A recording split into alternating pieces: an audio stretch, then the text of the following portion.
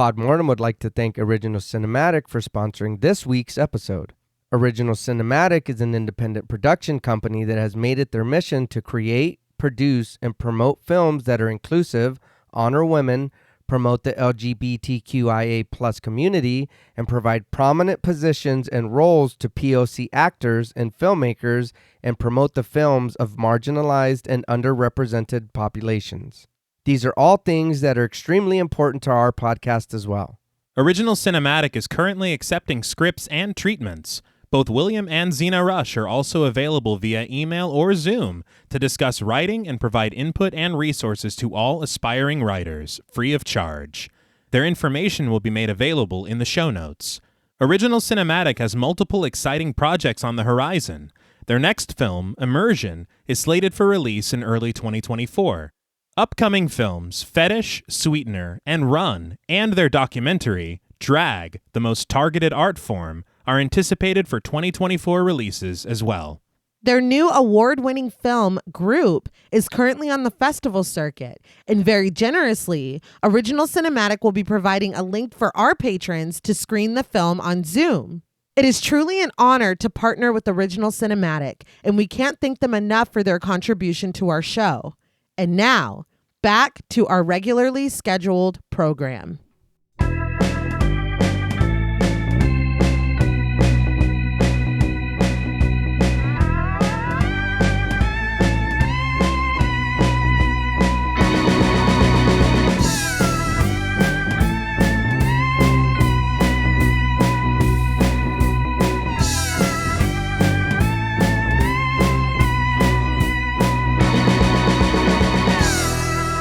Salutations! Welcome to Podmortem. I'm Travis Hunter, joined as always by my co-host, my sister, and my brother-in-law. Hi, I'm Reneé Hunter Vasquez. Hi, I'm John Paul Vasquez. This week, we're broadcasting live from aboard the Antonio Graza, discussing the 2002 supernatural horror film, Ghost Ship. This film was directed by Steve Beck from a screenplay by Mark Hanlon and John Pogue. Following the financial success of their previous offerings, Dark Castle Entertainment sought a three-peat with the release of Ghost Ship. With a stellar cast, incredible production design, and an iconic opening sequence, this film offers a memorable slice of early 2000s horror, and despite poor reviews from critics, Ghost Ship tripled its budget at the box office upon its release and has become a nostalgic favorite among many horror fans.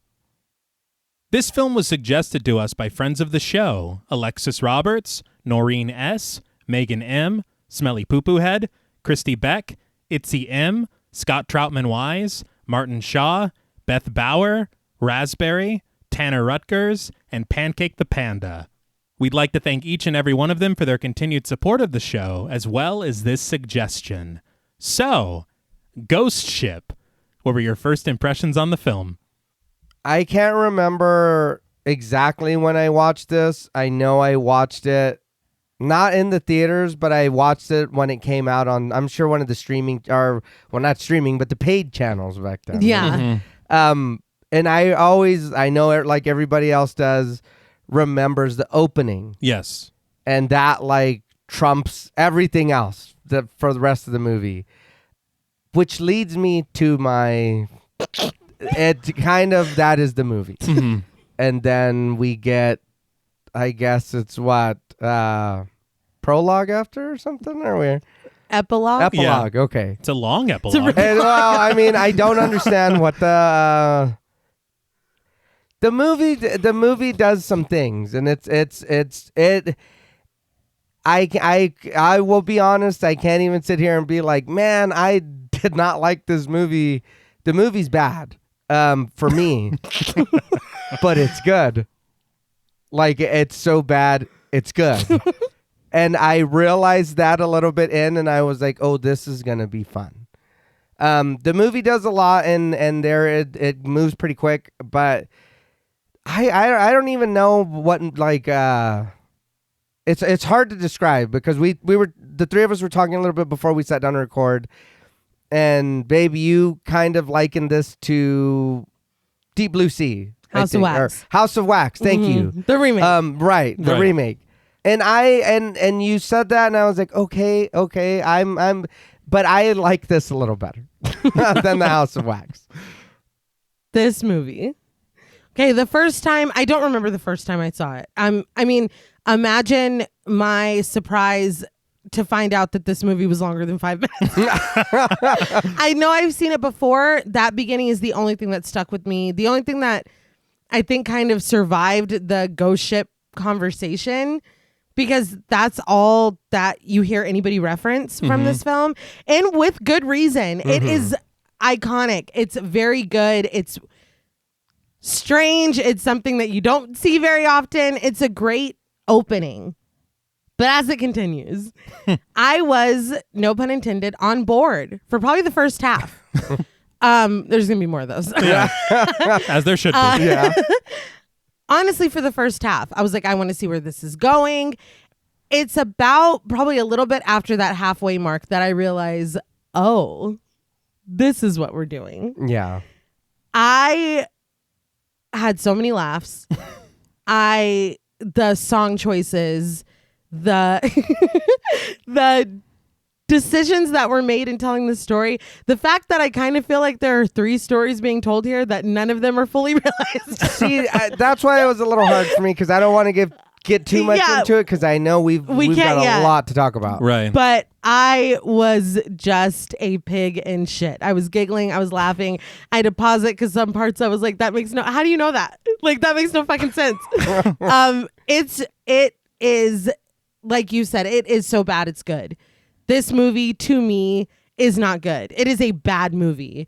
But it's one of those movies where you're like, hell yeah, let's watch Ghost Ship. Like, it's a blast. For me, it was kind of the same with House of Wax. That's why it made me think of it, where I'm watching it and I'm like, this movie is not good. Yeah. This is not a good movie.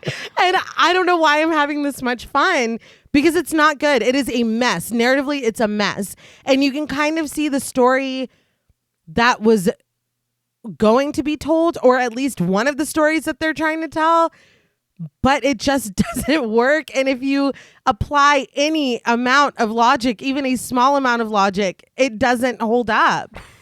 Even supernaturally, it doesn't follow its own rules. But man, the choices that were made in this film, I had a fucking blast, and I can't deny that. I had so much fun. I will say it is a lot of fun. I feel unintentionally. Oh, absolutely. No. Yeah. Yeah. That's definitely what I mean. Oh, no, yeah. Let me be very clear. I'm unsure. I watched some interviews with the director, and it's possible that there was an intention of some kind of tongue-in-cheek situation. Okay. But I felt very just on a ride that sometimes I didn't want to be on. But there's so much of it that we talked off mic, there is an odd charm about it. Yeah. And I feel like, you know what it is? It is a matter of it being Dark Castle entertainment. Okay. I feel like they have a very particular vibe with their films. Yeah. This feels very much of the same language of House on Haunted Hill 1999. 1,000%. Very much of the same language and the same director of 13 Ghosts. Yeah. And so it's like this is in this kind of family of films where you could honestly do a triple feature of these. For sure. Yeah. And you're going to have a fucking blast. Yeah. Well, but one of them is not like the others. One of them is Head and Shoulders. But and that's House on Haunted Hill. Yeah. Yeah. But to me, I wonder, of course, we have a lot of nostalgia for House on Haunted Hill. Oh, wait, hold on. 1999, what? Yeah, no. 13 Ghosts. Oh, really? Yeah. Oh, no. I will say House on Haunted Hill was scary. Yeah. Okay. 13 Ghosts is a fucking blast, but it's not. I mean, there are a couple moments, there are a couple creatures, but House on Haunted Hill is it's for me a different level. But I am a 13 Ghosts apologist. I made a TikTok about it. I am not. I will watch it. I found out through our covering of it on the show. I was like, oh, because in my mind I was like, oh, this is like such a great, and I was like, oh no, no. Sometimes you can't go back home. No. But I think that what it made me wonder is the nostalgia that I know a lot of people have for Ghost Ship. Okay. Is that what we feel for, you know? Yeah. And maybe if we had the nostalgia for Ghost Ship, we would revere it like a House on Haunted Hill or a 13 Ghosts. Okay. And so when you watch a movie like this at a certain age, I feel like this will latch onto you. Oh, yeah. Like very much. And I appreciated the influences I felt so strongly. Yes. Yeah. The Shining Yes. in this is very strong. Mm-hmm. I was a little surprised because I also got maybe it's just a vibe. Event Horizon. Yeah, it's the setting as well. Yeah. Maybe. Yeah, for sure. But I think that it is a lot like what you said, where it's like the opening scene is just it outshines Yeah. everything. Yeah. It's really cool. It is. It's great. It made me think of how Mom and Dad used to talk about Full Metal Jacket, Yeah. where they were like, you know, that's one of the greatest short films I've ever seen. And then you're like, oh, there's a second half of this? Yeah. Yeah. Is how it feels. A second half that's way longer. Way longer. But and the thing about it is like because of only remembering the opening sequence, you don't remember this cast is amazing. Yes. Yeah. Because you don't even think about them being a part of this film. Yeah. And I you're was like, very surprised. yeah. And one thing that I do have to mention, because there's going to be a lot of discussions about the things that don't work with this film. Mm-hmm. The production design is brilliant. Yes. Yeah. The score is incredible. Yeah. The mix of CG and practical work is so impressive. Yeah. Yeah. But the narrative, Not as much. no. And I think that part of it can be explained a little bit, and I'll talk about it a little bit in the production section in just a second. But it really is just incredibly, at least for me, and it sounds like all of us, unsuccessful. Yeah. No, yeah. Narratively? Yeah, not at all. Yeah. In just about every way. No, yeah. Where then everybody knows that we love a good twist. Yeah. But I feel like I don't understand this combination of the twist being so telegraphed but also so out of left field at the same time. Yeah. Maybe it's the specificity of the twist. You're like, you're doing It's lot. too Yeah. much. It's just too much. And as it goes from that moment on, I was just giggling for the rest of the movie. I don't Yeah. see how you weren't. Yeah. I mean, and we'll get into it as well, but when you're writing something, I think names are very important. Indeed. And Yeah. there's a fine line between being cheeky and just being like, they really fucking Yeah. did Yeah. that. There is a wink to the audience, and then there's a punch in the face. Yeah. I think. And really though, thinking about it, like the difference, or maybe it's just me, but House on Haunted Hill and 13 Ghosts, like I feel like the jokes are the things that are done in there are intentional for laughs, or they're done. This does not feel like a lot of this was made for laughs at all. Not at all. And it just comes off very, very funny. Yeah, I definitely will agree. I feel like there are moments where you're like, this is just tonally strange. Yeah. Yeah. Because there are moments that are seemingly played for comedy, but you're like, this should be really scary. Yeah. Yes. What you're witnessing, what you're experiencing, and then we don't talk about it. That's Oh, yeah. Yes. which is one of my biggest pet peeves in film, period. It's rampant here. Yes. But I did want to talk a little bit about the production and how this film came to be. I got all this information from a featurette, the production notes, and then an interview with Bloody Disgusting that they did with the original screenwriter. Oh, very nice. But this film all started with producers Joel Silver and Robert Zemeckis. Okay. Again, after producing the remakes for House on Haunted Hill and 13 Ghosts, the success that both of them had, they had this idea that they wanted to put out a picture every Halloween season. Okay. Like Halloween would belong to Dark Castle Entertainment. Right. Which honestly is a pretty ambitious idea. Yeah. And really cool, and honestly would have worked fantastically, but this was the last film of theirs to fit that timeline. Yeah. There were production delays with Gothica, and so it released in I think November in 2003, and then House of Wax released in May 2005, so they never did it again. Fuck it. It's like when you miss a day of working out and you're like, fuck it. I'm just not doing it anymore. Gothica, huh? That makes so much more sense. I now. know. I'm telling you, they have a vibe. Yeah, that makes so much more sense. I can't wait for us to do that. Oh, one. yeah. But the idea of this film actually was sprouted in the 1990s and early 2000s. The screenwriter Mark Hanlon was working on a screenplay called Chimera, which was actually more of a psychological thriller than a supernatural horror film. Okay. And one thing to just clear up is there is a film called Ghost Ship. It was released in 1952, and it has no relation to this film. You see a lot of sources that say that this is a remake of that film, but it's just simply not true. Okay. And I can see it being Dark Castle, why that would fuel people thinking that. Right, They right. kind of excel at the late 90s, early 2000s remakes. Yeah. Yeah, and so this was kind of the first original project from them because they did start with those two remakes. Okay. But he, I guess, submitted the screenplay for Chimera to his agent, and it ends up at Warner Brothers. Then it ends up with Dark Castle. And Dark Castle asks him to rewrite it so that he can take on the vibe of their previous offerings, more capture the tone of House on Haunted Hill and 13 Ghosts. Okay. And so he kind of tinkered around with it a little bit, tried to fit it more into this William Castle-inspired vibe, but also striking a balance between his original idea and what they wanted from him.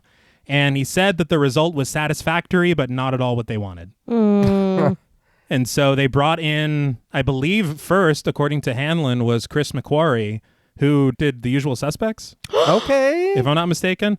And he did some rewrites on it, but then it just didn't work out as well. And it was, according to Hanlon, because of what Dark Castle wanted it to become. It wasn't in the vibe that he wanted. All right. And so they then brought in John Pogue, who ends up with a co-writer credit on this film, and he actually did rewrites in Australia during production as well. That makes shit. a lot of sense. Has there been another goddamn rewrite? And that is where I was like, oh. Yeah. Because while you're filming, it doesn't always mean the worst thing, but it usually means something not good. Yeah, that makes a lot of sense. Yeah.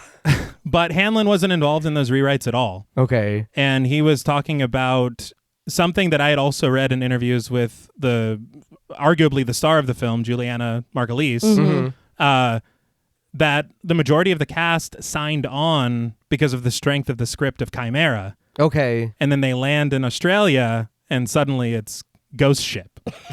Oh, man. And so it was kind of a matter of disappointment from some of the cast that they had signed on to something that it didn't turn out to be. Right. But that makes so much sense how this film got this cast. Yes. yeah. That makes so much sense now. Oh man, how pissed. Very. For real. Yeah. Very. And I will talk about some of the differences later on once we kind of reach the point of the twist and everything. Yeah, yeah. Because there is a lot of similarities between Ghost Ship and what Chimera was. Okay. But then there are so many drastic differences as far as the way that the story unfolds and the tone of it. Right. So it's just kind of fascinating to see what it became. But Hanlon had talked about possibly wanting to direct it himself. But then Dark Castle wasn't very keen on giving a project to an independent filmmaker that was like $20 million budget. And so they decided to reteam with Steve Beck, Okay. who, as we said, directed 13 Ghosts. Magic. And I will say, Steve Beck captures the vibe that Dark Castle is looking for so specifically. Yeah. And I really do think that he's a very good director. And I honestly feel like his direction is part of what makes these films so fun Yeah. Okay. and rewatchable, and the reason to return to them a lot. Because he makes a lot of interesting choices. Yeah. Yeah. But, I mean, despite the changes to a more Dark Castle vibe and to appease the studio, and as well as, from what I've read, sensibilities at the time in 2002 of world events that were going on. Yeah. Okay. Ghost Ship wasn't very well received by critics, but as I said in the intro, it did triple its budget at the box office. Yeah. And interestingly, the most iconic moment in the film is something that was added later. It was not a part of Really? Hanlon screenplay at all, Huh. from what I understand. Okay. And so there are some things to be said that, maybe it's a mixed bag, which is Right. kind of what I feel about this film, Yes. There's a lot of script changes that lead to good things, and then there's a lot of script changes that lead to, Not as good things. Yeah. We see. Yeah. Oh, yeah. Now, before we salvage this film's wreckage, we would like to issue a warning for spoilers. Pod Mortem is a very in-depth podcast, and in thoroughly discussing horror films, we have no choice but to spoil a thing or two. If you don't wish to be spoiled, please go watch the film, then come back and enjoy the show. If you've already seen the film or don't care about spoilers, let's set sail. So the film begins with vintage-looking, somewhat sepia-toned renderings of production logos before giving way to an underwater shot of bubbles rippling through the blueness of the ocean. Bright pink text of the opening credits is accompanied by a sweeping, romantic orchestral cue as we rise above the water, arcing towards the MS Antonio Graza, a cruise liner sailing the open water, and we get the title in vibrant pink, Ghost Ship. All of this was surprising to me. Yeah. I absolutely love this. No, it was great. It unlocked some memory for me. I've not seen this film, I don't think, as an adult. Mm-hmm. But it was a hyperfixation film for me as a kid. And the opening is very much the same before the little devils come out and it gets all fiery. But She-Devil, Oh, yeah. the music, the font, That's the vibe. right. I felt like I was warging out of my body. And I was like, She-Devil. Like I was being activated. But it's the vibe of this. Mm-hmm. I would have really liked. Way later in the film, music is chosen. Uh-huh. Yes. Yeah. And I would have loved if this vibe was invoked instead of the vibe that we get. That vibe later is very, very Dark Castle.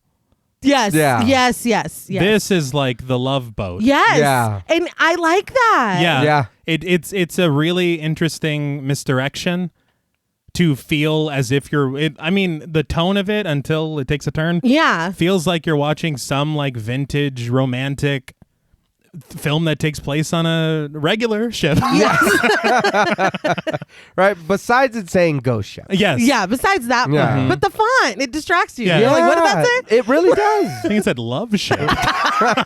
Relationship. But an array of lights decorate the deck, strings of lanterns hung over the funnel at the center from stern to bow and shining through various windows of the cabins below. But on the deck, with the accompaniment of the band behind her, Francesca, played by Francesca Rettandini, in her strapless red dress and matching gloves, sings the Italian love song Senza Fine as the opening credits continue. And the vocal is supplied by Monica Mancini. Francesca Rettandini is not singing. Okay. She does a good job lip syncing. Yes. We don't always get that. No. And I love the Bella Goth dress. She looks Yeah. amazing. So accurate. I just wanted to take a moment to talk about this ship. It never actually existed. Okay. And that's something that really came as a surprise to me.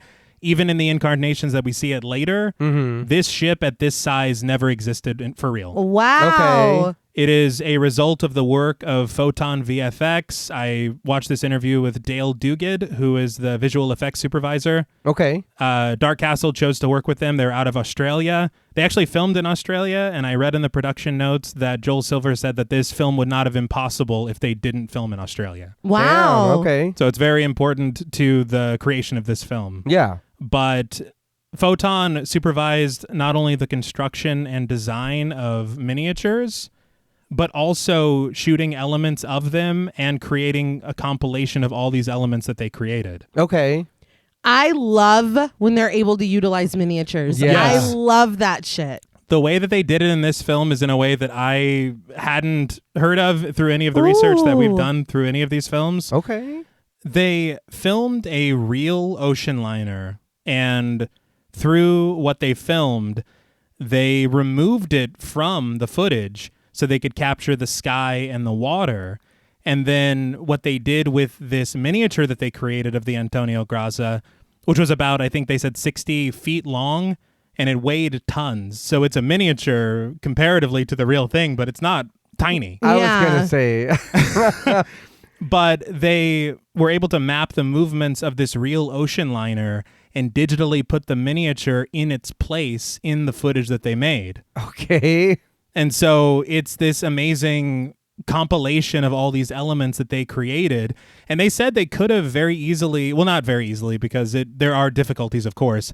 They could have done a CGI ocean liner. Yeah. But they said that the amount of detail and specificity of some of the things that they wanted, and the ability to control the detail of it and what is photographed on screen, Yeah. is just way easier for them to use a miniature. Yeah. And it looks better too. It Agreed. does. But they actually created several miniatures, and we'll see more of them throughout the film and probably not even realize that we did. Okay. And in the shot that we see from above, when we see the boat and we see everybody on the deck, that's 300 computer-generated extras that Damn. they just put in there. That's wild. Wow. I think it's the motion of the camera. You feel as if they are filming a real ocean liner Yeah. because they did. Uh-huh. But the reality of it being this thing that never existed there to begin with, Right. it's just very impressive work. I love that. That's That's cool. incredible. But in front of Francesca is a ballroom filled with guests, all dressed in their best, some seated at tables and others slow dancing to the tender tune. The vibe is very extravagant. Yes, luxury. And- exactly. Yeah. And from what I understand was the feel of these ocean liners at the time, especially the Italian liners that they created at the time. At the time. But the chief steward, played by Boris Burkic, walks through the crowd, giving Francesca a smile and a nod, which she returns before he grabs hors d'oeuvres from a passing server. Huh. Yeah. Didn't catch it at first, of course, but in context. Yeah. Okay. But the camera pulls back through the uncredited guests and staff filling the dance floor, Francesca's voice echoing sweetly through the room and crackling through the speakers just outside the ballroom. There, on a couch, seemingly bored out of her mind, sits Katie Harwood, a young girl played by Emily Browning. Kids aren't impressed with fucking anything, man. Yeah. It's like, what do you mean? No matter what year it is. No. Shit don't change. Emily Browning. Mm-hmm. I did recognize her from Darkness Falls in 03. Yeah. And then she was in Lemony Snicket's in 04. And she did Sucker Punch in 2011. Yes. That's right. I have to admit, like, child actors, it can take you out of it, or it can, Yeah. I feel like she does such a great job with the little time that she has in this film. She does. Yeah. And that, I think, is a big part of why a lot of these sections are so memorable, is her reactions to them. Yeah. But as the chief steward waves a crew member with a food cart into the ballroom, friendly officer, played by Jamie Giddens, leans over to Katie to keep her company. I will say the waving of the food into the thing is also very interesting. Yeah. But the captain of the ship, played by Bob Ruggiero, holds a drink in his hand and wears a broad smile on his face as he greets the guests outside. And the chief steward serves a glass of white wine to Purser, played by Ian Gardner, who accepts it gratefully. Call me paranoid. Mm-hmm. Call me a wet blanket. Call me whatever the fuck you want. I don't want to see the captain of my ship drinking on the dance floor with fucking champagne in his hand and dancing. That would scare me. Who's on the bridge right now? Who's watching Yeah. the boat? Yeah. Who's watching the Drives itself. I'm What do you- frantic. Yeah. Who's doing the circle back and forth? Mm-hmm. You get your ass up there and put the drink down. He's like, have a great evening. Yes, I do. That's terrifying. I mean, you can welcome us onto the ship, but after that, get to Yeah, I work. don't want to Yeah. see you again. But the chief steward then serves the captain and his crew white wine, even though they already had drinks in the previous shot. See, this is Oh, what I'm yeah. this is what I'm talking about. Don't think we were supposed to notice that. But Francesca's song continues as the friendly officer gives Katie a toy made of connected wooden blocks, helping her twist them to spell out the word bored. They smile at each other as he walks away. The camera then rises above the ballroom, the lights reflecting off of a decadent chandelier hanging at the center of the room, and dozens of guests scattered across the floor, many still at their tables. In Italian, Francesca calls all of the guests and crew to the dance floor, and we watch as they all gather to share in the song with a slow dance, and we also see a white-gloved hand outstretched towards Katie. We then cut to Katie, dancing with the captain of the ship, smiling up at him sweetly. As I said at the beginning, I don't remember this film other than what is about to happen right now. Mm-hmm. Not today, but like when I didn't watch this. No. And this could just be my brain filling in gaps, but did you guys remember the captain like being her dad? I did not, but I also didn't remember like her story. Who she is on this boat with. Okay, is astounding to me, and Oh. it just would have made more sense. I think my brain was just like, oh, that's like her grandpa or her dad or something. Okay. You know what I will say, though? I did notice, because it has been some time since I watched this movie as well, but I did notice that, like you said, the guy helped her with the toy thing. Then now the captain's like, hey, can I have this dance, whatever. I'm like, I hope you know these people, because nobody seems to be paying you any attention. I think that's why I just filled in the gaps myself of like, oh, her parents are on the crew or her dad is the captain or whatever. Yeah. And that's why everybody's kind of being nice to her. That's why she's bored because her family's working. Like, Honestly, it would make more sense to be bored if this was just old hat. yeah. This is like the most amazing thing you've ever seen in your life. And Yeah. she's like, oh my God. Hurry the fuck up. It's like, dude, that's why I don't know. I know in the original screenplay, at least the summary that I read in Bloody Disgusting, it was that she was on the ship with her family. Okay. And so, again, another thing that has changed, oddly. Yes.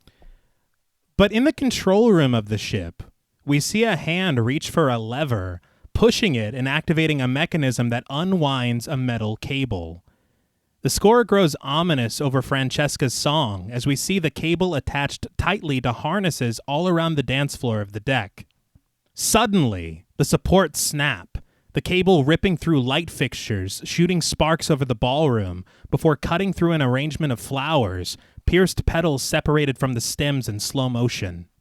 The cable continues through furniture until it carves its way through the dance floor, the sick sounds of slices accompanying quick cuts of frightful faces and tight shots of midsections until the cable stops taut at the other end of the ballroom, bathed in blood and vibrating a horrific hum.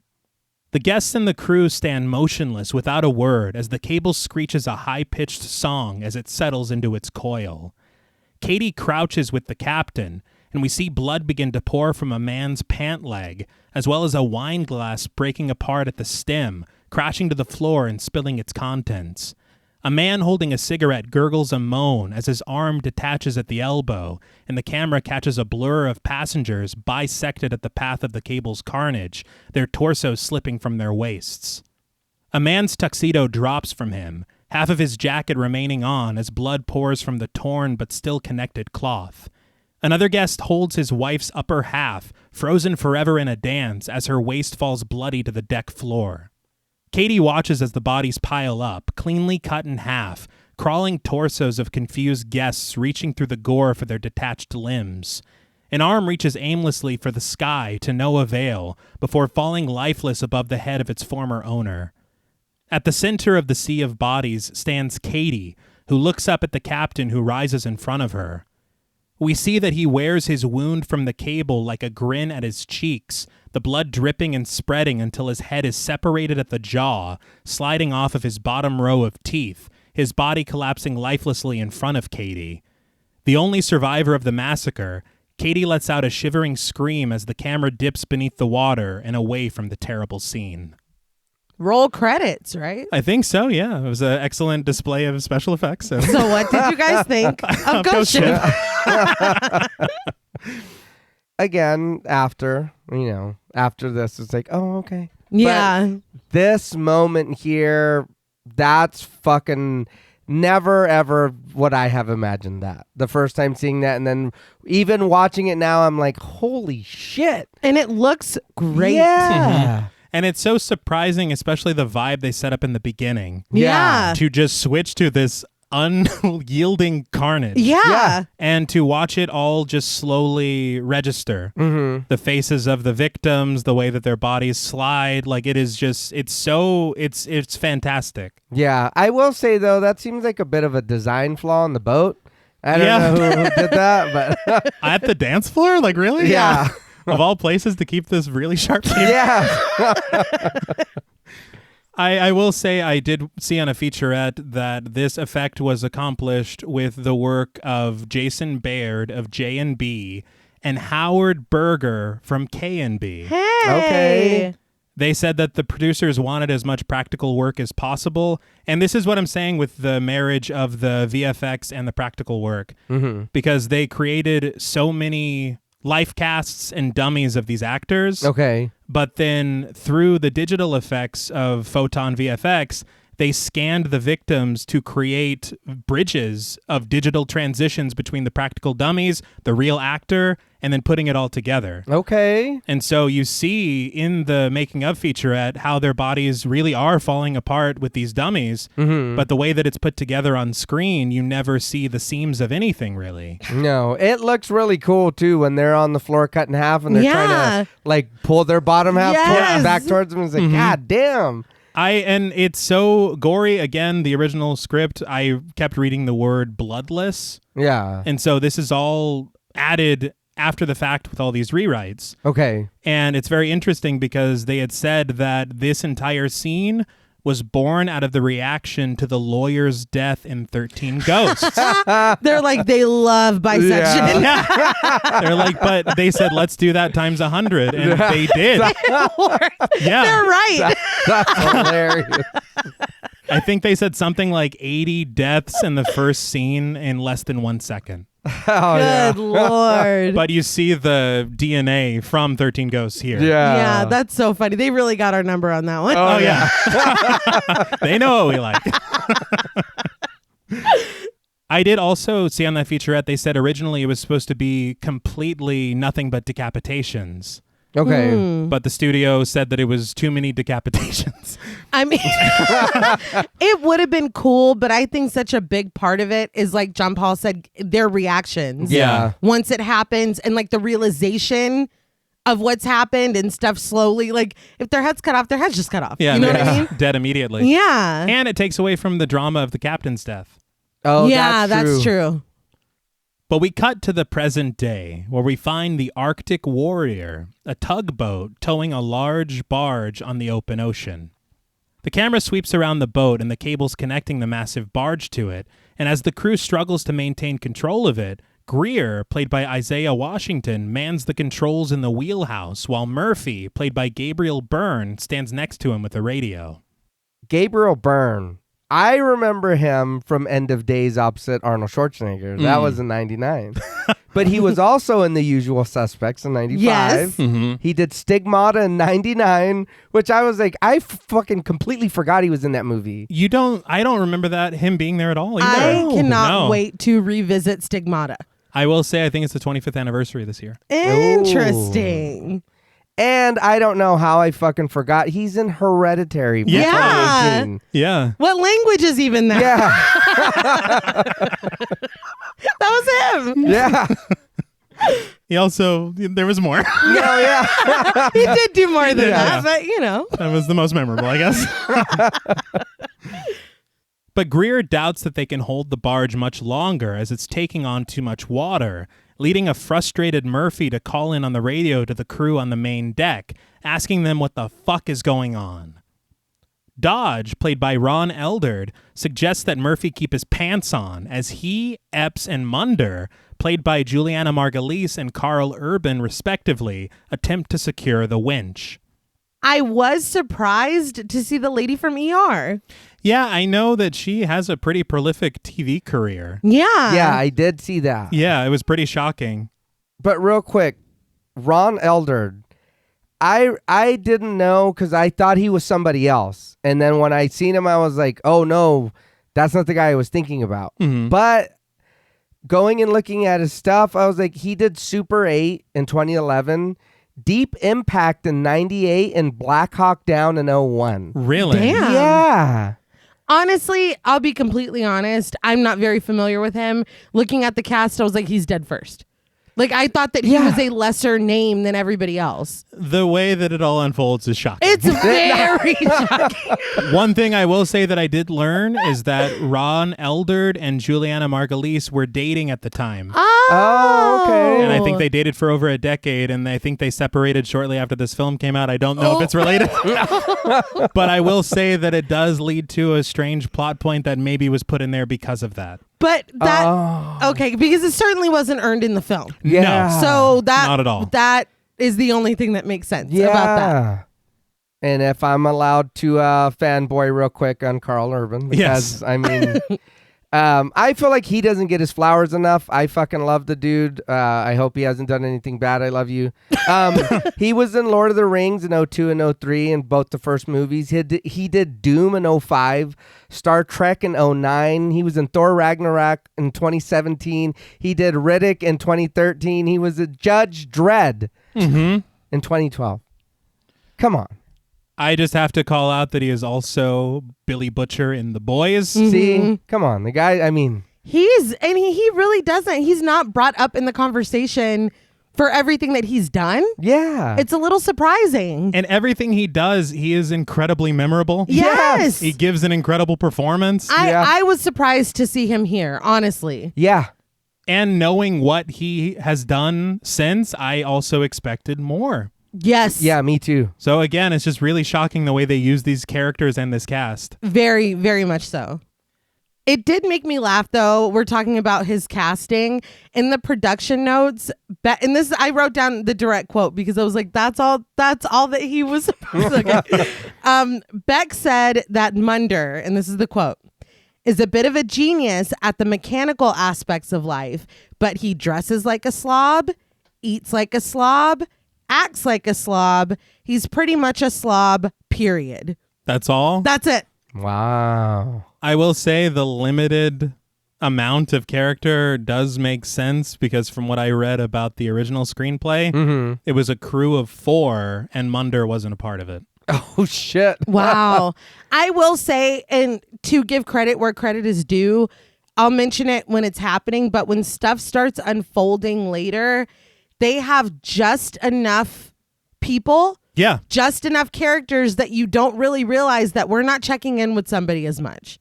Also Oh, true. yeah. And if it were less, you'd be like, where's so-and-so? But it's the perfect number of people to have enough alternation that you're not like, somebody's missing here. You know what I mean? Right. But inside the wheelhouse, Greer watches the meters, noting that they blew out the starboard engine and that the port engine isn't too far behind, suggesting that Murphy cuts the barge loose. Murphy radios in, telling Epps to get off his damn tugboat because they don't have much time. We watch as Epps attaches herself to a zip line, pulling herself on a wire across the ocean very dramatically, as Murphy reminds her that if the barge sinks, it'll take their tugboat with it. Epps reaches the barge, dropping a line down the column at its center and climbing down. At the bottom, through the rising water, she sees that there's a puncture in the port floater, estimating only 5 minutes before it floods. I just want to say very quickly, I know that they're all professionals. They do this all the time. Yeah. But the amount of things that are estimated in this film gets to be hilarious. Yeah. It's so funny and it's so arbitrary. Yes. And like in this instance, okay, you've seen this X amount of times. You're like, okay, from personal experience, there are things later that you have no experience. And you're like, oh yeah, no, for sure, like 3 weeks. It's like, what? Like, how do you know that? I honestly didn't catch on to it till we talked about it this morning before we sat down, and I was like, oh no, they do say that constantly. It's really funny.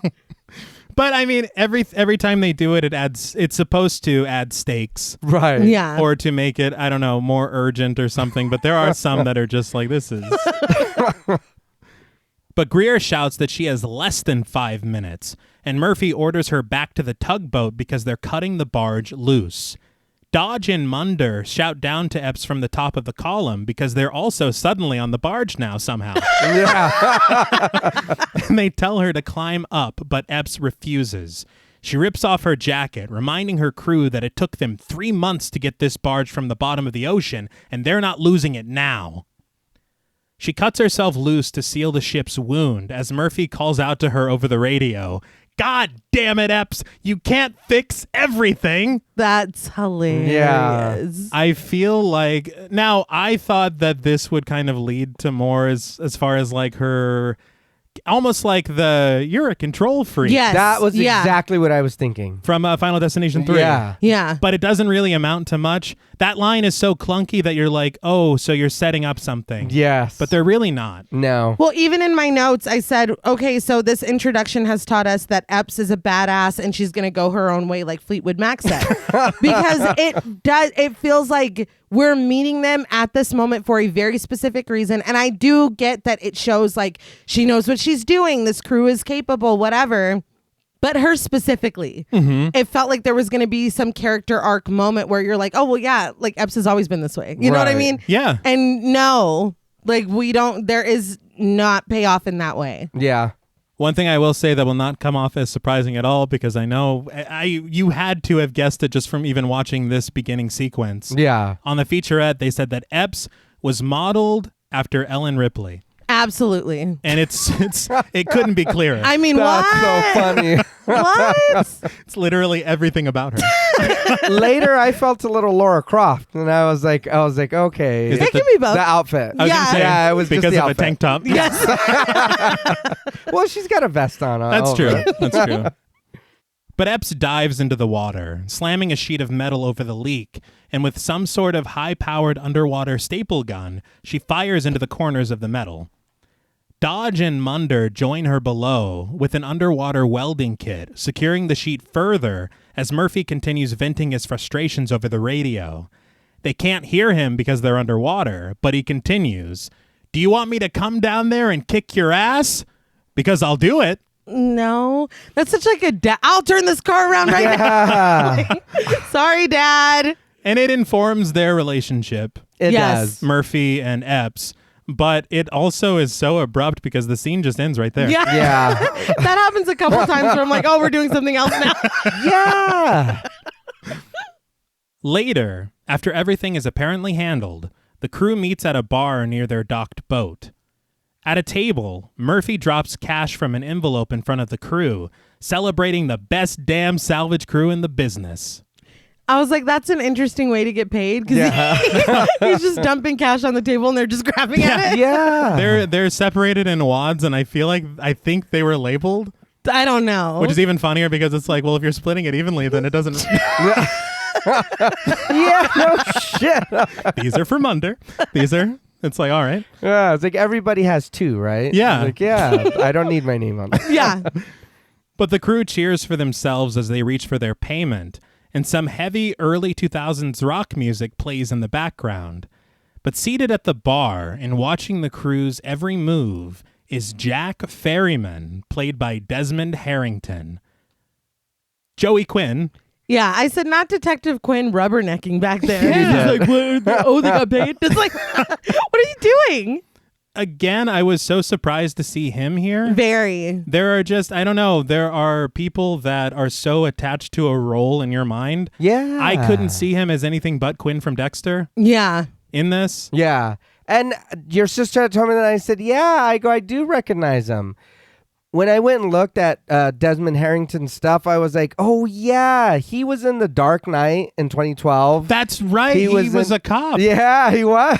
See, that's what I said. I don't remember that at all. Yeah. He was in Wrong Turn in 2003. He was in Taken in 2002. And he did Riding in Cars with Boys in 2001. That was my movie. But you do, like, he is another actor you recognize his face. Yeah. A lot is asked of him in this role. I will say. Yes. We can't get to it now, but I'll say some asks are more successful than other asks. I would agree. Yeah. But he's good. He is good. And that's one thing I do want to say is that the performances in this film are really good. Yeah. They are, but I mean, it's a really talented cast. Yeah. It's just they did not have a lot to work with after a certain point. I think that's what it is. Mm-hmm. But Munder raises his beer, as does the rest of the crew, offering a toast to the fucking sea. Ferryman approaches them as they clink their bottles together and take a swig. He introduces himself to Murphy, asking if he can buy him a drink. Epps remarks that Murphy doesn't drink and glances at the crew in annoyance at Ferryman's intrusion. Unabated, Ferryman asks plainly for a private conversation with Murphy, but Murphy tells him that if he talks to him, he talks to his crew. As Epps looks up at him somewhat antagonistically, Ferryman nervously shares that he flies the Arctic Weather Patrol flights out of McKenzie Bay, and he says that last month he was in the middle of the Bering Strait and he came across something. He removes photographs from his bag, revealing overhead black and white shots of what appears to be a large vessel on the water. Epps sarcastically congratulates Ferryman for finding a boat in the middle of the ocean of all places, to the laughter of the crew, and Ferryman stammers that he did 3 flybys and tried radio contact, but didn't receive any response, so he figured it had to be adrift. This is what, for me, real quick, why was she being rude to him? And she is. Yeah. She is. This is your job. He is trying to bring you something. You can just be like, yeah, let us take a look at it, or, Cap, look at it, see what's going on, then tell us what's up. We're all talking. We're here. You look at the pictures, pass them around. You don't need to be like, a boat? Dumbass. Yeah. You just sold one. You took it out of the water. You are a salvage crew. Yeah. Murphy confirms that this was in the Bering Strait, which is about 1,000 miles from the nearest shipping lane, asking why Ferryman didn't alert the Coast Guard. But Ferryman says that he did, but since it's international waters, all the Coast Guard did was note the finding. When asked, Ferryman says that he wasn't able to get the name off of the boat, and he actually put it out of his mind until about 2 days ago when he saw it again. As Greer smokes a cigar, Munder asks what kind of tonnage the boat is carrying. Epps consults the photographs, offering her assessment. Big. Huge. Could be military. Another crew member that I don't remember seeing on the high seas. Santos, played by Alex Dimitriadis, exchanges glances with the group. So one thing I did read about the original screenplay is we spend way more time with the crew to get to know them a little better. Okay. And there is also the beginning of the film is that scene that we see with them with the barge. Okay. But I feel like even with the short time that we had, we couldn't show Santos in the engine room. Yeah. Because he just shows up. He's like, who the hell are you? I know it's a ghost ship. Are you the first ghost? Or even hear him yelling when he's like one engine's blown and the other one, and you can just hear him yelling. Why up doesn't from wherever. he say that? Yeah. Yeah. So You're right. Yeah. just odd. I think that the film really would have benefited from getting to know them better. Yeah. I know we have a couple really short scenes where it's like, oh, they're like a family or whatever, but like getting to know them more individually and kind of see more how they interact with each other besides like the very surface shit that we get. Yeah. I think it would have served the story a lot better. And even if the narrative isn't necessarily fully there, I would at least care about them, Yeah. I feel like they're, and no pun intended, coasting on the strength of these actors. Yeah. Because we know the energy that Gabriel Byrne brings to the proceedings. Yes. And because of that, it's like, oh, well, Murphy's this fatherly type. Yeah. But you don't set that up. Yeah. No. It's just by virtue of it being Gabriel Byrne. Right. Yeah. We're not asking for them to go overboard. you know? No. Very good. Don't drown us in expedition or anything. But Murphy conveys a vague interest, asking Ferryman what's in it for him, to which Ferryman requests a 20% finder's fee. That is very bold. You got to start high. Exactly. Yeah. That's exactly how you negotiate. Mm-hmm. Epps asks if anyone else knows about this vessel, and Ferryman assures her that he hasn't told a living soul. He has not told one living soul, he says. Well, he just told them. Now. Yeah. This is the first set of living Yeah. souls that I've told. It is funny to me because even if you look at this like just very surface level, I would be like, are you guys going to kill me? Yeah. The way she's like, who have you told about this? Yeah. Some close personal friends would be my answer. But he's like, Not a living soul in the word choice. Yeah. That. Hilarious. He's rubbing his hands together. It's like, So why you say it that way? yeah. Got Mr. Burns fingers. It's like there Like, is, why'd it get dark in here? but I will say, as far as little bits of foreshadowing and stuff, I like little playful things like this. Absolutely. Yeah. But Murphy excuses Ferryman from the table to confer with his crew, and after suggesting Ferryman could be full of shit, he admits that he's seen some strange things happen in the Bering Strait. But he says that he also knows something else. If the sea gives an opportunity, you take it. Greer tells Murphy that this voyage would put them a week off of their schedule, and considering they've been at sea for 6 months already, thought it was 3 months in the last scene, but Time is a flat circle. he reminds Murphy about the fiancé that he has waiting for him at home and that he's getting married to in a month. I was like, so Greer's dead. Yeah. Yeah. That was literally my note. He's not making it to that way. We didn't need that. No. It was enough for the fiancé, but then the proximity of time. Yeah. It's like, come on, man. Santos adds that the plan was to take the ship back to Anchorage since the starboard engine needs an overhaul. But Murphy leads the group in a phrase that he's clearly used many times before. In their business, there is no plan. Okay. And they were reluctant to say it too. Yeah. But Murphy levels with the crew, telling them that if they don't want to go, it's fine, and he'll just tell Ferryman to get someone else. He says that it's no big deal. But Munder speaks up, asking Murphy not to be so hasty, wondering what a ship like the one in the photograph could be worth. Murphy says that it could be millions, thousands, nothing, but it all depends on if they have the right to salvage it. He says whatever it is, they'll split it evenly, 6 ways, which surprises the group and sweetens the deal. Murphy goes down the line. Santos is in, Munder too, and Dodge. Epps prods a reluctant Greer, who finally agrees, and they call Ferryman back over to the table. His reluctance, I'm like, yeah, he's definitely dead. Yeah, no, it's over. I feel like this is such a classic setup of one more and then I'm out. Mm-hmm. You know what I mean?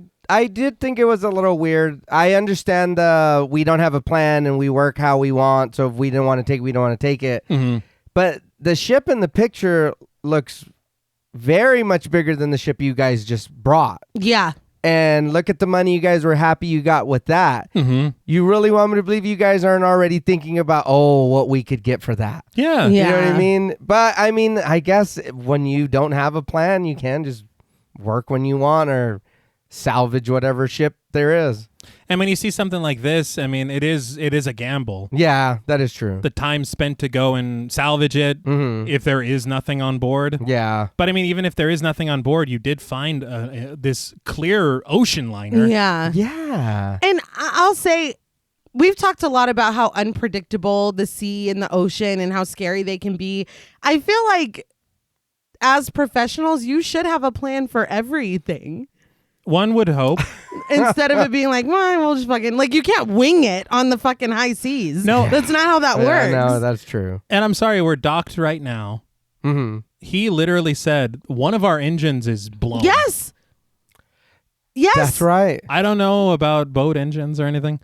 It doesn't sound good, though. No. I would guess that this is priority. Yeah. He's like, now let's get back out there. When he said, I pushed it out of my mind until I saw it, like a month later or something? Yeah. It's not going anywhere.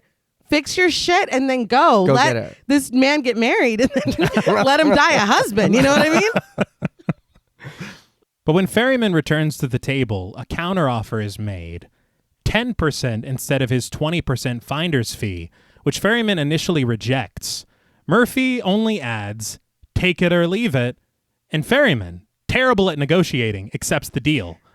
But only if he's allowed to come with. I feel like he should have not given them all of the information before negotiating his fee. Yeah. Also true. He's like, this is the ship. This is where it is. This is where I found it. This is 20%, please. It's Yeah. Like, we don't even need you. We don't need you anymore. I do again though. He's like, there's other crews here too I can take this to for like a second. Why is this cruise so important? I will be honest. As the film went on, was expecting like a House on Haunted Hill situation where it's like they were all related to the crew members. When he's like, I was adopted, or whatever. I thought it was going to be something like that because why this specific group? Wait, so did the house make a mistake? Yeah. They're like, you were their son. That's the name in the phone book. Blood is negligible. Family's family. But I was expecting something like that because it feels very targeted. Right. But no. Yeah. He could have taken it to somebody else, apparently. But the crew laughs at Ferryman's request to come with them, and Murphy declines this request. But Ferryman asks if they think he's stupid enough to tell them where the fortune might be without some insurance. He adds, like JP said, that at least 5 other salvage crews on this dock would jump at this opportunity, and he repeats his request. He comes with, take it or leave it. He's like, you think I can't handle myself on a boat? My name's Ferryman. Yeah.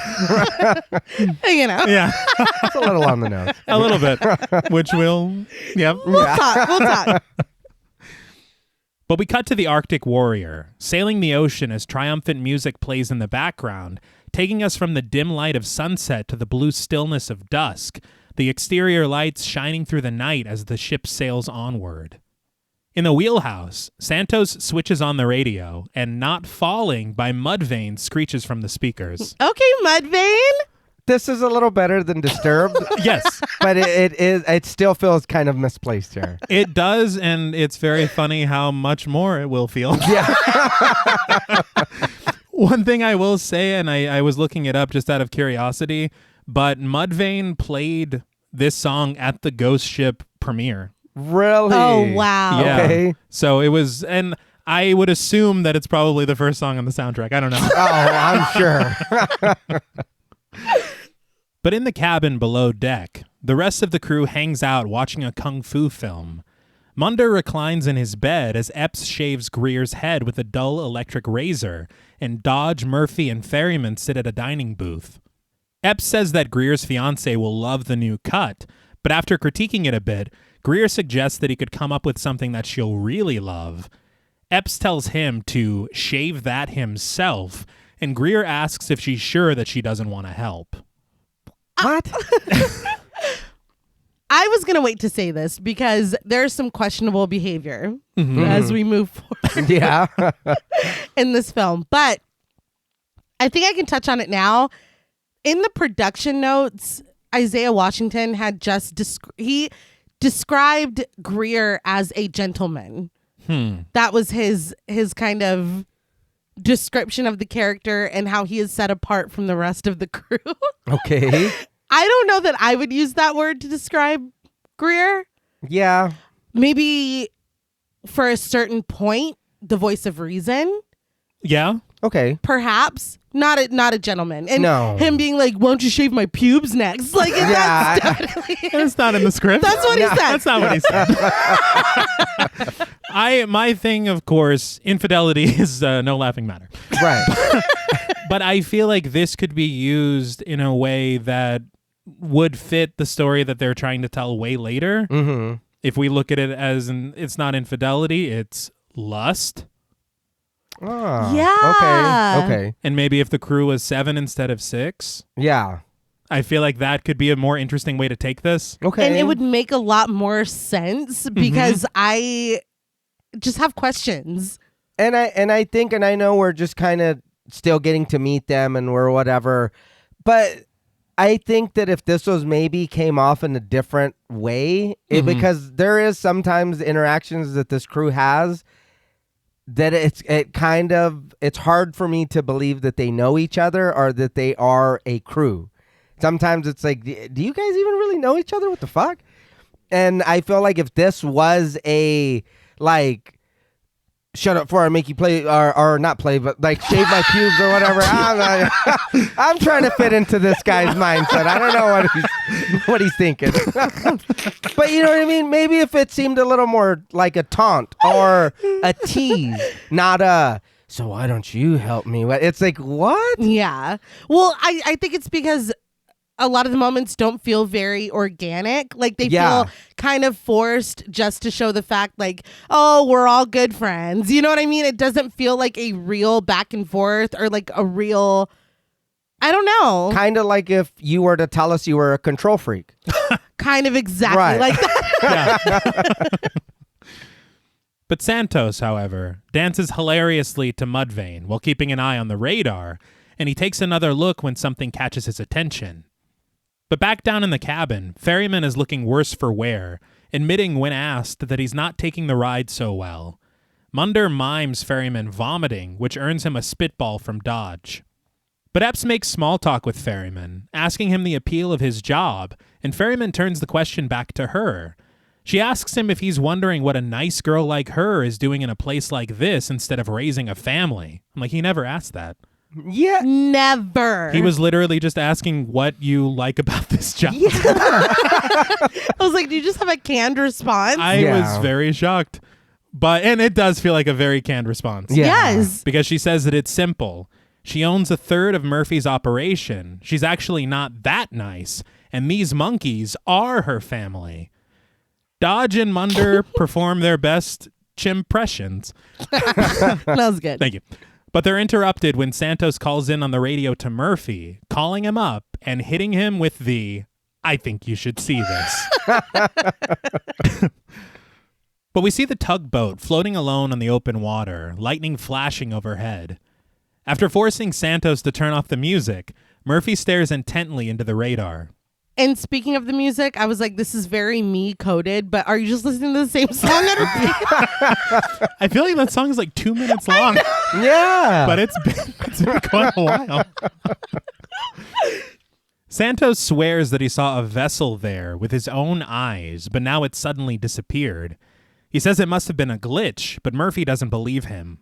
Santos smacks the radar a couple of times, and the vessel has returned at the top of the screen. Murphy sees it too, the green glow of the radar reflected against his face. He calls Dodge on the radio, asking him to get onto the bow light. Santos seeks confirmation that the vessel is there, and Murphy agrees that there is something there. The bow light beams brightly into the camera as Dodge arcs it onto the deck, clad in his raincoat in the storm. Epps has now joined Santos and Murphy in the wheelhouse as Murphy attempts to make contact over the radio. He repeats that this is the tugboat Arctic Warrior, asking anyone in the vicinity if they read him and to come in. The radar continues to circle, showing no signs of anything nearby, and the ship sails on, but the camera pulls back from the front window, Santos' eyes widening as he sees something massive right in front of them. In a wide shot, we see the Arctic Warrior fast approaching something that towers over them.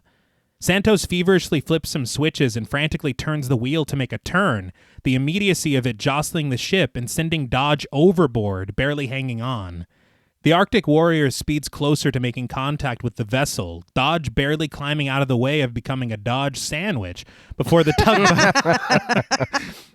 tugboat crashes into the ship. Bro, that was stressful. Yes. Yeah, it Him was. hanging on that big ass tire and then throwing himself back up. Mm-hmm. That I do like the way that they collided. That looked really cool and him falling off. Mm-hmm. But I was like, get up, get up, get up. I know, I know. Of course he's gonna get up. But that's scary shit. Yeah, and there's something just really frightening about this giant vessel not Yeah. being there, and then it's suddenly right there. Mm-hmm. Almost like it's some kind of ghost ship. No. Very good, shit. very good. What? But back below deck, Munder tumbles from his bed, Ferryman falls into the booth, and Greer clatters to the floor with dishware and miscellaneous items. The crew in the wheelhouse loses their footing as well, and the only member left standing is Dodge, who stares up at the vessel in front of him. The crew in the wheelhouse reach their feet, Santos asking Murphy if he finally believes him. But overhead, we watch as the tugboat sails around the perimeter of this giant ship, Dodge wondering aloud, an ocean liner. Where did that come from? Through the rust of the old vessel, Murphy makes out the name of it painted on its side, the Antonia Grassa. In disbelief, he tries to make contact over the radio again. Dodge's light casts through the pouring rain as Munder, Greer, and Ferryman make their way up to the wheelhouse. Epps asks Murphy if he knows the ship, and Murphy mutters, "Only in my dreams." Okay. Yeah. See, and this to me, I feel like it is setting up something that I feel like would have been way cooler than what we get. Yeah. And there's a lot of lines that are said on the ship that I'm like, I feel it's like it's becoming a part of you or something. Yeah. But you know, or not at all. Yeah, That's just fine. Forget about it. Moving on. But he opens the door to the deck, peering out of it with ferrymen, both men gazing up in wonder. Murphy states that these Italian liners couldn't compete for speed, so they built these floating art palaces instead. He comments on its beauty, sharing a bit of history. He says the Antonio Grazza was reported missing on May 21st, 1962 off the coast of Labrador. But he says that there was no distress signal sent. The ship just disappeared. He adds that ever since that day, every captain and his mother has been looking for her, hoping that she hadn't sunk. He then asks Ferryman if he knows what this means. Ferryman doesn't, so Murphy fills him in. Under the laws of the sea, she's theirs. Ferryman smiles as Murphy suggests that they don't keep their lady waiting. So this was one of the things, his mention of it being reported missing in 1962. Okay. We don't learn about that as far as the era that it went missing until he mentions it now. But in the original screenplay, the ocean liner, as I said, was called the Chimera, and it went missing in the 1950s. And very interestingly to me, in a lot of the cast interviews that I saw, whenever they described the plot of the film, they talked about an ocean liner that went missing in the 50s. And to me, that kind of lends credence to what the original screenwriter was talking about. Right. Yeah. When this is their perception and understanding of the plot, that it did go missing in the same time that the script said it did. Yeah. Damn. Okay. But Murphy orders Santos to pull them around the side of the boat and for Greer to fire up the crane. We then cut to Epps standing on the crane with Murphy as he reminds her that they need to stick together once they get aboard since they don't know what kind of shape the ship is in. Murphy orders Greer to take them up, and we watch as the long arm of the crane reaches up, Epps and Murphy ascending in the basket.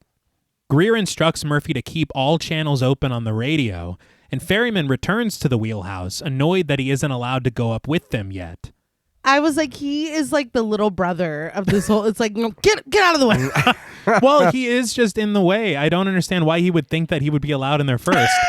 Yeah, not only that, they are the professionals. Yes. Let Yeah. them assess what's going on, then, hey, the rest of you guys, come on. Yeah. I don't see what's wrong with that. Yeah. Well, the reason that you came to them is because this is not your thing. Yeah. So the fact that you're like, oh man, it's just what? They wouldn't let me lead the way. But Greer reminds him that it's safety first, which is why Ferryman will go up there last. There's then a bit of an awkward back and forth as Ferryman accidentally stands in Greer's line of sight until Ferryman finally takes a seat. It's just like he is just... Yeah. But as they ascend in the crane, Murphy surveys the exterior of the hull with his flashlight, noting the beating that it's taken over the last 40 years. Once they reach the deck, Epps and Murphy are joined by Munder and Dodge, and Murphy warns them all to stay alert, as 40 years of rust can turn deck plates into quicksand. He tells them that they'll make their way into the fore, then check the bridge, and tells them again to be careful. But back in the wheelhouse, Ferryman spies a photo of Epps and Murphy together, nervously asking Greer if they're like a couple or anything. Greer responds, hell no, sharing that Epps is like a daughter to Murphy and that he'd be lost without her. I'm just going to say that I thought a lot more was going to come from that than what we actually get. Yeah. Yeah, I would agree. I feel like there is a lot there to kind of flesh out with this relationship between them. Yes. And there is an aspect of this from the summary I read in Bloody Disgusting in the original script. Okay. Where this really matters towards the end because of the way that the dynamics go. Okay. Well, it really feels like setup. Yeah. Yeah. But I'm like, just take this out. Yeah. A lot of it feels like setup and then it doesn't go anywhere. Yeah. Really? I think that as well, doesn't it feel like they're setting up something with Ferryman and... Yes. Yeah. to where how curious Okay. he is about her situation. Mhm. I know later I thought that, but here I didn't. So, yeah. Even though she was really mean to him a little bit. Yeah, no shit. Yeah. Oh, you saw a boat. I was like, oh, jeez, dude, you hate me on sight. But the crew continues their journey into the Antonia Grassa. They note their findings over the radio. The forward mast is history, but the superstructure is in decent shape. Oddly, all of the lifeboats are gone, and the life preserver lockers are empty. Dodge asks if Murphy is sure that no survivors ever turned up, and Murphy is certain of this as he leads the group inside. Again, this is something that doesn't mean anything. Yeah. Yeah. Even there's like a grand reveal with a photograph later, but it looks more like we'll get to it. Yeah. But it looks more like a rescue from the ship, not... Yeah. Yeah. It's very confusing. Yeah. But they remove the hoods from their raincoats, shining their flashlights into a pitch-black corridor. Munder makes a disparaging remark about the condition of the ship, but Murphy disagrees, once again calling it beautiful. This, to me, again, it felt a little Shining-esque. Like the place is already starting to get to Murphy. Okay. I can see Shining, also Event Horizon a little bit. Absolutely. Yeah. Because, again, maybe it is as people who consume a lot of horror, and a lot of the horror that we consume nods to other horror that we've also consumed. Yeah. I'm like, oh, this is going in a certain direction, or seeds are being planted for this certain thing to come to fruition. And I just feel like there's a lot of just seeds that are just seeds for the sake of seeds. They don't grow into anything. No, that is true, because I did get also a strong Shining vibe from this a few times, and then I was like, but it doesn't ever, nothing happens. There are multiple, I think, Shining nods going forward. Yeah. But the arc that I was expecting, it just doesn't happen. Yeah. I think what's difficult for me is that you could see some of it reading as misdirection, but it just feels like too many people are fucking with this script. Yeah. That there are too many ideas that are just not fleshed out because they've removed or truncated or whatever. Yeah. It just doesn't work. But Munder looks around the hall, positing that whoever was on the ship definitely left in a hurry. As they enter the cabin area, Greer seems to lose track of them on the radio, calling in when it gives way to static. But on the Antonia Grassa, in a POV shot, Murphy's flashlight arcs over a dilapidated set of stairs, covered in a dingy red carpet, as well as what appears to have been a dining area, or a ballroom. Now, I know that supernatural rules are different. Logic doesn't always apply. But would there be some kind of remains in there after 40 years? This should be covered in skeletons, dude. I mean, skeletons, clothes. Yeah. I mean, right? Yeah, it's been 40 years. It hasn't been... Oh, yeah. 400. Exactly. There's literally nothing here. And No. the bird shit from the seagulls and stuff eating them? Oh, Yeah. I mean, well, it would. The minute they walked in there, I was like, I know it smells wild in there. Oh, yeah. I know it does. Looks like... But Epps jokes, "Hi, my name is Julie. I'll be your hostess this evening." And Munder and Dodge break into their rendition of the theme song to The Love Boat, before quickly being silenced by Murphy, who orders them to show some respect for the vessel. The guys, pipe down. I get for the humor or whatever, but here's my thing. Aren't you guys supposed to be pirates or some shit? Why are you guys acting like you're teens and like this is the first time you've ever been on a ship? You're right. Like, you've never done this before. Yeah, you're professionals, and at the beginning, you guys like fist bumped and were like, aim for the bushes, and then jumped in the water to help her or whatever. Right. And then now you guys are like, oh my God, a ship. Yeah. It's like, what the fuck? And again, the thing that she said to Ferryman before, it only makes you realize how long they've been doing this. Yeah. Yeah. None of this is surprising. We watch them in action with the barge. Yeah. But they're like, it's a boat. Like, Yeah. I don't know what to do with this. Oh my God, confusing. shit. Yeah. But the men jokingly shush each other as the group ventures on, finding empty and broken champagne bottles. The crew, minus Murphy, cracks a few jokes until he silences them again when he hears something creaking nearby. They round the corner, finding the skeleton of a grandfather clock, rusted to hell, but the pendulum still continues to swing. It suddenly stops, to the bewilderment of Munder, until it chimes loudly, startling the entire group. I'm going to go to the store. I don't like that this thing stops as soon as we get here. Yeah. I don't like that it's still working. Or that. There's like nothing left. No. But when they get their bearings back, Murphy suggests that they go find the bridge, and we get a wide shot of what's left of the ballroom as Dodge's laugh echoes through the empty vessel. As the group exits the room, the camera finds something on the table. It's the toy that the friendly officer gave to Katie in 1962. Its color faded, but its letters still reading, bored. Suddenly, the cubes begin to twist, spelling out a message. Welcome, A board. Mm-hmm. Okay. It's misspelled. Yeah. It doesn't matter. That was pretty good. It was. I think it's pretty good if we understand that a lot of these spirits are malevolent. Okay. But we don't get that really. That's fair. That is fair. I was just like, ooh. Yeah, because I did too, but then I thought the same thing. I was like, oh, that's really cool. And then I was like, maybe the ghosts are just tired of their shit. It's like, Yeah. oh no, get them out of here. I did want to talk a little bit about the production design because I think it's one of the biggest strengths of this film. Yeah. Because every single set in this film looks incredible. Mm-hmm. But I had mentioned earlier about them using a lot of miniatures and the fact that there is never a real scale-sized Antonio Grassa in the film. Right. But the reality of it is that they did build a bow section of the ship that was scale. Damn. But that was all that they built. And so when we see the tugboat approaching the deck of the Antonio Grassa with the crane, Yeah. that's legitimate. Okay. Wow. And so you do have that section that they are allowed to use and to kind of create this idea of how big the boat is. Yeah. But everything else, everything that we see on the interior, it is not a real ship. It is all sets that were designed. Yeah. And so they had actually talked about wanting to film on a real ocean liner, but they just couldn't work out the logistics to make it work. I was going to say, how hard would that be though? Oh, yeah. But the production designer was a guy called Grace Walker, who we have talked about many times before.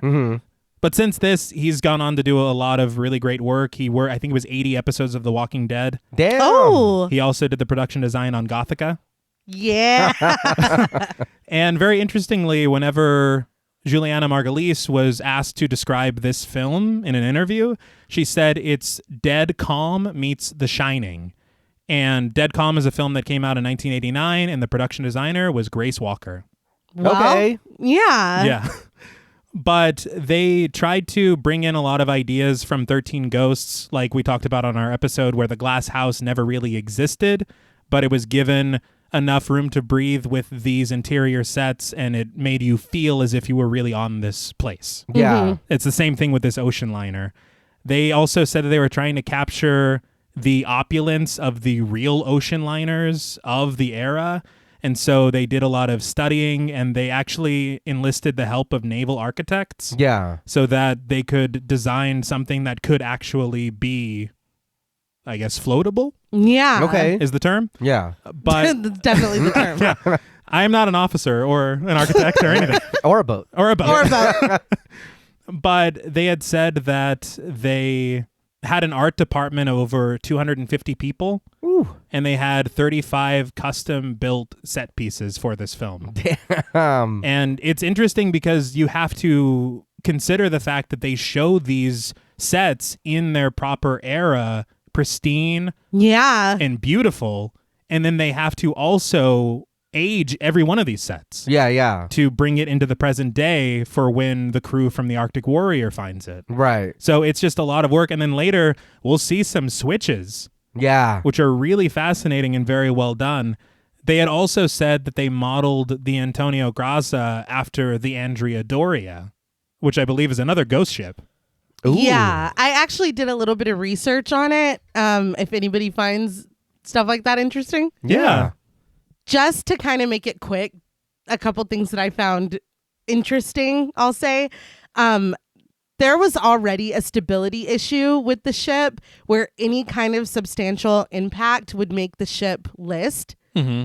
And it would list even worse the lower the fuel tanks were. And it was a design flaw that if it was listing at more than 15 degrees, half of the lifeboats could not be lowered. Wow. Which is a huge huge problem. Dude, 50%. Yeah. Yeah. But it was such a point of pride that signified that the country had recovered from war. Like they were like, no, this is everything, you know? Okay. So even the maiden voyage, when it had taken off, it hit a really bad storm and it was listing at 28 degrees when it came home. So like this was an issue. Like it was a known issue. So in July of 1956, when it was out, another ship called the Stockholm was headed right toward it. So both captains saw the other ship on the radar, but they misjudged how far away they were from each other. Oh, wow. So there was this really thick fog, and when the fog cleared, they saw how close they were and that they were headed right for each other. So that kind of reminded me of the What we ghost saw. ship. Yeah.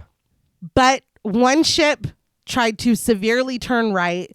The other ship tried to severely turn left, and the Stockholm ended up T-boning the Andrea Doria. And another design flaw was that there was no watertight door for the engine room. So it immediately flooded. What? Yeah. They tried to pump it out quickly, but since the fuel tanks were nearly empty because they were on their way back and the ship was listing at over 20 degrees, the lifeboats, half of them couldn't deploy. No. It was a disaster. It ended up capsizing and sinking. A lot of people were able to be rescued though, but 46 people from the Andrea Doria and 5 from the Stockholm did die. Good Lord. Jeez. It's horrible. Yeah. But there were a lot of survivors, I guess. But I mean, there's comfort in that. But I was like, God damn, like, and all of the design flaws that was already known about came into play. You know what I mean? It's just, it's horrible. Yeah. It is very fascinating to learn that. Yeah. And I mean, it's very interesting for them to use that as a reference. Yeah. But as the crew ascends a narrow staircase inside, Epps asks Murphy how many passengers the Antonio Grazia carried, learning that it was over 600 of the creme de la creme of society from all over Europe, with a crew of 500 from Italy. So I was very surprised to hear these numbers because, well, first of all, it's shocking that you know that off the top of your head. That's wild. But secondly, I'm thinking, again, in my limited memory of this film, that it was just the people that were sliced up. Yeah, that's what I kind of thought And too. so I'm like, you mean to tell me there were at least 1,100 people on this ship? Yeah. What happened to the rest of them? Which, I mean, Well, we'll talk about later, but I just wasn't expecting that. Me either. I don't know. I feel a little underwhelmed by 1,100. I just feel like the boat is fucking huge. It's That is huge, true. but and maybe this is just me watching it at whatever the fuck age I was when I watched it, but I thought that everybody that was on that ship, because the captain was up there cutting a rug too. He was. I thought everybody was up there. I thought that was it. Well, yeah, and honestly, we learned that things are a little boring Yeah. below deck compared to the extravagant deaths that everyone else Absurd, received. yeah. Yeah. But in the wheelhouse of the Arctic warrior, Greer continues his attempts to reach the crew over the radio, but comes up empty. But at the top of the stairs inside of the Antonio Grazia, the crew finds a hatch door, which Murphy assumes will take them to the bridge. He hands off his flashlight to Epps, turning the wheel with great effort and drawing the door open with a loud creak. Epps invites Murphy to go first, and Murphy returns the invitation to her, but Munder decides to take the lead himself. We get shots of an adjacent corridor partially flooded with water before returning to our group with Munder in the front, casting the light of his flashlight down the hall. I don't know why we saw that corridor in water. Yeah. We visit it later, but they're not sloshing around right now. I don't No. Yeah. get it at all. But suddenly, just as Murphy warned, The floor gives way beneath Munder, and he crashes through the ceiling of the ballroom, Epps, Murphy, and Dodge barely holding on to him. As Epps leans her head through the hole to get a better grip of Munder, she notices someone standing on the steps of the staircase in the ballroom. It's Katie, her face pale, still wearing her dress from that fateful night in 1962. Epps looks away for a moment to tend to Munder, but when she looks back, Katie is gone. The group pulls Munder to safety, and as the men check on him, Epps takes a step back, trying to make sense of what she just saw. Munder jokes that he just shit his pants, but Dodge assures him that he always smells that way. Well, I've heard that he is a slob. Yeah. But I was like, at the very beginning, everybody was told to be careful, and I feel like nobody was being careful. No. So this should have been expected. But I have in my notes, if she does not tell everybody what she saw, I'm going to be very upset. Yeah.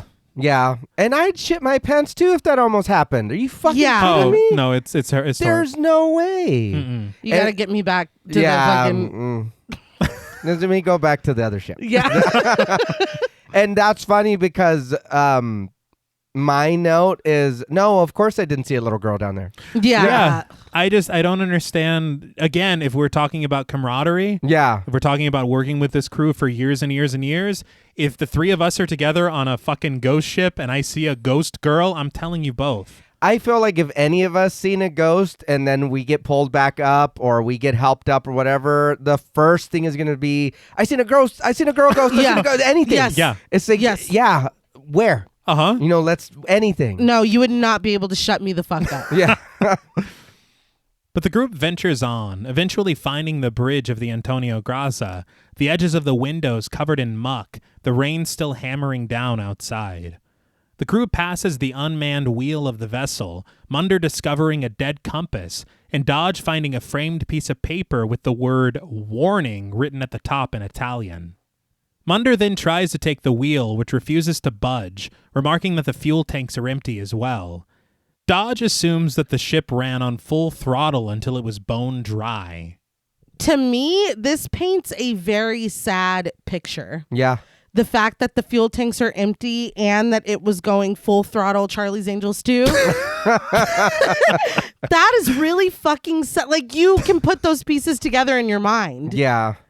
I just love that you're like, this is really sad, and I'm going to make the funniest joke in the world. It's how I go.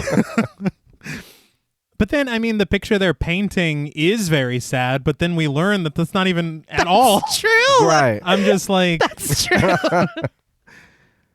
But in an adjacent cabin, Murphy pores over paperwork, looking for the ship's log.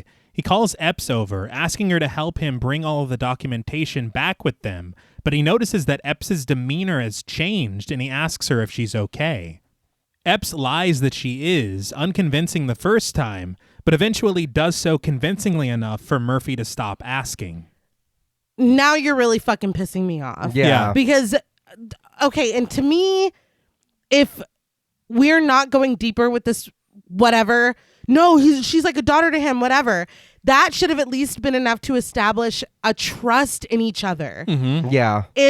Even if neither one of them would believe in something like that, if I have a history with you and we've been on X amount of these together and you own a third of my fucking company and you're like, I just saw this thing. Mm-hmm.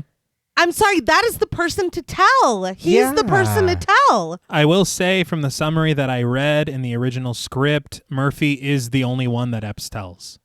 That's what I would expect. An aside or anything. Yeah. Hey, come here real quick. Because like you said, babe, Yes. if that is like my daughter, Mm-hmm. I would hope that they would be like, look, I don't want to say this in front of everybody, but this, and that I seen or whatever. And like you said, even if they don't believe you, then still, though, you told somebody. Mm-hmm. You told somebody and you have built a reputation with having done this so many times with them. Yeah. That you wouldn't assume, oh. Yeah, it's not like, oh my God, Yeah. Epps, you see a ghost. That would be me. I know, I'm the girl who cried ghost. But it was annoying to me. And then when I'm not trying to get ahead of us, but when she does allude to it, Yeah. I'm like, what the fuck is this? Yeah. But as they sort through the papers together, Munder and Dodge do the same nearby, Dodge moving a sheet of paper to find a digital watch resting underneath it. Munder doesn't think much of the finding, but Dodge reminds him that they didn't have digital watches in 1962. Epps and Murphy join them, Murphy remarking that they may not be the first to board this ship, but she's theirs now. Okay. For me, this is even more concerning. Yes. Because it was never reported. No. And the fact that even if we find this on the ship, we don't find any other ship around the perimeter of this ship. Yeah, and not only that, we haven't checked but a small portion of this ship. Yeah. Who's still here? What dangers are still here? Did something happen to the people that were searching this ship before? Are they dead down there somewhere? Are they down there eating? And then when we get down there, we spook them and then they're going to kill anything. us? Yeah. It's just not something, even if you take any supernatural element out of it, it's not something to just be dismissed. Yeah. Well, fuck them. It's ours. It's like, what? It's like, well, you tell them that when we find them. That's crazy. But Murphy then suggests that they get a couple of hours of sleep and then prep to tow the ship at dawn. And he says that he hopes there aren't any more surprises, and Epps concurs. We watch the crew descend the crane with a few rolled-up scrolls, returning to the wheelhouse of the Arctic Warrior. An exhausted Murphy takes a seat, requesting a cup of tea from Epps, as Ferryman asks Murphy if he learned anything aboard the Antonia Graza, like how it ended up here in the first place. Murphy says that that's the $64 million question. Just a pet peeve. It's the $64,000 question. But everyone seems to breeze past it, so will I. I mean, inflation. Yeah. You know? Sure. But he then asks Ferryman if he's ever heard of a ship called the Marie Celeste.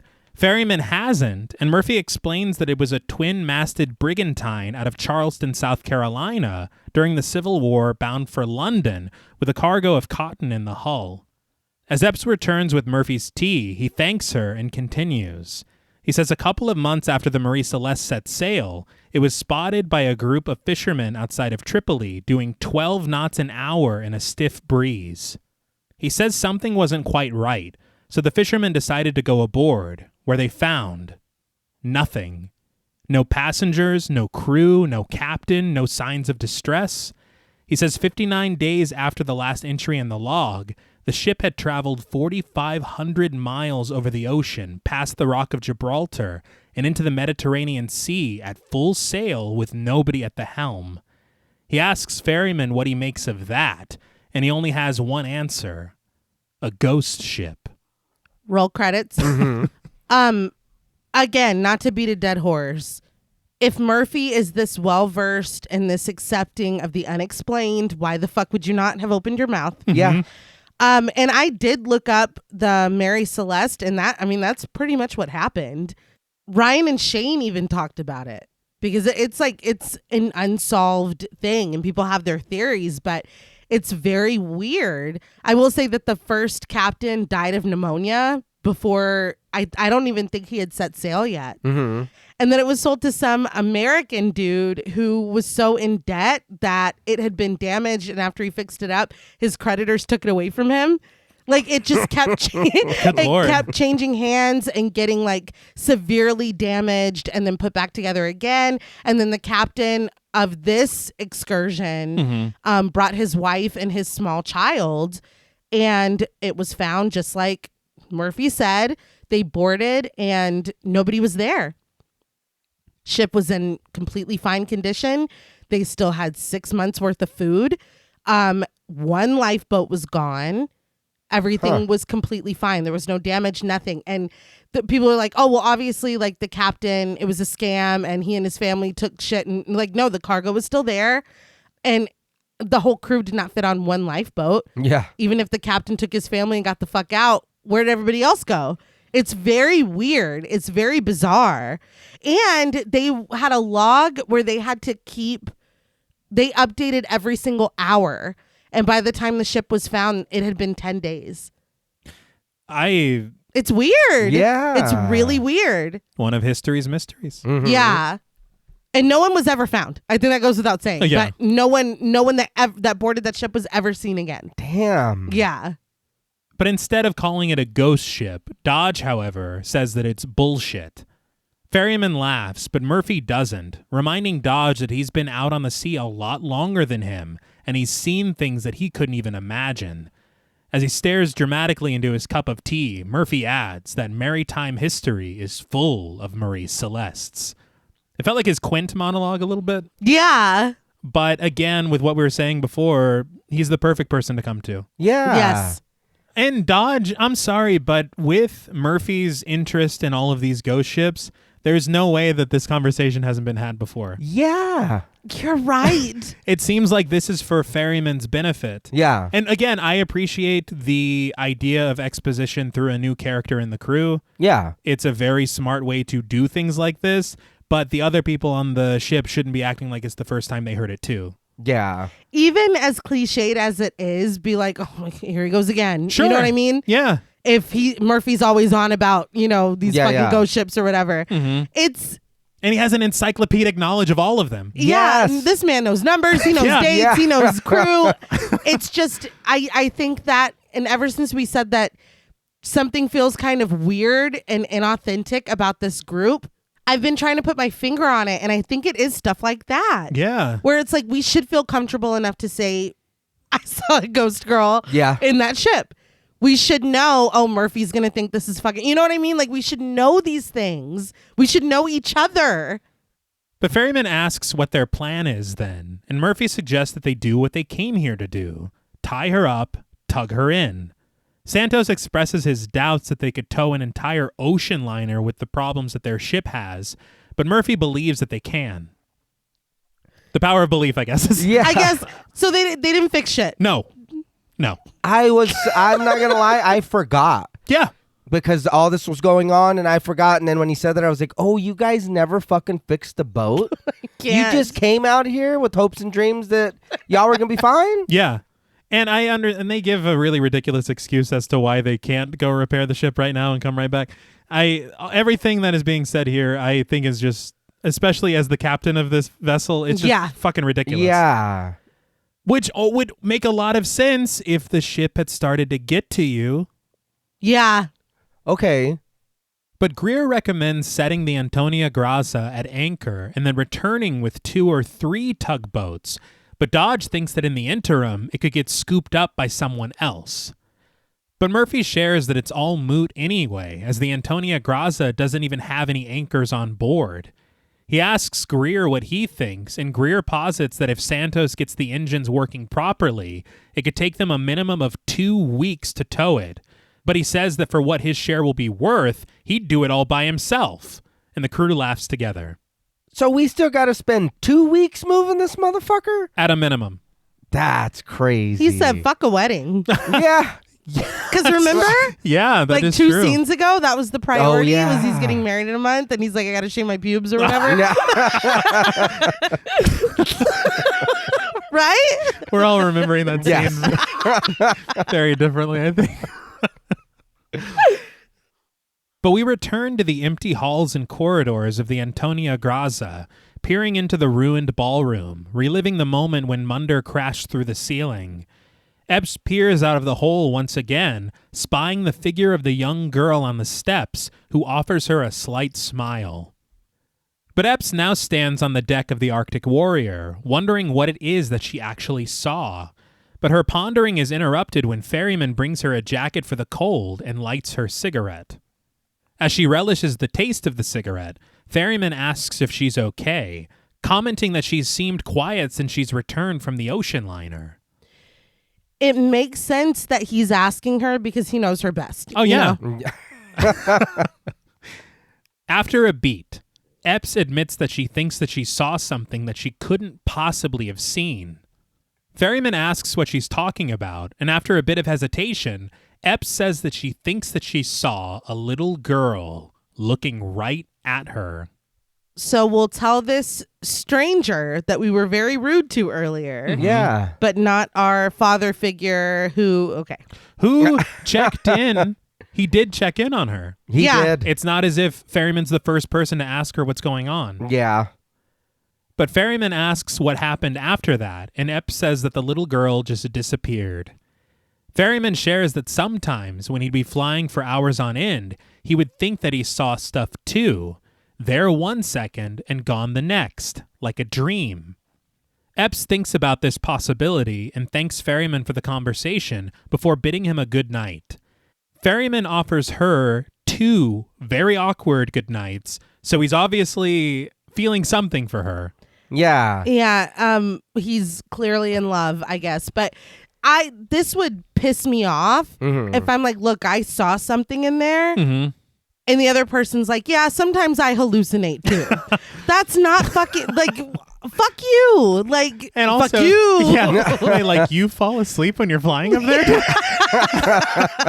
And that's just normal? And he says for hours. We Yeah. were not down there for hours. No. Yeah. That's kind of the way I took it too. I was like, it sounds like he's being, kind of rude about it. Dismissive. You didn't see anything. I feel that way too, and I know it's fake. But It's only like, only when I'm delirious. Yeah. And she never put that jacket on that he brought her. Did she not? No, I think she held it in her hand the whole time. Oh, man. Well, the cigarette kept her warm, I guess. Yeah. But we travel under the rippling waves of the evening, through the bubbling blue of the ocean, and into the beautiful dawn of the morning, the sun peeking through the clouds at the horizon. Ferryman enjoys a cup of coffee on the deck of the Arctic Warrior, but gets his shit rocked momentarily when something surfaces from beneath the water. He smiles to see that it's just Epps and a few crewmates in scuba gear, but Epps brings bad news. There's a breach in the hull. The Antonia Grazia is sinking. So just a couple things. Yes. The bubbly transition was very interesting. Mhm. Yeah. But the way that it was done makes it look like Ferryman was standing out there all night. Yeah. And like we went away, but how is he standing out there and he does not know that they're down there? That's the thing that bothered me is that we play this moment like, oh my God, Yes. it's Jaws or something. Yeah. But if anyone should not be scared by anything, it's Ferryman. Yeah. But it's Yes. just, it doesn't make any sense. I didn't even think about that till you said that. Yeah, you're Because right. he's like, oh God. He's like, oh, it's just those guys. It's like, how did you not Who know? I must have watched. Yeah. Yeah. And just put on Mudvayne and go down there and fix it. Like, we already seen you do that. But we go back inside the cabin, and Epps shows the crew evidence of this breach on video, which she says is torn to the port collision bulkhead.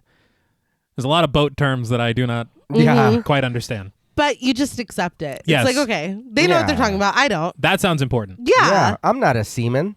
No, It used to be. Yeah, well. We all used to be. biologically. But Ferryman asks earnestly if the Antonia Grazia hit an iceberg or something, and the crew just laughs at him openly. Dodge assures him that you don't need an iceberg to rupture a hull, but Epps comments that it looks like the ship was hit recently, with Murphy estimating about a week ago. Damn. This is where I have all these time frames are very specific. Yeah, Yeah, he can tell that quick. Yeah. Where are you getting that from? I understand you've been a captain for a while, but this is outrageous. Yeah.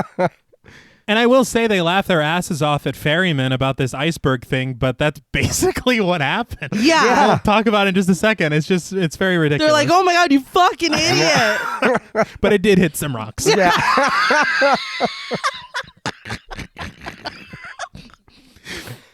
Murphy shows where they are on a nearby map of the Bering Strait, and he shares that the problem is a group of nearby islands 60 miles away, nothing but rocks and a couple thousand seals.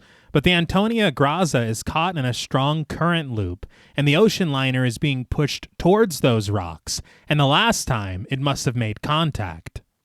Ferryman asks about next time, and Murphy says that there won't be a next time and that they have 3 days to fix it if the weather holds. Again, with these estimates. Where are you getting this from? And I'm sorry, I understand he knows this area, the Bering Strait or whatever, but for him to know that a few thousand seals live on that island is, again, He's counted. that's, Have you been here before? yeah, He checked the last census that was taken. 2,100 seals, yes.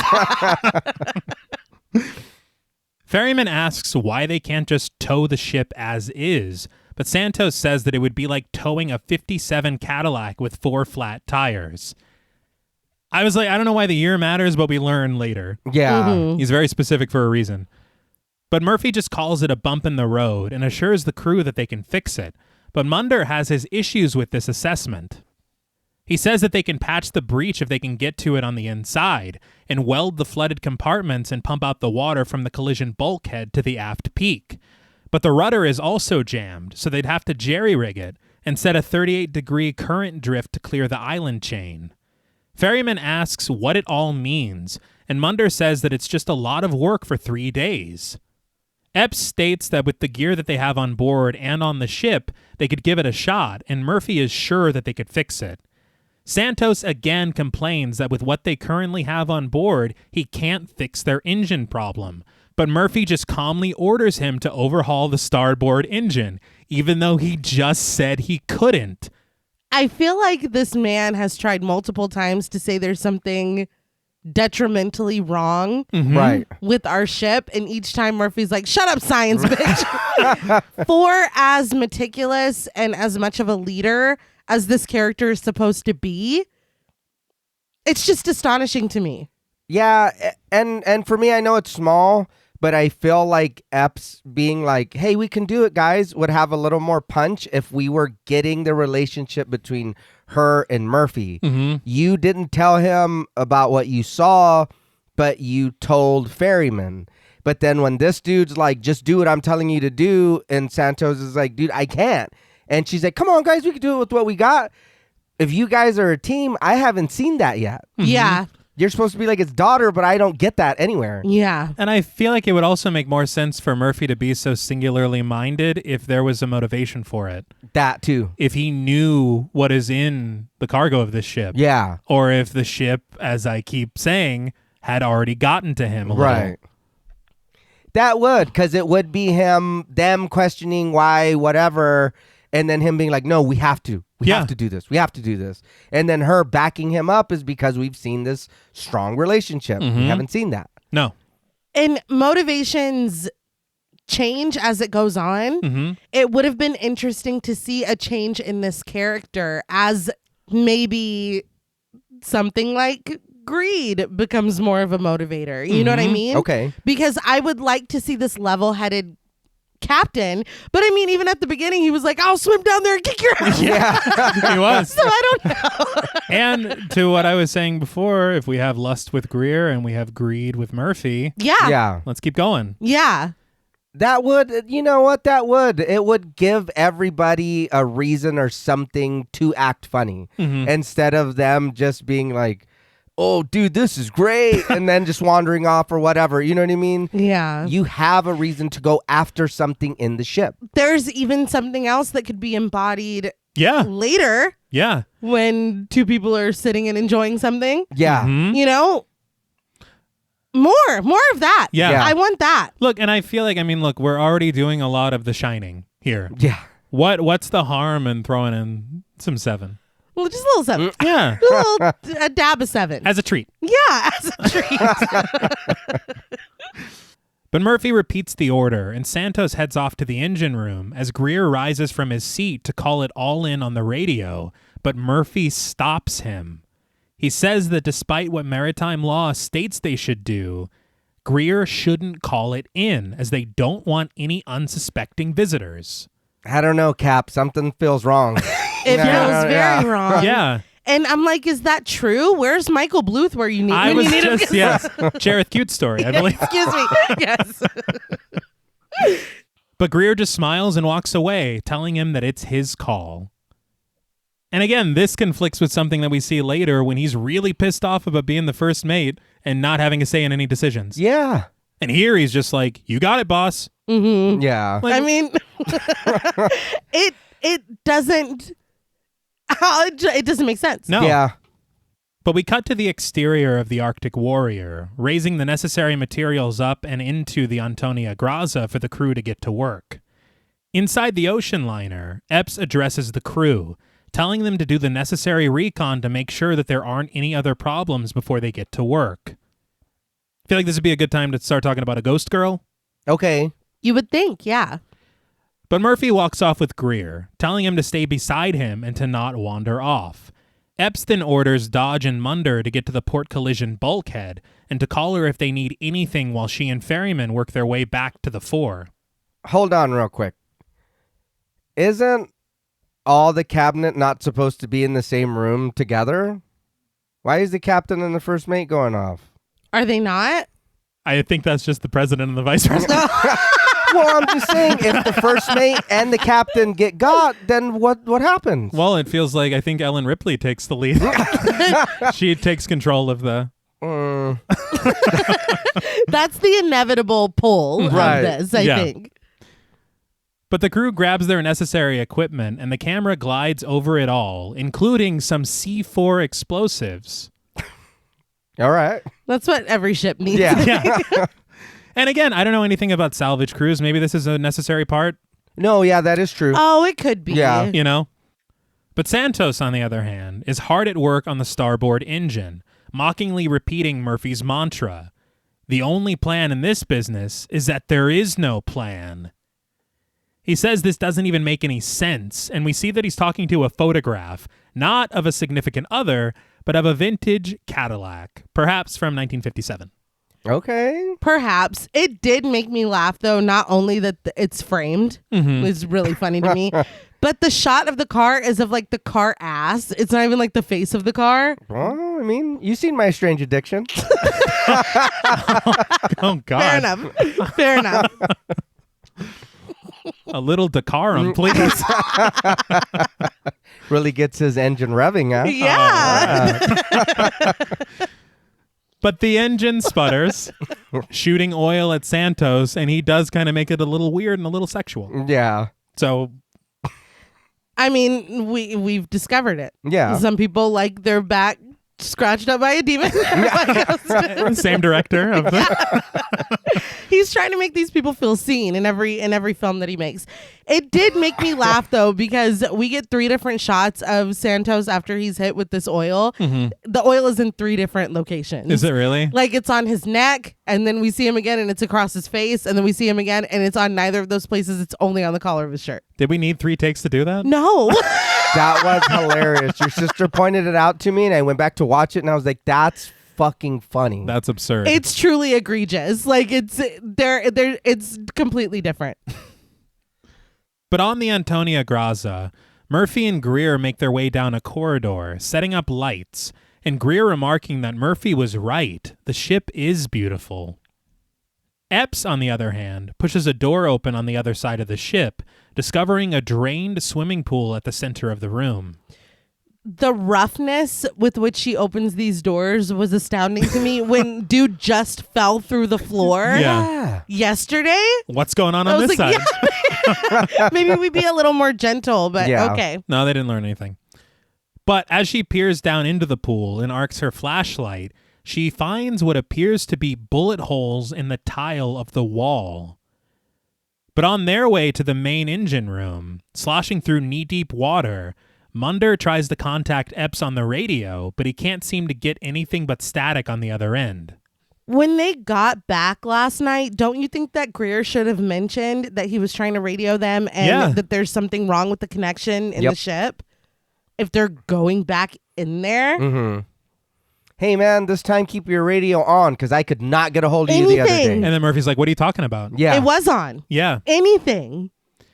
But Murphy and Greer make their way down a corridor, stopping when they notice a sign that reads, Cabina del Capitano, with an arrow pointing to the right. Murphy heads that way, but when Greer goes to join him, Murphy gets in his way. After an awkward moment of silence, Greer gives up, telling him, all right, Capitano, before walking off on his own. I just want to point out very quickly that the conversation they just had in the previous scene is probably echoing in Greer's mind. Greer, stay beside me and don't wander off. Yeah. Don't wander off. Don't wander off. But here he is doing it. Yeah. Again, I was like, are you pulling my dick, bro? Get off the fucking gas. Are you? And he got in the way. I just can't believe this. No, he was like, no, you're not going in here. It only makes sense if there is some kind of Jack Torrance situation going on. Yeah, because I don't understand why he would stop him. You just said for us, like you said in the past scene, we need to stick together. Don't wander off. Yeah, nothing at all. But he did stop him. Yeah. What do you want me to do? Wait out here, dude? For the whole time? Yeah, You know what else this could here. be? As a captain, pride. Mm-hmm. Okay. But obviously we're not doing that. No. But it made me so angry. Why are we splitting up in here? Because of that? Because you're the captain, so you're the... Yeah. Fuck you. I would have fought him in this hallway. I was so You would have mad. fallen through the floor. Yeah. We both would have fallen through the floor.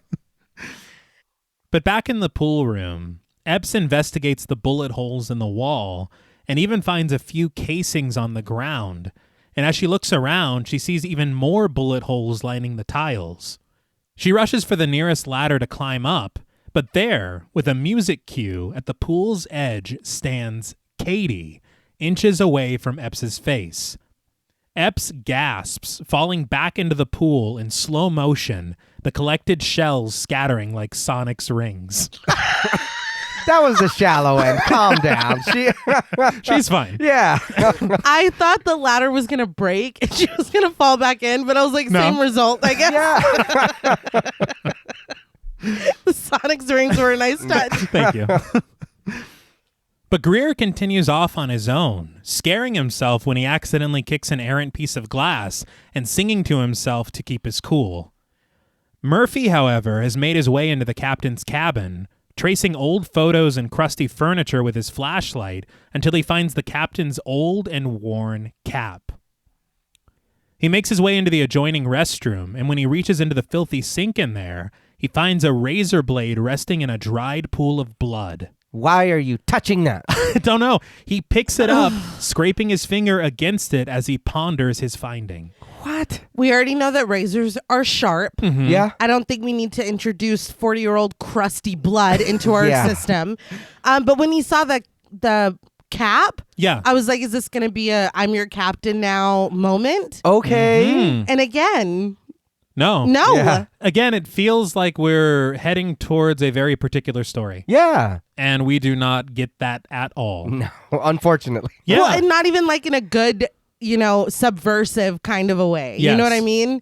Like the story that I thought that you were leading me to is better.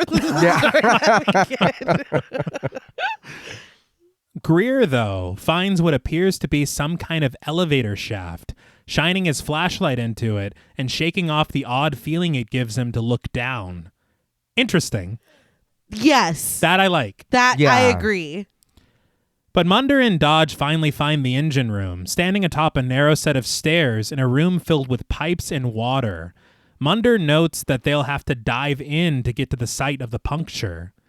Dodge then calls into Epps to tell her that the engine room is completely flooded, but he can't seem to make a connection. We find Epps on the bottom of the empty swimming pool, sitting up from her tumble, but we see a drop of blood where her head was. The ground seems to drink it, as it slowly dissipates until it disappears completely. Doesn't it feel like the ship's kind of evil and that it feeds on blood or something? Yep. Yeah. Again, another avenue that we just don't, Yeah. But her radio crackles as she calls out to the little girl that she saw, raising her flashlight up to the edge of the pool where she once was. But now, standing there, is Ferryman, who asks her if she's okay. This, I thought, was a little bit of a clue of some kind. Yeah. Okay. I didn't even know he was on the ship, to Yeah. be completely honest. Well, they were supposed to be together the whole time. She Oh, that's said, right. me and Ferryman are going That's this way. right. Yeah. So why did she bust into the fucking pool all alone? Where was Ferryman during that time? Yeah. I just don't get it. There's nothing to get. All Like, right. Yeah. it doesn't make sense.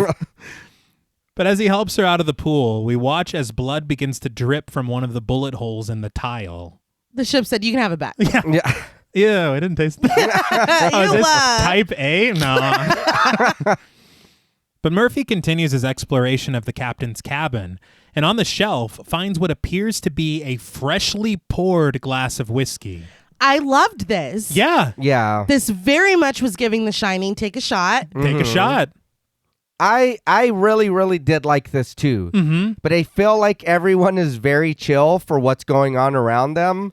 I feel like if I would have seen this, I'm like, we've got to go. 1,000%.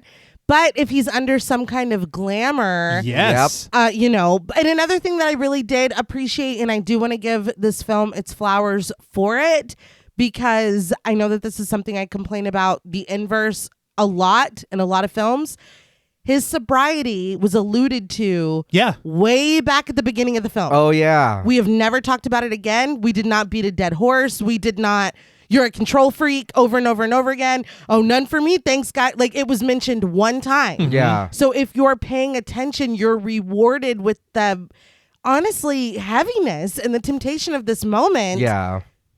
It wasn't shoved down our throats. It wasn't overdone. I really, really appreciated that. But Murphy hesitates for a moment, but he reaches for it, bringing the glass up to his nose before going in to take a sip. But as he does, he catches a reflection in the mirror, but instead of his own, he sees the captain of the Antonia Grazza lifting a glass for a drink, mimicking Murphy's movements. I love it. I loved this. It's so good. But again, if this is a situation where it is a captain specific thing, where the ship always needs a captain, you've always been the caretaker here. Yeah. I'm in. I love that. It's so good. And I think that's all that I'm seeing here is a person stepping into a role. Yes. Right. But no. But the movie's like, no, I'm just playing. Yeah. We just thought it'd be cool. And it was. You were right. But Murphy drops the glass, spilling the libacious liquid on the floor. He asks himself, "What are you doing?" before leaving the room, and we catch the reflection of the captain again, enjoying a sip of his beverage.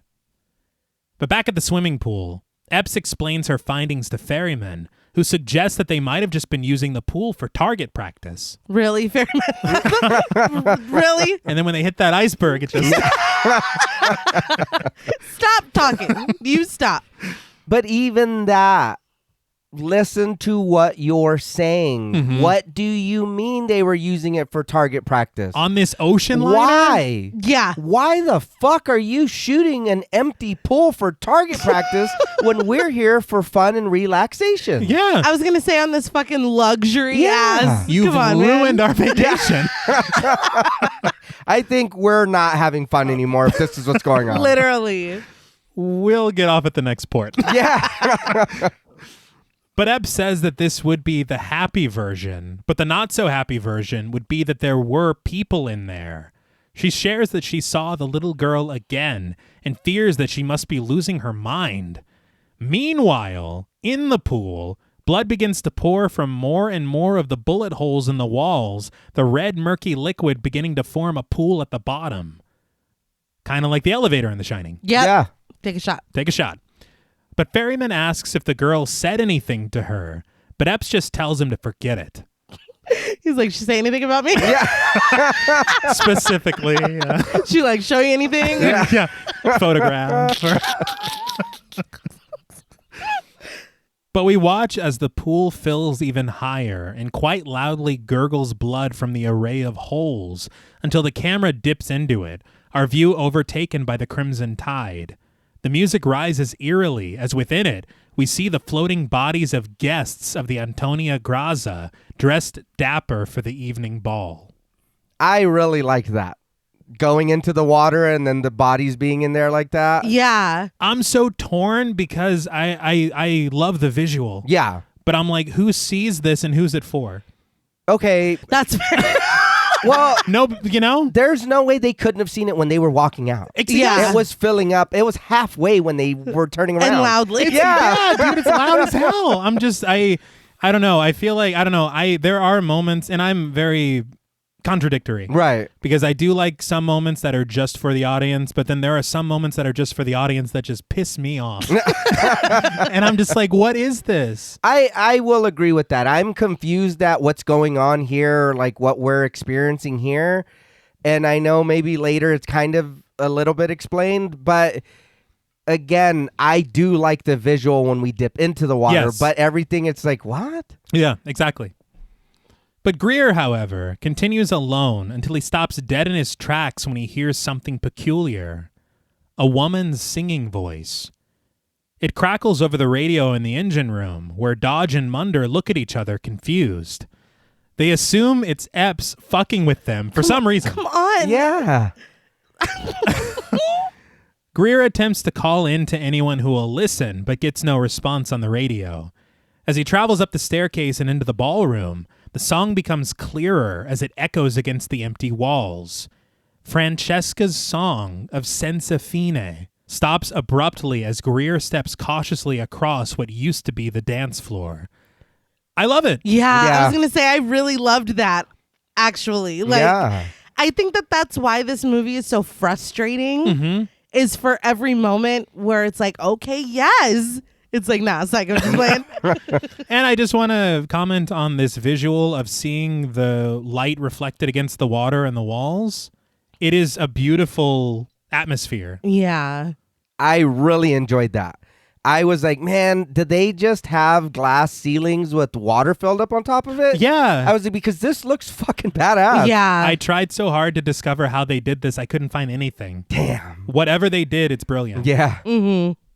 Epps and Ferryman continue together through the flooded former laundry facility, reaching a vaulted door that leads to a ventilation shaft that will take them to the forward hold. Epps says that they need to check if it's flooded, asking for Ferryman's help to close the door if needed. Ferryman asks if she's sure that she wants to do this, but literally as soon as his sentence ends, she opens the door and water bursts in forcefully, covering the pair and plunging them underwater. I laughed out loud. It was the timing of the way he asks and then the Yeah. like, it was truly You hilarious. sure about that? It was amazing. But in the cascade, we see the decaying, fleshy faces of dead bodies, which float upon the surface when Epps and Ferryman reach their feet. The door they came in from creaks closed on its own, as Epps calls out to Murphy on the radio, asking where he is. Ferryman asks how long she thinks these bodies have been here, and she estimates a month or less. What? Now you're a medical examiner. Yeah. Okay. Now the crabs have a That makes sense. It's salvage, I Whatever. guess. I don't know. Yeah, I mean- okay. But she suggests that they call the Coast Guard and get the hell out of here.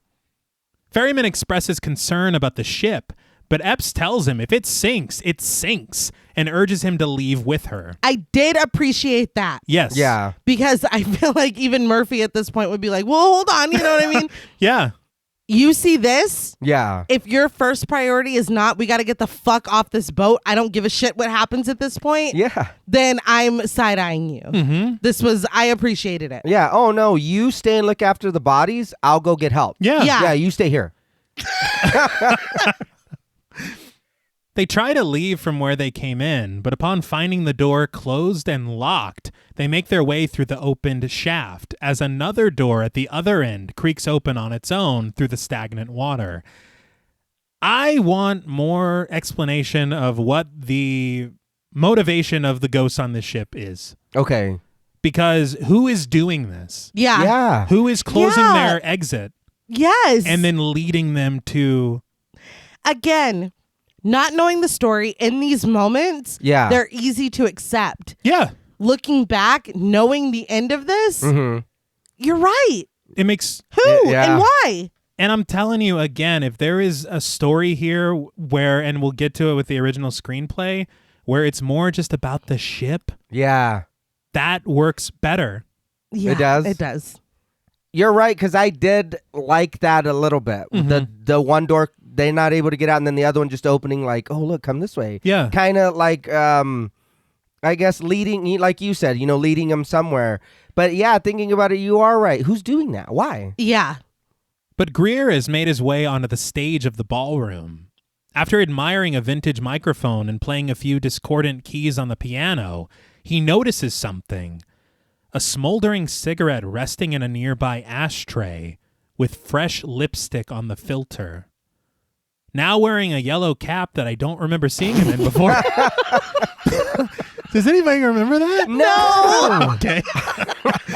It's on backwards. It's like Bart's Lucky red cap. I was like, where did this come from?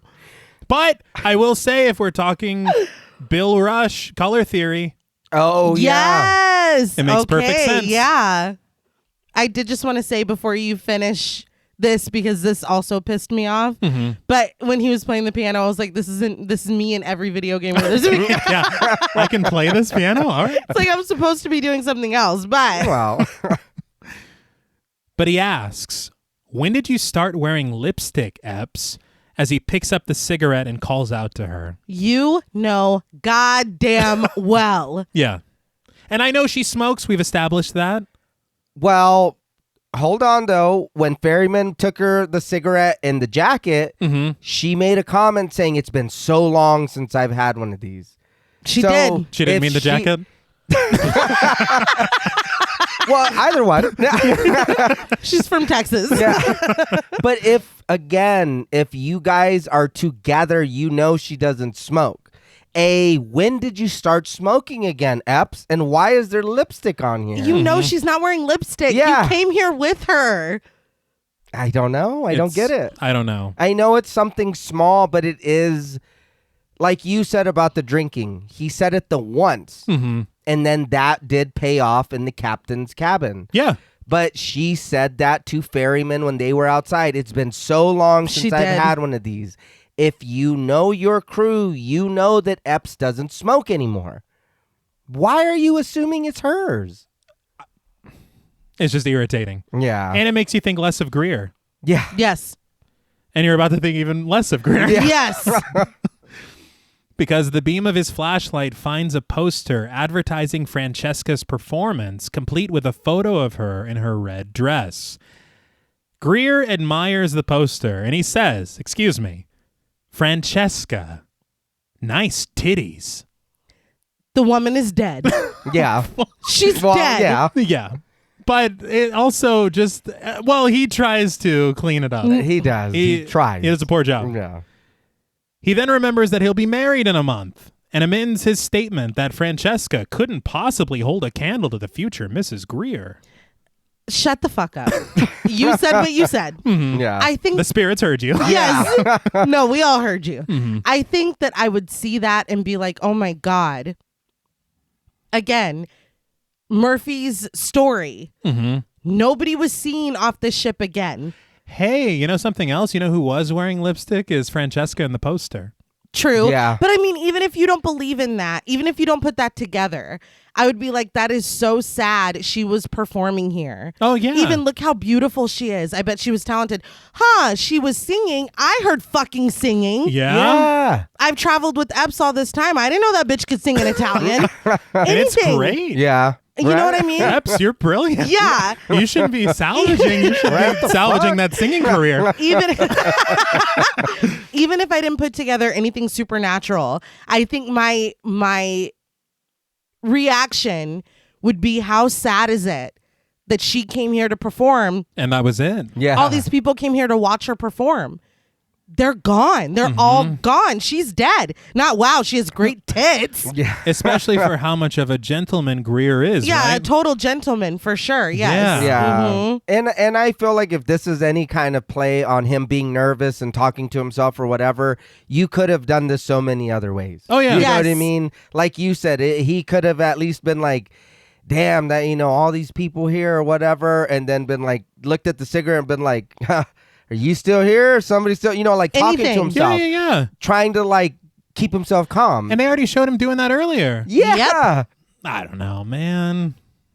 But as he exits the ballroom, unbeknownst to him, Francesca sits in the corner of the room in her beautiful red gown, smoking a cigarette. She's like, did he just say nice tits? Ew. It gave her the ick. They did. Yeah. It's giving Frankie cheeks, if I'm being honest. But Epps and Ferryman continue through a corridor, Ferryman lagging behind to Epps's annoyance. He splits off when he sees what appears to be a badly water-damaged classic car sitting in one of the rooms. He rushes for it, and Epps reluctantly follows him in an attempt to redirect him back to the hall. But Ferryman excitedly tells her that this is a 1958 Jaguar X150, claiming that he's had dreams about this car since he was a kid. Interesting. I feel like that we could use this Yeah. if the years lined up a little bit better. True. Mm-hmm. If we're going towards a ridiculous ending that we are. Yeah. Right. And I also feel like they're fleeing from what they just saw. Mm-hmm. It's a little ghost shippy to be like, no, wait, come back here and look at this. But you know who it maybe could have worked on? Santos. Yeah. Okay. Just throwing that out there. Yeah. And yeah, that's true. He's the car guy. Mhm. Yeah. Banana in the tailpipe. Oh, Yeah. right. Once more, a call for a little... last call for a little decorum, please. You're just not going to get one. But you know what I mean? Yeah. That would, That is, yeah. his moment talking to his beloved framed car is just a throwaway moment. It didn't have to be. And Right. then why is Ferryman being so giddy? That's what I'm saying Yeah. after what you just saw. It It is just a little doesn't- suspicious. Yeah. None of it makes any sense. Mm-mm. But Epps orders him out and into the hall. But before they can leave, Epps notices something moving in an adjacent room of the cargo hold. She shines her flashlight over what appears to be large bags filled with postcards, which cover several large crates. The bags move, toppling postcards onto the floor, and when Epps and Ferryman kick the bags over and open the crate, they find that it is filled with rats. Epps freaks out, naturally, batting them away, shouting, "I hate rats!" which is really funny. But Ferryman sees what is shining beneath the rats. The crates are lined with shimmering bars of pure gold. Epps says that they have to get Murphy, and they rush off to do just that. I'm sorry. Let's just take some each, enough for the crew, and then we're going to go. Yeah, we don't need all of this. That's a little greedy, right? Yeah. Somebody else will find it. The rats need it too. They claimed in that maritime law, Yeah, they the found it rats first. claimed it first. Oh, yeah. I'm just saying. It's a lot of cheese. Very good. It was never wrapped in foil. But making their way down the hall, Epps's radio starts to crackle, and a whispered voice comes through. "Maureen, help me." Prescott? Yeah. Remember that ghosty scene from Scream 3? We're like, what the fuck is this? where did that come from? You never done anything like this. You've never done it. He did it twice in that movie. Yeah. Yep. But Ferryman asks who Maureen is, and Epps reveals that this is her first name. Oh, hell no. No. What? The voice continues that it's cold and lonely, and the pair venture on into the galley, a freezer at the end of the room slowly opening on its own. Ferryman asks her not to go in there, but Epps doesn't heed his hesitance. She ventures inside, passing large hanging bodies covered in sheets. Something beneath the sheets turns its head to Epps as she passes, and when she reaches the end of the freezer, two faces shine from beneath their thin coverings, hooting and hollering, and scaring Epps and Ferryman out of the freezer. Chasing after them both and covered in sheets are Munder and Dodge, who laugh their absolute asses off to Epps's fury. This pissed me off more than I can even express. Yeah. What the fuck were they doing in there? How did they know they'd be going in there? How long were they hiding in there? When you have when you're like, there's no way we can get this done in 3 days. Let's hide and fucking break. That is, Yeah. I was furious. Maybe this could have worked when they came in here yesterday. Okay. Yeah, maybe. Right now, No. I was pissed. And it's so weird. The radios have not been working at all since you've been here, but they'll work for a joke. Yeah. For a laugh, you Yeah. know? I did laugh at how mad Epps was because she goes, "Fuck you!" And it's like, oh my, I get that it's not good, but come on. And then Munder goes, "Calm down." Yeah, fuck you. But in his defense and in Dodge's, they tell her that she was fucking with them, so they fucked with her, asking what the problem is. It is never discussed what that means. Nope. But they did think over the radio that Francesca's voice was Epps messing with them. And so they think that they're getting back at her by doing this, but there's never a discussion had about that. But wasn't she just singing? Yeah. maybe she was just trying to entertain them. It was too good, I think. I think that was the prank. The pitch of the voice. I mean, Yeah. maybe. So good, it's scary. But I think this falls into a long line of instances where there are plenty of times where we should be talking about something that we don't. Greer went off on his own little adventure with his singing voice. Yeah. But he wasn't the only one that heard it. Yeah, that's true. And I know that that's a pet peeve for all three of us. Yeah. And I just to piggyback off what you're saying about them hiding and all that, I don't care if one of you guys or anybody we were with pranked us and we were in some haunted place or whatever. I'll wait till we leave to get you back. Oh, yeah. We don't know what's going on here. There's moldy bones and everything from the food that was in here. You just put that sheet on your face? Yeah. And then, like you said, you're in there hiding and all that shit. Come on, dude. We're here to fix this or to take it and go get money. And you're, like you said, you're in here playing. Yep. It's like, come on, dude. I'm with Ferryman. You guys help me out. But Epps sarcastically asks if they want to hear something really funny, sharing how they just found a bunch of dead bodies floating in the laundry room. And she pulls out a bar of gold that she stashed in her pants, I guess. Revealing what they found in the cargo hold. I didn't see her do that. No, she pulled it out of her inventory. Ferryman's like, we could have taken some. Yeah. You got a backpack with Yeah, that? what the hell? But we see the Antonia Graza floating ominously in the dark of dusk as the entire crew makes their way to the cargo hold. I thought it would be a lot more difficult for them all to reconvene together. Yeah. And all it took was like that little loading screen or whatever.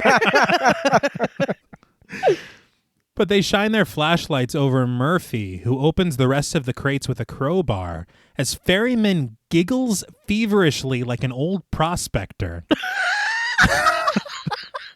I think we should tie him up. Yeah, what the hell is that? I'm getting weird vibes. Yeah.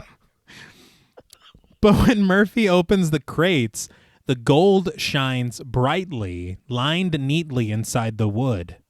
The way that it's shot, it's like we didn't already see that these were filled with gold.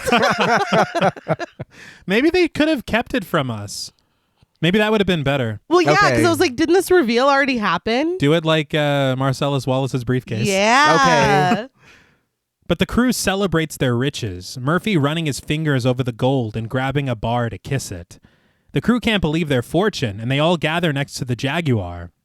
Santos included, not sure who's controlling the crane for them to return. Oh, yeah. What the fuck? I was thinking the same thing. I was like, is it safe for Santos to be here? It feels like House on Haunted Hill. Like, how do we get down from here? What are you doing here? Yeah, oh, If you're up here, oh no. did he just scale the side of it? Like, I don't know, dude.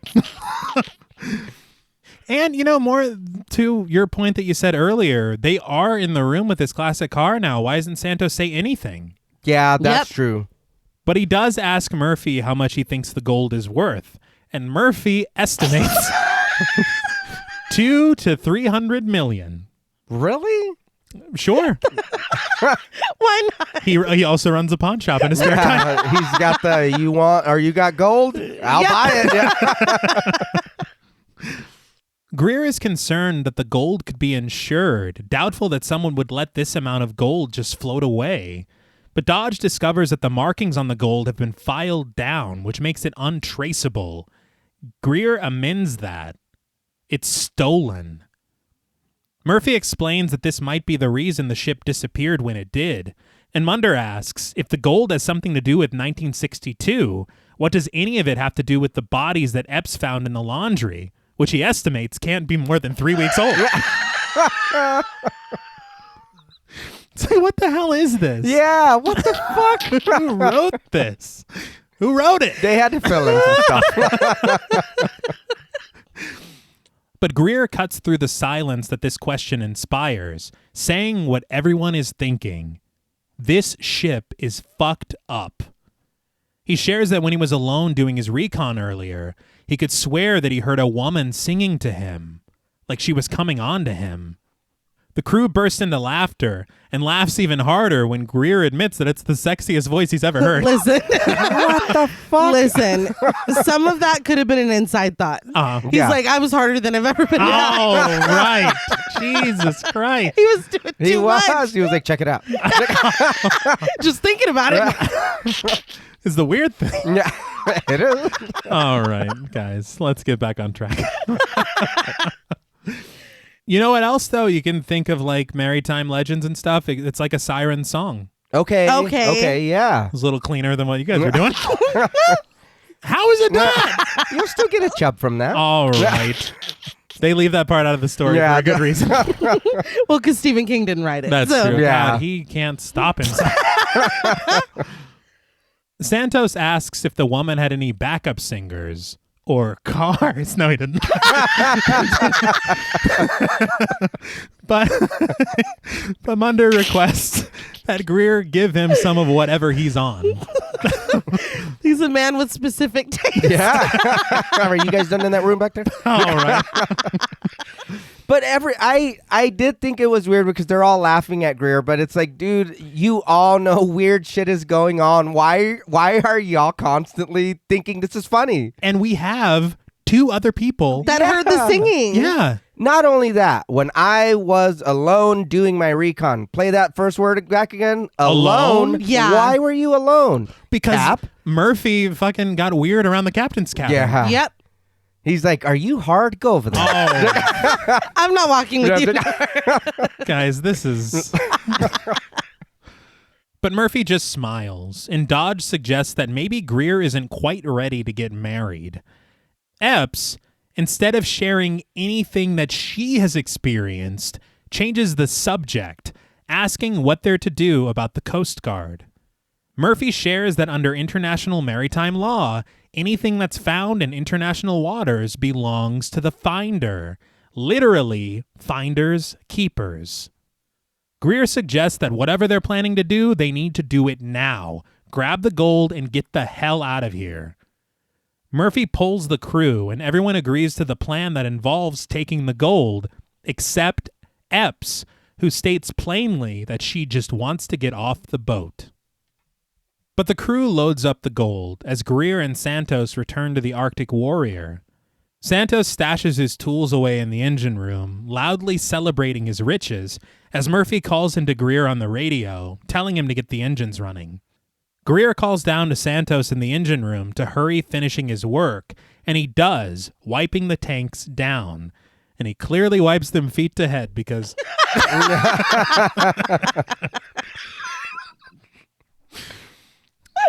We see the nozzle of a propane tank twisting all on its own, the flammable gas leaking into the air. Who's doing that? Yeah, that was my question. So did a ghost come back with him to sabotage and make Hank Hill Pissed. tremble somewhere? Yeah, I didn't understand that either. My whole thought was, oh, you guys got a ghost ship too? I Like, guess. how does that work? Well, I thought something came back with them. But again, once we get to the conclusion... Nah. You know, the only thing that really makes sense is that if Ghost Ship is Final Destination related. Yeah. Kind of. Because this feels like Final Destination It shit. does. It yeah. does. It just doesn't make any sense here. And then Death like wipes its fingerprints.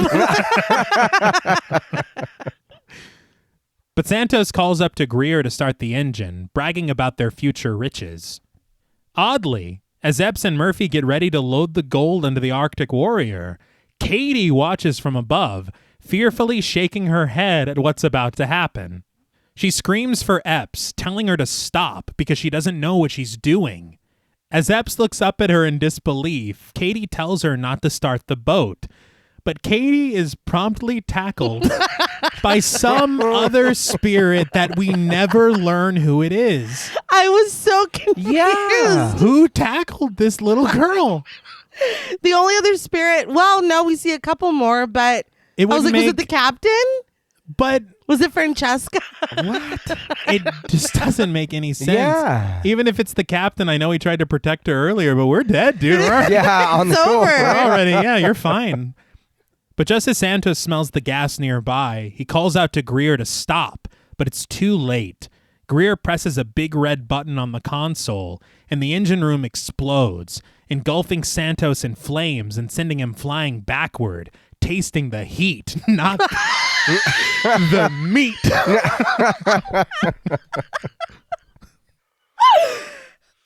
But the Arctic Warrior continues to blow, a large flame bursting high enough and with enough force to knock Epps over on the edge of the Antonia Graza.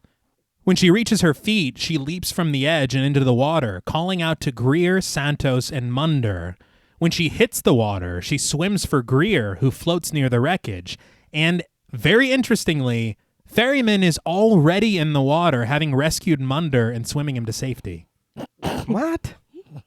I don't know, man. We didn't see any of that. And he wasn't on the Arctic Warrior. No. Oh, did he tackle Katie? But then he would still be on the Antonia Graza. Oh, yeah. I don't know what's happening. As a viewer, though, we do have confirmation that Katie is good. Yes. That she didn't want this to happen. She tried to stop before she was tackled. She tried to stop it from happening, you know? Mm-hmm. Yeah. But the Arctic Warrior burns brightly in the water as it sinks into the sea. A woman vocalizes in the score as Katie peers off the edge of the Antonia Graza, and Epps calls out in vain for Santos. We fade to black. Did anybody else think it was weird that Murphy was nowhere to be seen? Yeah, he's not a part of this at all, I don't think. Yeah. Like being the captain? Yeah. Aren't you supposed to be, like, if people are jumping in to save people, aren't you supposed to be one of those people? Yeah, he's supposed to go down with the ship, right? Yeah.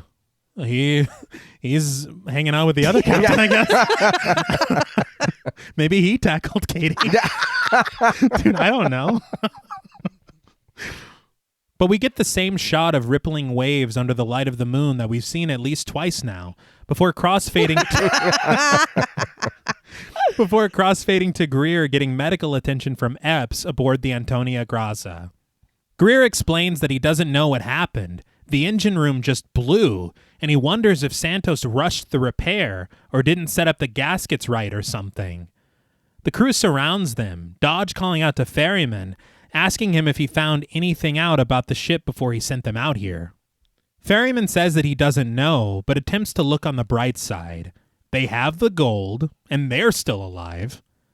Dodge urges him to tell that to Santos, calling him an asshole before Epps breaks it up. Ferryman reminds Dodge that Santos came out here under his own free will, just like everyone else. Dodge then charges for Ferryman, clutching him by his shirt, telling him that Santos is dead because of him. Literally demonstrably false, but I understand. Yeah. And I do also want to point out, Greer is saying that Santos must have messed something up or rushed this. You guys have been working on the same crew for how long? Yeah. Yeah, well, I was like, damn, you know what they say. Speak ill of the dead. This must be all Santos' fault. Oh, my God. That's true. It's very weird. Yeah. They're just throwing him under the boat. But outside, at the aft deck of the ship, Murphy sits solemnly next to a burning barrel, Epps walking over to check on him. She assures him that what happened wasn't his fault, but Murphy just walks away without a word. She's like, it was Santos' fault. We've determined. Right, we all agree. Yeah. We got to the bottom of it. You're fine. But Epps returns inside, giving a lamentable shake of her head when Munder asks how Murphy is. But Epps has come up with a new plan. As professional salvagers with a fortune on board, she suggests they do what they do best. Fix the Antonia Graza, correct her course to avoid those islands, and survive on here long enough to get picked up. Greer wonders why they're even discussing this at all, remarking that they have the materials and the manpower to build a raft to just get off this boat altogether. He reminds them of what he said earlier, that there's something seriously wrong with this boat, and he worries that the longer they stay here, the less of a chance they have to survive. Dodge is unsupportive of Greer's plan, and Munder is doubtful of what Epps has suggested. But Epps bigs him up, reminding him that he's the best spot welder that she knows, and that they can do it.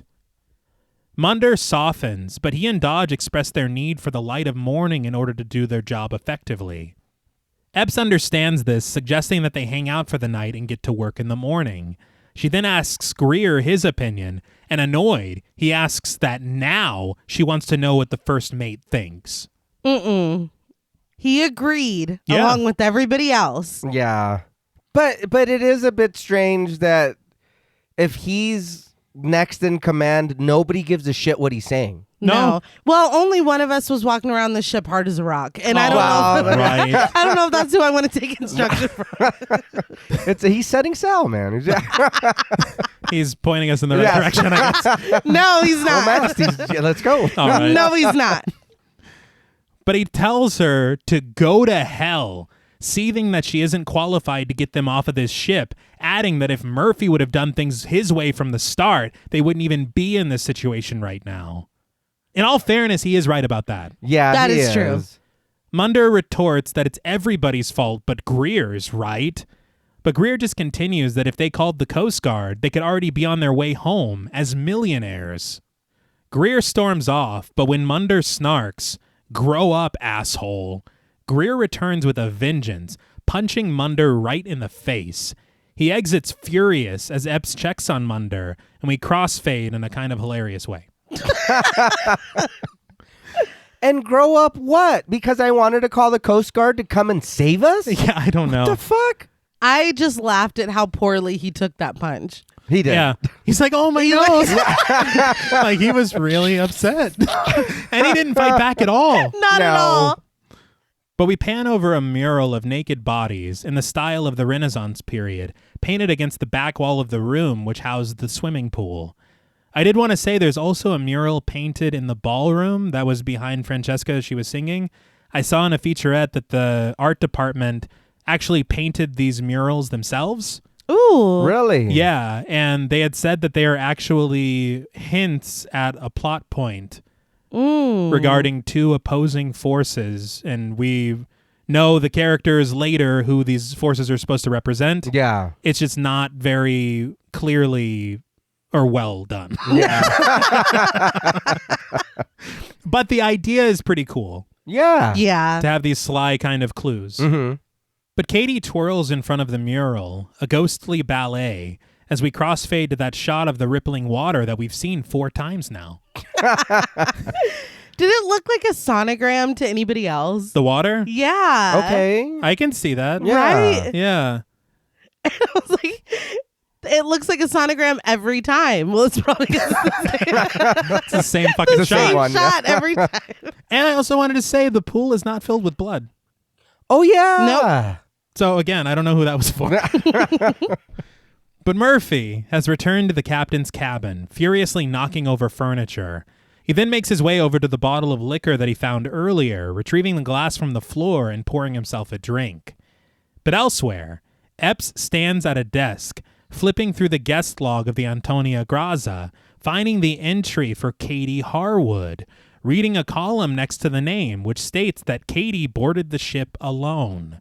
Did I miss the part where she found out that that little Nope. girl's name was Katie? Okay. Because I was like, how do you know? And honestly, if I was like, oh, it might be her, and I saw that it was one, I'd be like, oh, clearly it's not that little fucking 10-year-old child that I see running around. I thought the same thing. Mhm. I paused the movie and I was like, wait, how did you know what her name was? Yeah. Maybe if we seen her like looking for the children's logs or something, okay, maybe that. And then Solo, whatever. Oh, okay, then that might be her. Mm-hmm. But you dead ass like opened a fucking phone book and was like, Katie, right there. You were looking for Katie. Yeah. And you put your finger on the name Katie as if you knew it. Yeah, it's not Sarah Connor, man. You don't know her name. But Ferryman sits by a radio on his own, listening through the walls as Munder and Dodge's voices echo in the galley. They sit on the floor playing rock, paper, scissors to see who will have to eat a can of food on a dare. Munder loses and is given a spoon and bid bon appetit. Did you see the rat poison on the counter? No, I did not. I didn't either. Yeah, it was among like a bunch of cans and stuff. Okay. Very good. But Greer sits forlorn at the piano in the ballroom, cartoonishly drinking an old bottle of wine, speaking to a picture of his fiancée. Another pet peeve. Mm-hmm. I hate when characters are drinking out of something that's clearly empty. Yes. It drives me Yeah. crazy. And dude, putting your lips on that crusty ass bottle is wild behavior. And I'm sorry, there's no way. And we saw these bottles of wine. Yeah. They were not stored properly. This is vinegar that he's drinking. That's gross. He's gross. Yeah. But again, it just makes me think to go back. You guys have been doing this for how long? And you don't touch this old ass stuff. You would think. Don't consume it. Like, I would expect a inexperienced crew to do this. Oh, we found some stuff. Let's try it. Let's whatever. Yeah. Mhm. You guys have been doing salvage for how long? And you're just like, fuck it. It's a feast. Yeah. Yeah. And again, this kind of desperation for a drink like that doesn't make sense for Greer. No. Yeah. But he admits that he messed up and should have called it all in. Frustrated with himself, he promises that he'll make it home to his fiancée. He swears it. But somber piano plays in the score as he turns his attention to the poster of Francesca, asking, "What the hell are you looking at?" No. Yeah. Don't be rude now. No, we heard what you said. But Yeah. I would be very frustrated with myself as well. Yeah. Oh, If yeah. I knew what the right call was and I still let myself get dissuaded from it, Mm-hmm. I get it. But in the galley, Munder fearfully fills his spoon with canned beans and brings it to his mouth. But to his surprise, it tastes wonderful. He passes the spoon to Dodge, urging him to try it, and he's shocked to find that all the food they've found tastes great. That's worrisome. Yeah. It is. Bit gluttonous, isn't it? Yeah. One would think, yeah. You know? We're putting it all together Yeah. for you, For you. You're welcome. screenwriter. And also, I'm sorry, the daring and how much like they're playing and like having fun eating the shit or whatever. Their friend just died. Oh, yeah. Yeah. Like, I don't know, an hour ago or something. They're like, these beans are delicious. It's like, I was like, dude. I know that like he had got mad or whatever and punched dude, Mm-hmm. but I feel like nobody really cares that Santos died. Is it No. just me? No, it does. Like, what are you guys doing this for? Funsies? I guess. Like, Yeah. there's no. I get why we have them here and what they're here to just do and whatever, but it's very weird that, like you were saying, nobody's taking anything serious here. No. Everything is just like, oh well, what do you want to go do next? It's like, Yeah. dude, your friend died, Yeah. your ship blew up, you're stranded. They want you to fix the hole in this big ass ship that you don't want to do. And can we talk about how everybody except for Dodge and Munder are Split up. Yeah. Yeah. Yeah. Well, I'm like Epps, Murphy, Greer. Even if you take the supernatural aspect out of it, ferrymen, Mm-hmm. they've all experienced something either supernatural or finding a bunch of dead bodies. Yeah. Yeah. And Maybe we stay together. I do want to say, is Ferryman sitting in a chair similar to a chair that we saw at the beginning of the film when a lever was pulled? Huh. Huh. Did not catch that, No. but perhaps. He might be. I don't know. Because I was like, where is he? I don't Yeah. know. But Epps creeps her way down a dark corridor with a flashlight in search of Katie.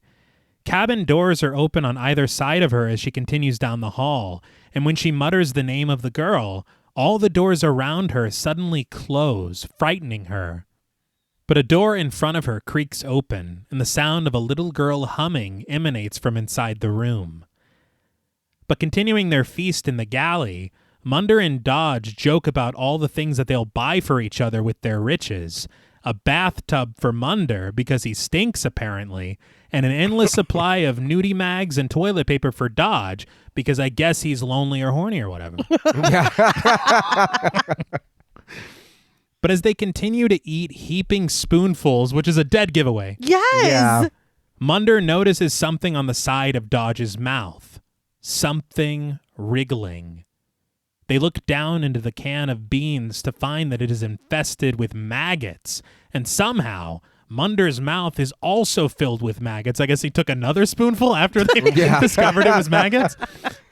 But he pushes them out cartoonishly with his tongue. What would have worked here too is you're eating maggots, Michael. That's my note. I was waiting for you to say it. That's brilliant. How do they taste? Like, what?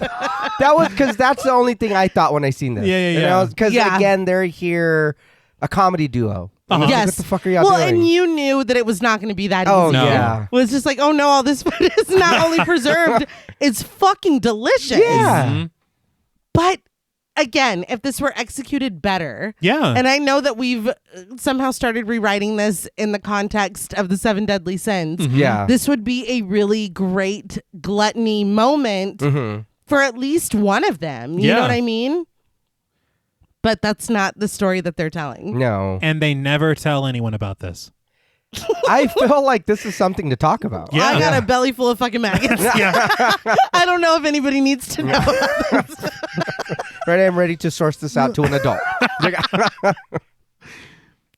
But Ebbs continues on into the room that opened for her in the hall, and as sentimental music plays in the score, she finds an array of old dolls, a suitcase propped in the center of the room with small dresses inside, and the walls of the closet lined with drawings.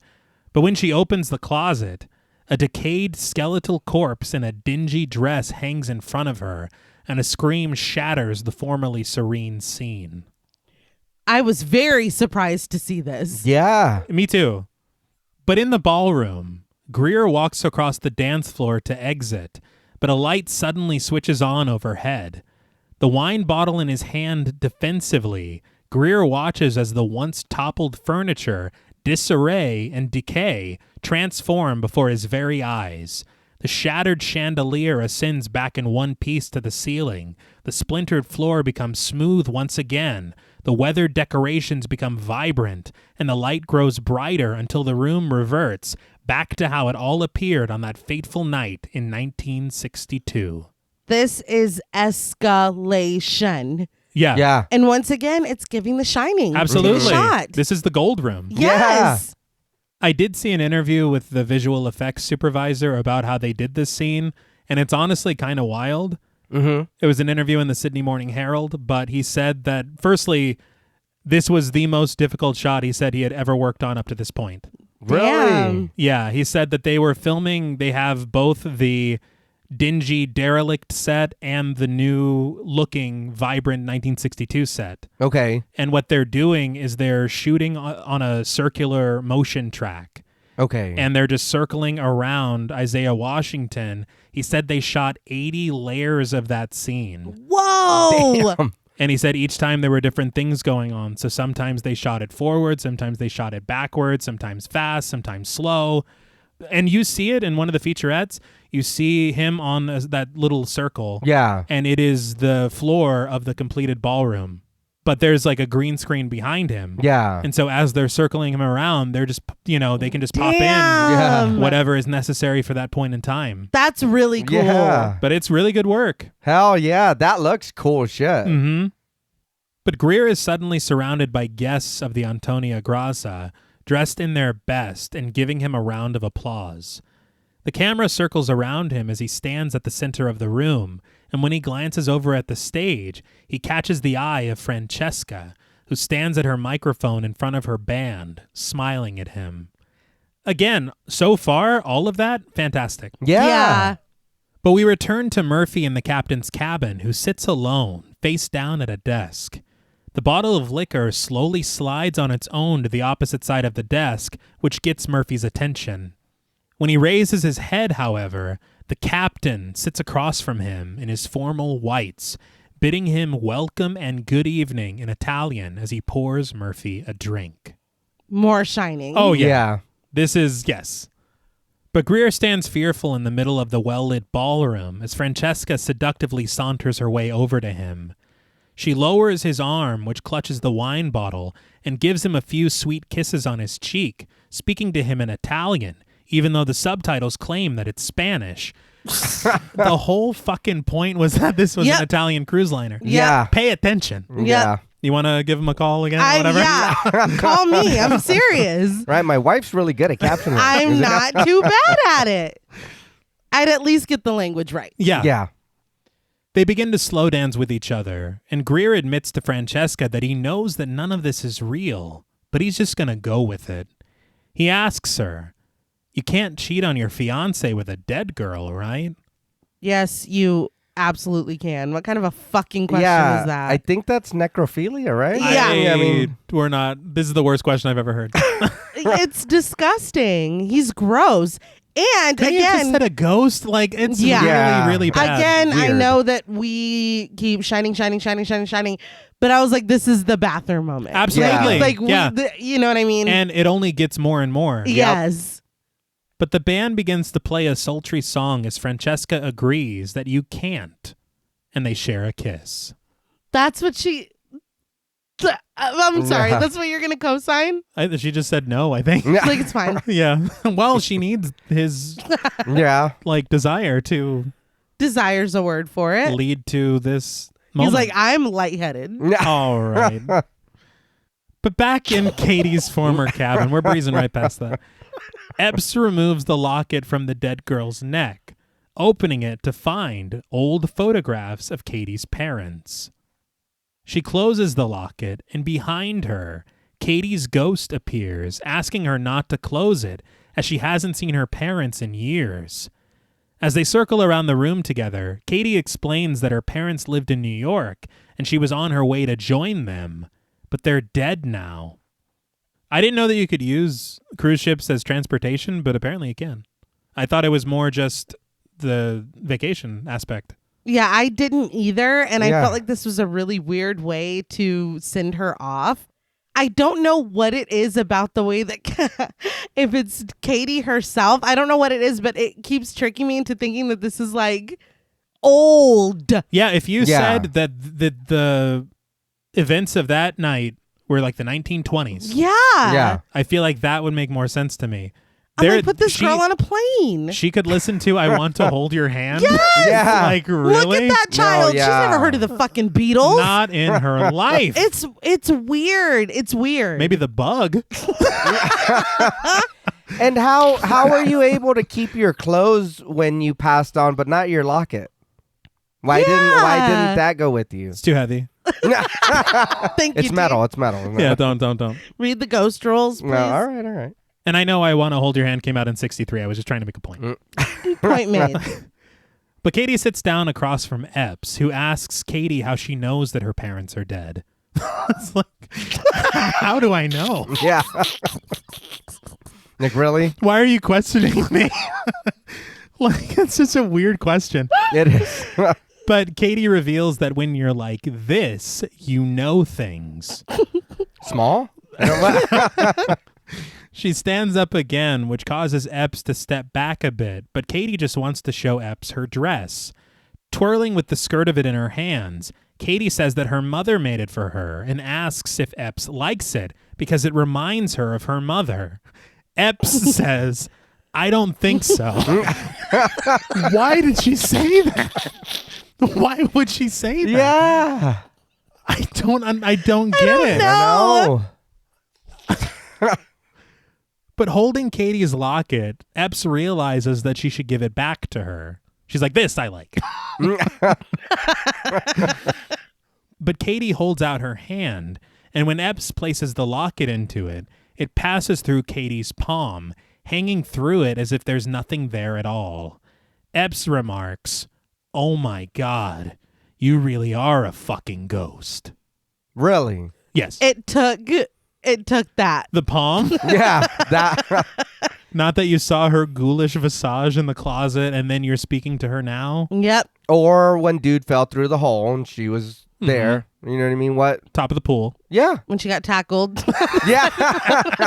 You had to have seen that shit. Only a ghost could have taken that tackle and been fine later. But in the ballroom, Greer watches as Francesca slowly ascends a staircase. When he asks her where she's going, she begins to walk away, unzipping the back of her dress. Murphy and the captain continue to share a drink in the cabin, the captain lamenting the loss of poor Santos. Overcome with guilt, Murphy bellows that Santos was his responsibility. But the captain just hands a folder over to Murphy, who opens it to find weathered photographs of a half-sunk vessel at sea. Captain's like, you think that's bad? Yeah. Murphy recognizes the ship, the Lorelei. The captain says that she was adrift and his crew rescued her. Murphy remembers the story of the Lorelei, but he says that he didn't know that the Graza was involved in it. Through photos, we see the Graza floating next to the Lorelei, as well as long, large, and familiar crates being loaded onto the deck of the Graza from the Lorelei's cargo. The pale-faced captain confirms that the gold was retrieved from the Lorelei. On May 19th, 1962, 2 days before the Antonia Graza disappeared. Murphy recalls that there were no survivors aboard the Lorelei, but the captain holds up his index finger.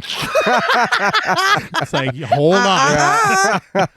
Then he hands Murphy one last photo.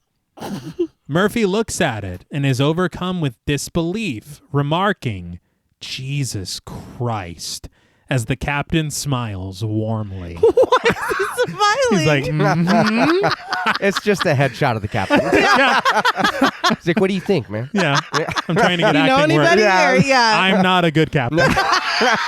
So, starting to branch out a little bit. He's trying to fluff up his resume. He's got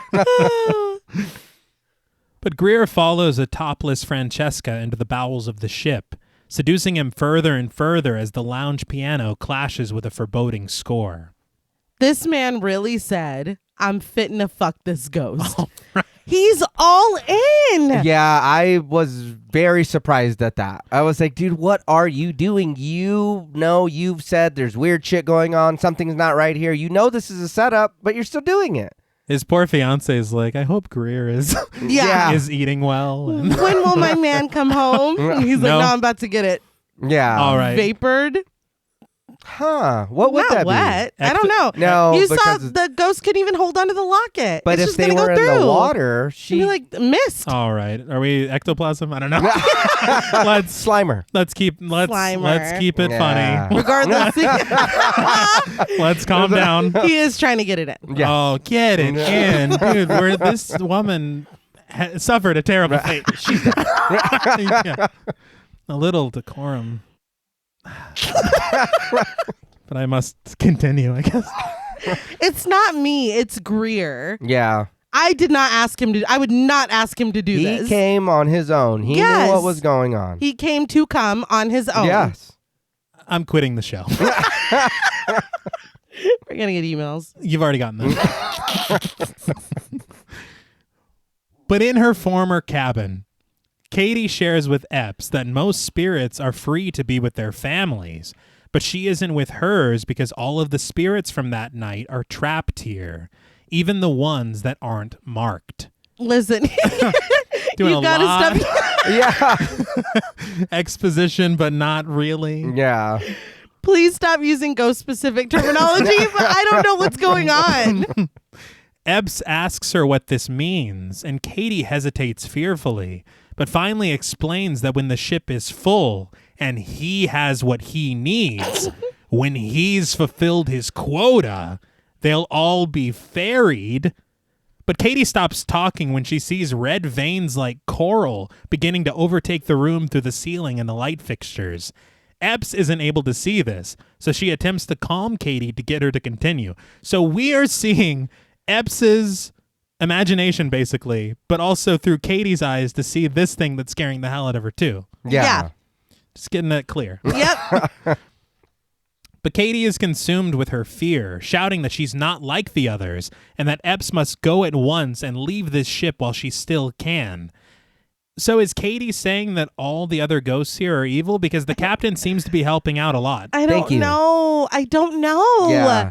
And I'm not going to lie. I would have preferred if Epps would have seen that too. Yeah. Instead of just Katie, because I get it. Katie is stuck on the ship and she's seeing whatever's going on there. But I feel like that would make me even more like, no, hey, pay attention, ghost over here. You know, what are you scared of? You're a ghost. Yeah, I'm sorry, dude. If I see a ghost is scared of something, I'm running the other way. Like, that's it. Later, Katie. Yeah. Also, though, ferried? Yeah. Interesting. Mhm. Yeah. But Epps glances around the room, attempting to find what is frightening Katie from speaking. But when her eyes finally return to the chair where Katie was sitting, she's disappeared, and her screams echo around the room. Murphy rushes to assemble his crew to leave the Antonia Graza, crossing through the room with the swimming pool and calling out to Epps. As he walks across its tiled edge, he is stopped dead in his tracks when he comes face to face with Santos. His face scarred with burns, he asks Murphy where he's going. But Murphy turns the other way, and Santos is there too. He tells Murphy that it's him, Santos. I can see. Yeah, no, I see that.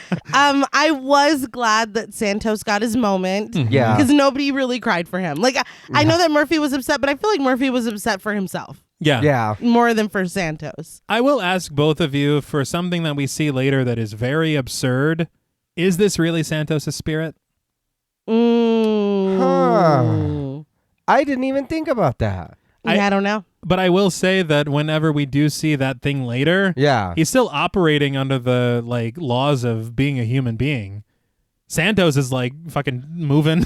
Oh, Yeah. Now I'm in Australia. Now I'm in America. He's in front of you, behind you. So I don't know. Yeah. That so is maybe true. maybe it is. Yeah. But why is he mad at Murphy? I don't know. And how's he on the ship? He didn't die on the ship, No. dude. I guess he was close enough. It's like a I don't know. quarter-mile radius around Yeah, the I ship. don't know how that works. Whoever dies around. It's our property. Yeah. Our turf. Mm-hmm. Yeah. Our surf. Nah, even better. But Santos says that it's no fun lying at the bottom of the ocean. No bright lights at the end of the tunnel. Not for him. Murphy trips over a pile of debris, landing on his back on the floor. He gets up to crawl away in the other direction, but rushes right into Santos, who sits there casually, telling Murphy that because of his plan, he's trapped on this boat forever, and he's taking Murphy along on the ride. Murphy slinks away as fast as he can. Or you can help me get you unstuck, and then we can all go home. You know what I mean? Help me out. Yeah, Instead, let's talk. Yeah. Greer, however, is having a very different experience. Watching as Francesca stands seductively in front of a door frame.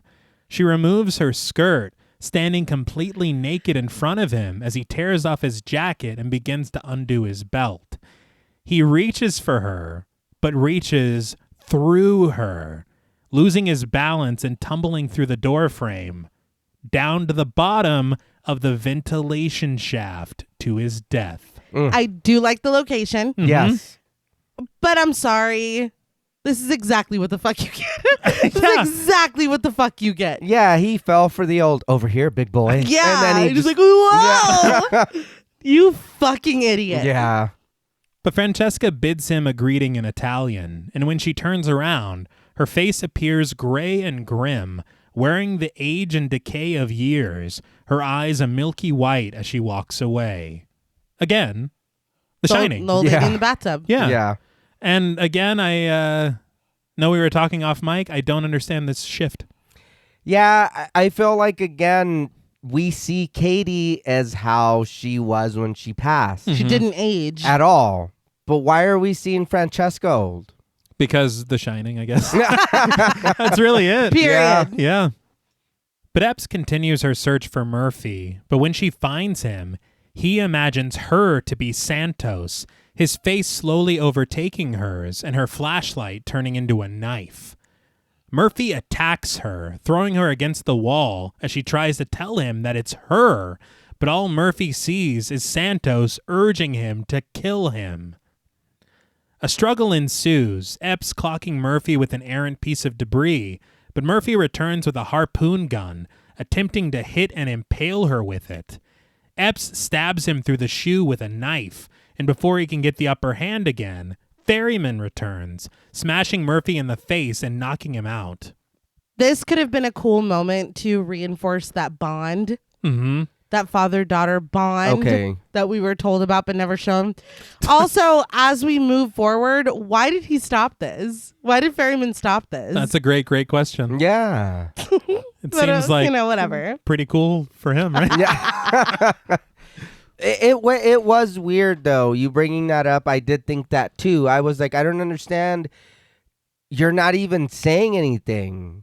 You know what I mean? You guys are just fighting, and I mean, did they put something in his drink and he's hallucinating, or? Well, he did drink that like 50-year-old He whiskey. did, Oh, yeah. that's right. I wouldn't advise that. No. You know? Oh, he's sick. Yeah. But the crew carries Murphy to an empty aquarium, tossing him into it and sealing the door overhead against Epps' protests. Seems very similar to what they did to Price in House on Haunted Hill in 1999. Yeah. My next note literally is now it's giving House on Haunted Hill 99 with the confinement. Yeah. Yeah. And I thought it was going to be something like that, which is one of my favorite parts of that movie Yeah. is when it's spinning and he's, having his hallucination moment. Yeah. But what comes from him being put in this? Oh, Yeah. I don't mean to laugh, but it's not that. I'll give a tiny spoiler alert. It is not a head basketball. I will say that. no. Not at all. We would have all preferred that. Yeah. But Dodge doesn't want to hear what Epps has to say, reminding her that Murphy just tried to kill her and suggests that they all go find Greer. This goes against something we learn later, Yeah. as far as people and motivations and connections and attractions, because you would think that if what we learn later is true, this moment would have gone very differently. Yeah. Yeah.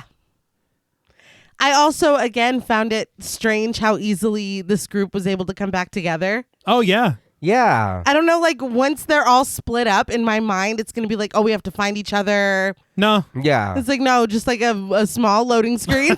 And we're back. And I do understand he was attacking her, but that's why I asked, because if Murphy and Greer are in charge and it falls to Epps now, why are they not listening to her? I get this dude was attacking them, but that's your captain. Why is nobody like, hey, chill out, Murphy, what are you doing? Or what? Like, they just throw him in there and they're like, good riddance. Yeah. What?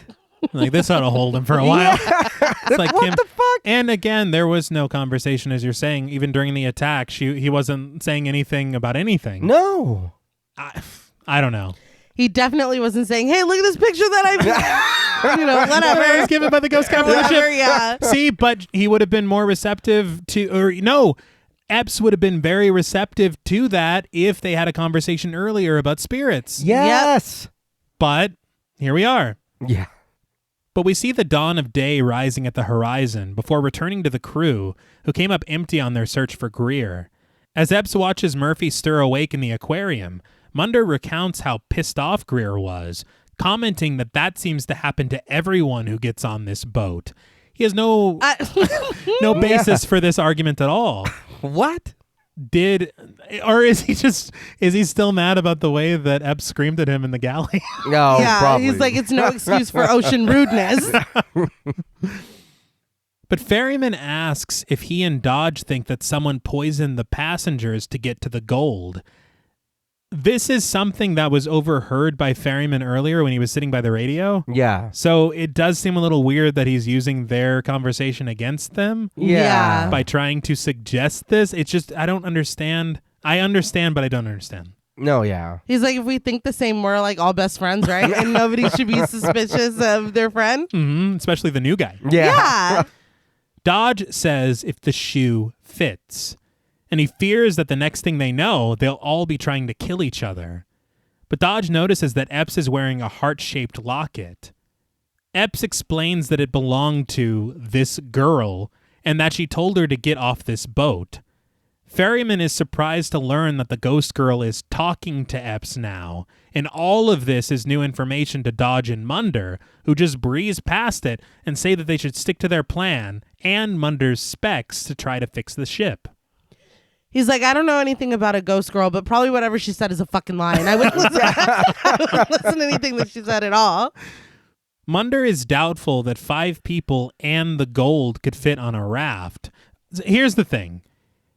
Dodge says we should follow Munder's specs and fix the ship. Yeah. That was Epps' plan. Right. But then Munder says that he doesn't think 5 people in the Gold could fit on a raft, which wasn't their plan. That was Greer's plan. Yeah, it was. So again, it's just this script is horse shit. It's a mess. It's weird.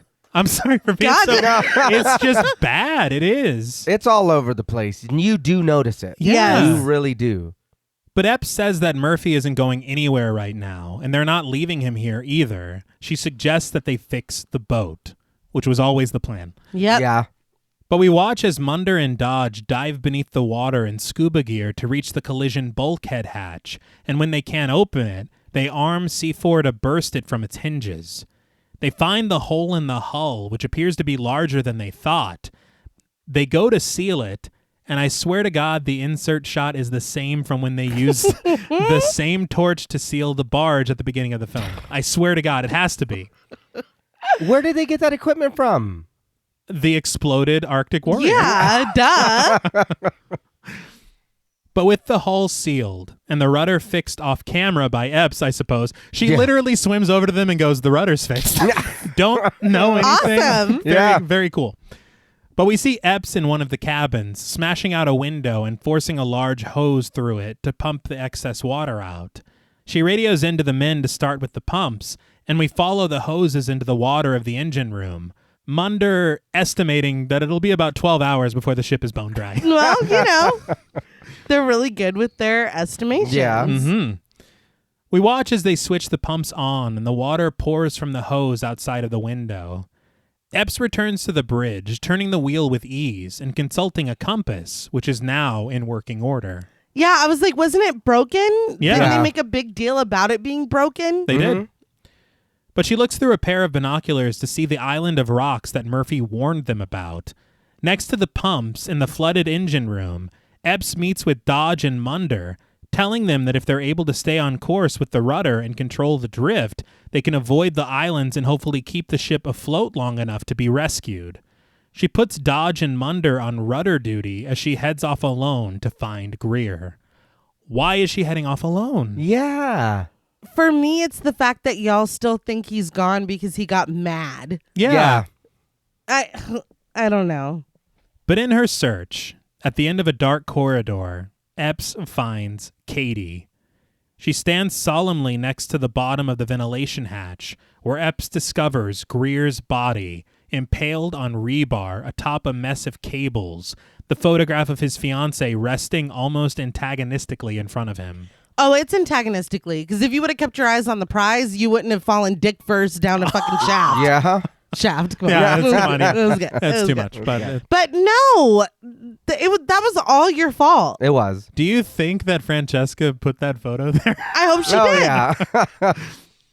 But back in the engine room, one of the pumps is suddenly clogged, and the men rock, paper, scissors for who will fix it. Munder loses again.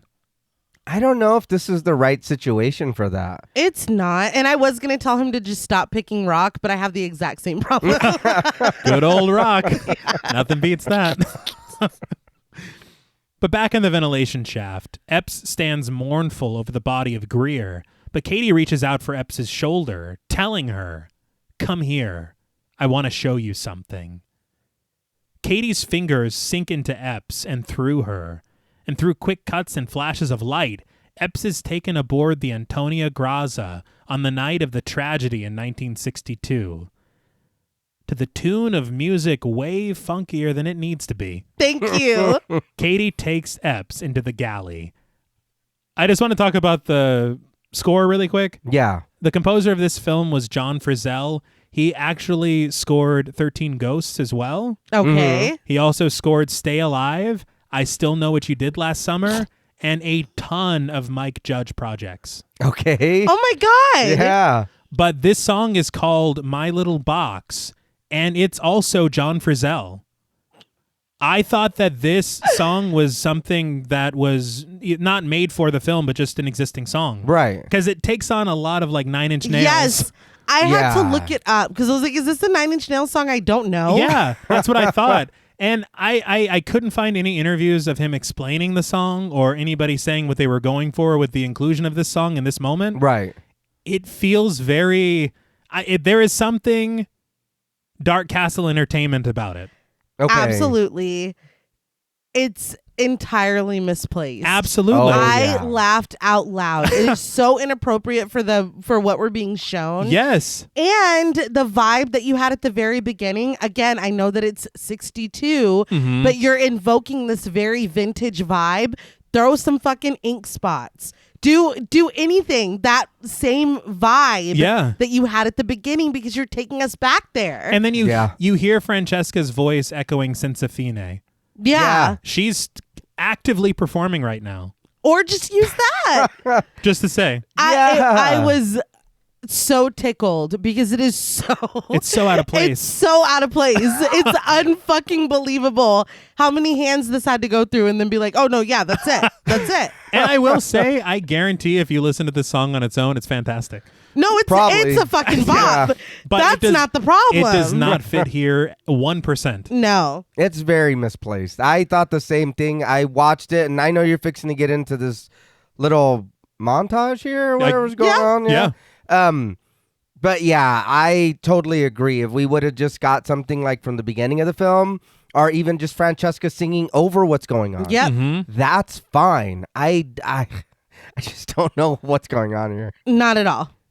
But there in the galley, Epps watches uncredited chefs mixing rat poison into a large pot of soup on the stove. This shot is intercut with other chefs laying dead on the kitchen floor, covered in blood. The night plays out as it did before, but we see guests in the halls vomiting white foam from the poisoned soup before being taken to the dance floor just outside of the ballroom. Epps watches, and Katie relives the horror of the night, the cable coming loose and carving its way through the dance floor, the guests, and the crew. When it goes taut and stops at the other end of the deck, the captain's head falls off once again, and Katie watches herself scream in terror, reacting with a hilarious grimace. It's like the Patrick Bateman face. Ooh. Yeah. Or it's like the dude walking away with the red Solo cup that's like, I laughed so hard. It's so unintentionally hilarious. It's the combination of the score, Right. Yes. her scream, the face, all of it. It's like, what am I What is even watching at this point? What do you want me to feel right now? Yeah, that's my note. Did you just cringe at yourself? Yes. She's like, oh, I was doing too much. But they watch as Katie runs frantically and fearfully through the halls, past the frenzied guests, peering into one of the rooms and watching as two uncredited crew members hold the friendly officer against his will, slicing his throat with the razor blade that Murphy found earlier. A literal bucket of guns is walked into the galley, poured out onto the countertop, and a group of men, led by the chief steward, line guests up in front of the pool, executing them like a firing squad, and we see their dead bodies floating in the murky red water, just like we saw before. Okay, so we're putting these puzzle pieces together. Mm-hmm. It was wild to me that the cable business on the dance floor was just an appetizer. Yeah. Yeah. But if you serve me that as an appetizer and we move on and the main course is a fucking bucket of guns, I'm so disappointed. Yeah. How do you go from that to this? I didn't like it at all.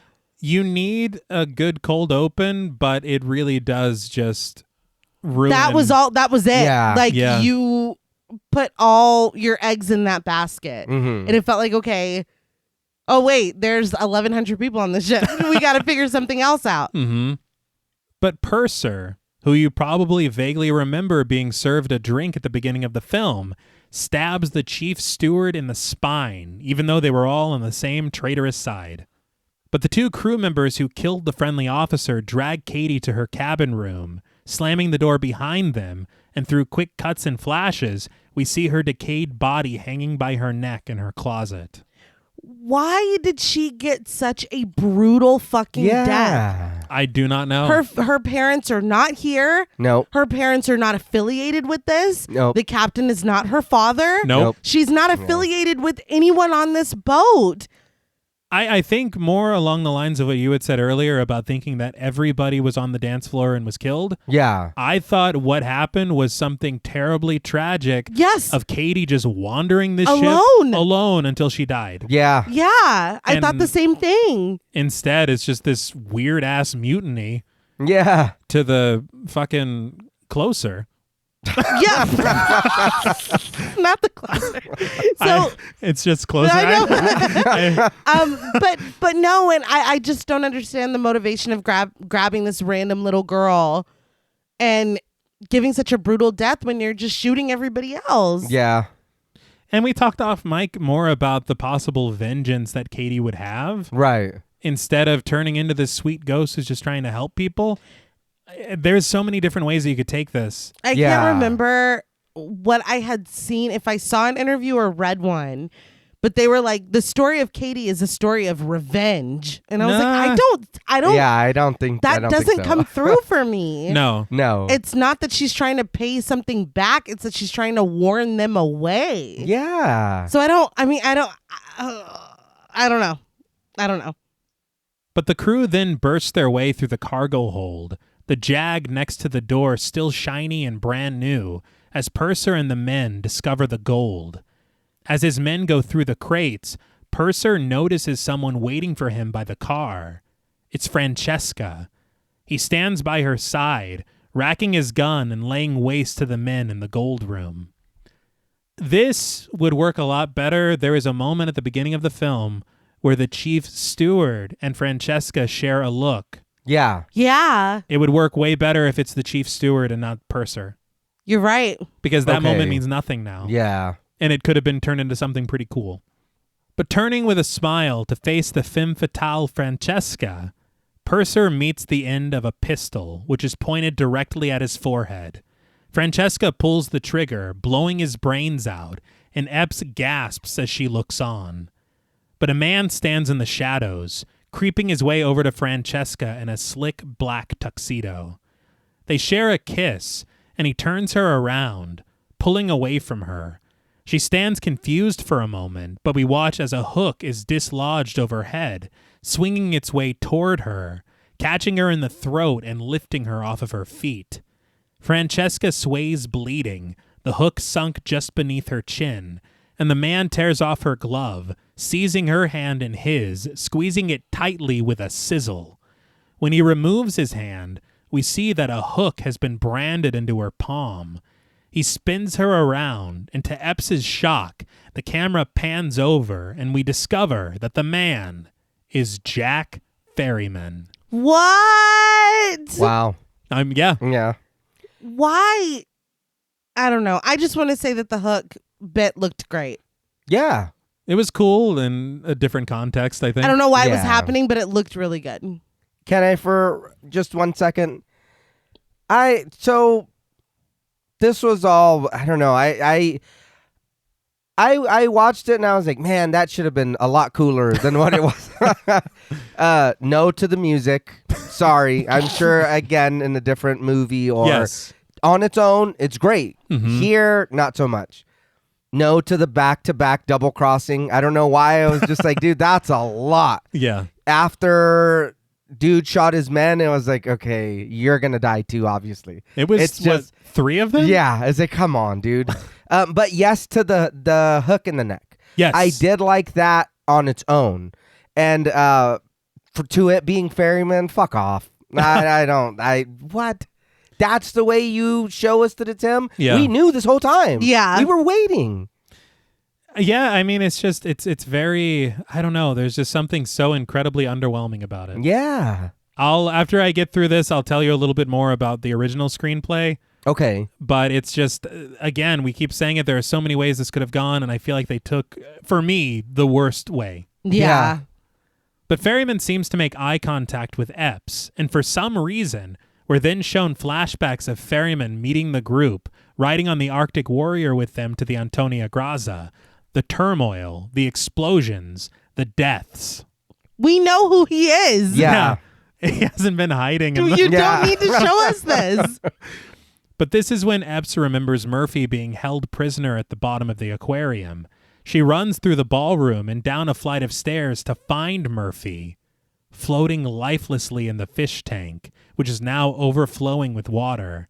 Behind the glass, Murphy drops the photo given to him by the dead captain of the Antonio Grazza, a photograph of Jack Ferryman being rescued. You had that on you the whole time. You didn't show that to anybody when you were being thrown into the fucking brig or whatever. And he fucking dies off screen. Yes. Yeah, that's kind of lame. Yeah. So again, I'm thinking like if we're thinking of things that happened off screen. Yeah. Obviously, Ferryman came here to kill him. And as he's filling the fish tank with water or whatever, is Murphy like, I know it's you. Yeah. And brandishing the photograph? Yeah. You're just so disappointed.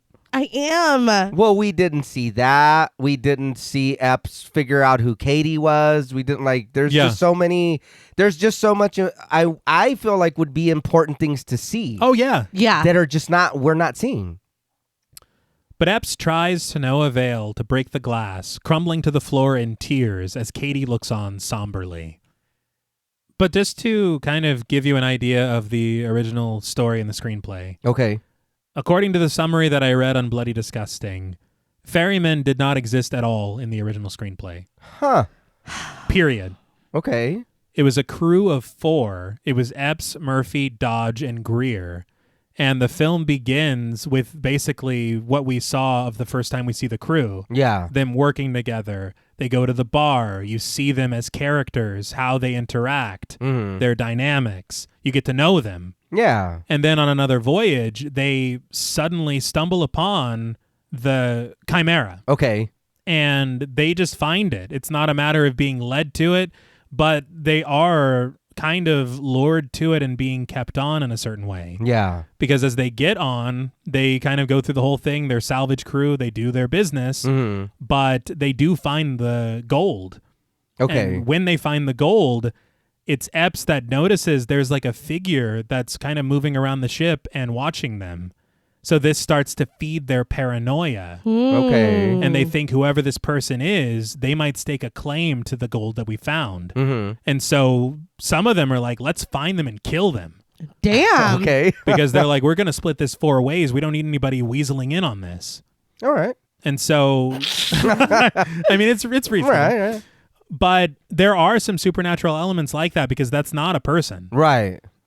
But all it does is feed their paranoia. I think it's Greer that starts to kind of hallucinate a bit. I think he has a seizure, and then he has a fight with Epps and gets thrown into that fish tank. Okay. And so Epps tells Murphy about all the things that she's seeing around the ship.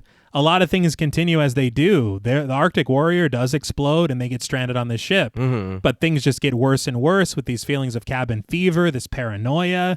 And eventually they do find Greer dead. Yeah. And then sometime later, as things continue to escalate, they find Dodge dead. Damn. And so Epps does meet Katie, and she's shown what happened to Katie and her family who were on the cruise. Huh. Makes more sense. Yeah. And it's grisly and terrible, and we won't get into it here. But it's more to just demonstrate what this ship does to people. Yeah. It makes them evil. The ship is evil. Yeah. It lures you there with this promise of gold, which is what the crew found. Then there was this mutiny, and they killed all the passengers. And then they go into the bridge and they find all these notes from the ship's log. And it turns into just stuff like standard log. And then it's like, God help us. This is, Oh, that's all this cool. stuff. Okay. And so eventually it is just Epps and Murphy left over. And it comes out, Murphy killed both Dodge and Greer. Oh, shit. He killed them because he was afraid of them killing him first. Oh my God. All right. And then it becomes this kind of a back and forth, this little battle between Epps and Murphy. Yeah. And then we go towards the end of the film with what happens, and it kind of ends on an ambiguous note. And we'll talk about that a little bit more as it goes along. Yeah. But I just feel like there are supernatural elements. Yeah. But it's more of a psychological story. Right. It sounds so much better. Yeah. It just makes more sense. Yeah. It does. And I think it just works better to have the ship be evil. Yeah. It's luring people. And Epps says nobody ever leaves with this gold. Yeah. Yeah. Because she realizes what happened. But again, I just think that is not the film that Dark Castle wanted to make. Clearly. And so Ferryman's dancing to the Fragile. Yep. Or whatever, you know? But back in the engine room, Munder swims down in his scuba gear to clear the blockage of the pump, looking around suspiciously, but continuing onward. This was so abrupt. Yeah. Yeah, and I rewound this like so many times because I thought that he saw something. Mm-hmm. There's nothing there. He's just, I don't get this part at all. Yeah, I didn't either. But Epps finds Dodge manning the rudder on the bridge. She reveals that Murphy is dead and that they have to get out of here, telling him that there's a reason the three of them are still alive and that he wants them to fix his ship. Ferryman enters the room, seemingly distraught at the discovery of Murphy's body, but Epps dummies up, pretending that they're still on the same page, asking Ferryman to stay with Dodge on the bridge. Dodge is like, but you just said... But Epps interrupts him, telling him to listen. She's going to get Munder and check to make sure that the welds are holding. She orders them both to stay on the bridge until they return. I did appreciate her not blowing up her spot as soon Yeah. as she saw him. But I was like, damn, you're going to leave Yeah. Dodge alone with this dude? And it also made me laugh because why was Ferryman crying? His eyes were like full of tears. But Epps makes eye contact with Dodge, telling him that she doesn't want the two of them out of each other's sight, and she hands Dodge a shotgun, which Ferryman obviously takes note of as he breathlessly tells Epps to be careful before she leaves. Again, though, I'm at this point, I'm like, what the fuck is Ferryman? Mm-hmm. Because this is exactly how he looked in 62. Mm-hmm. Yeah. And we learned from Katie and from Francesca that a ghost cannot be touched or interact with stuff. Mm-hmm. Right. So I'm like, is that gun even going to affect him? And I'm trying to think, have I seen him touch anything? Like, I'm the cigarette. Yeah, I'm he just like, brought what up the is jacket. he? What is he? We'll learn, kind of. Do Yeah. we? I mean, there's some last-minute discussions. Yeah. But Munder, however, is anything but careful. And we watch as he swims through the engine room and his flipper gets caught in a rotating gear. In a matter of seconds, he is pulled into the gear, crushed into a mist of blood as his body is pulverized. What the hell was that? I don't know. We needed to get rid of him. I guess. Apparently. Yeah. Epps reaches the engine room, calling out to Munder, but receives no response. The pump continues its work, but suddenly, the clear ocean water rushing through it grows a murky red, and Epps looks down into the water, discovering Munder's severed head and hands at the bottom. It looks like a mask and gloves. It's does. not It Munder. does. That has nothing to do Yeah. with Carl Urban. No. It's like, Nothing. that face and hand has been here for less than a month, I'd say. Yeah, if I had to guess. But on the bridge, Ferryman expresses relief that it's all over and they've made it. He excuses himself to go check on Epps, but Dodge reminds him that they were told to stay here. Ferryman softly suggests that he should still go, but Dodge puts a stop to it.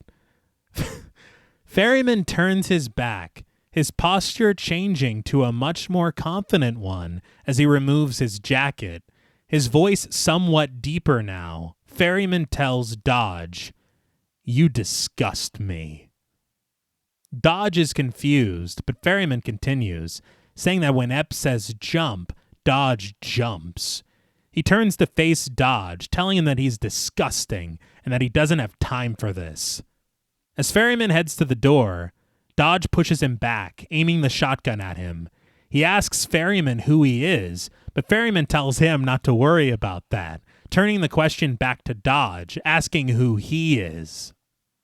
Ferryman tells Dodge that he's seen the way that he looks at Epps. He worships her, yet he's never had the balls to tell her because he's a weak, cowardly child. But he says that if Dodge kindly steps out of his way, he'll make Dodge's dream a reality. So I'm like, is this something I was supposed to be picking up on? Yeah. I am that person that will pick up on something that is not actually there in Yeah. a movie or a show. No way that got past me. I was confused as well. I was like, what do you mean we've seen the way he looks at her? They've barely been in the same room for like a few scenes. And even then, he was more with Munder than he was with anybody else. Yeah. And Ferryman was more, here's the cigarette, here's the jacket. Yeah. And are they like a couple or something? Or? Yeah. That was Ferryman. Yes. Yeah. It just doesn't make any sense. I don't know. But Dodge just raises his gun higher as Ferryman gets closer. Ferryman reminding Dodge that if he kills someone, he goes to hell. Dodge just racks the shotgun, and Ferryman acknowledges that Dodge lives for Epps, but he asks if he's willing to die for her. He lunges for Dodge, who pulls the trigger, blasting Ferryman back into a very casual death pose. Yeah. Yeah, he was hanging out. He was. But I'm like, there's no way. No. He surveys Ferryman's bloody body, walking away, not noticing the movement of Ferryman's eyes, who is still very much alive. I'm sorry. I refuse to accept what's going on here. I don't want to use the word dumb, but it's very just like, well, what? It feels, again, like we've shifted. It seems like there's like 3 or 4 films going on at the same time. Yeah, I don't understand him.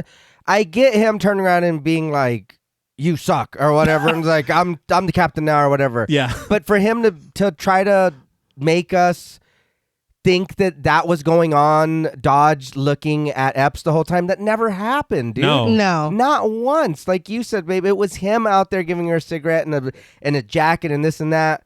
And I'm sorry, if I ask you who you are or what you are, and then you're like, you disgust me, you're getting more than one shotgun blast. And it's not going to be close to the shoulder. It's going to be in your head. We need to get off this fucking ship, and you know what's going on. And I'm sorry. I appreciate the work of Desmond Harrington, especially on Dexter. Yeah. But there is nothing about any choice made in any of these moments that feels good or authentic to me. No. Yes, I agree. I don't know if it's just this shift into, oh, I'm evil now. Yeah. Or whatever. It makes me think of Sonny with Dennis when him and Charlie were strippers, and he's like, no, I'm bad dad now. It's like, you're bad dad now. But that's how it feels. It's just like this random arbitrary shift. Yeah. Why does he have to pretend to be this now? So this is the real him that he's been hiding the whole film? Yeah. It just does not work. Yeah, I don't like it. No. But Epps, however, has been very busy, rigging the entire engine room with C4 explosives. Ferryman's blood still on his shirt, Dodge enters the engine room, telling Epps that he shot Ferryman and he's dead. Epps just continues her work, telling Dodge to not be so sure. She secures the wiring on the detonator, telling Dodge that the trip's over. She's sinking the boat. It's taken its last victim. Which again would make sense if it was the ship doing this. Yeah. Yep. Dodge says that it will kill all of them, but Epps is willing to take their chances.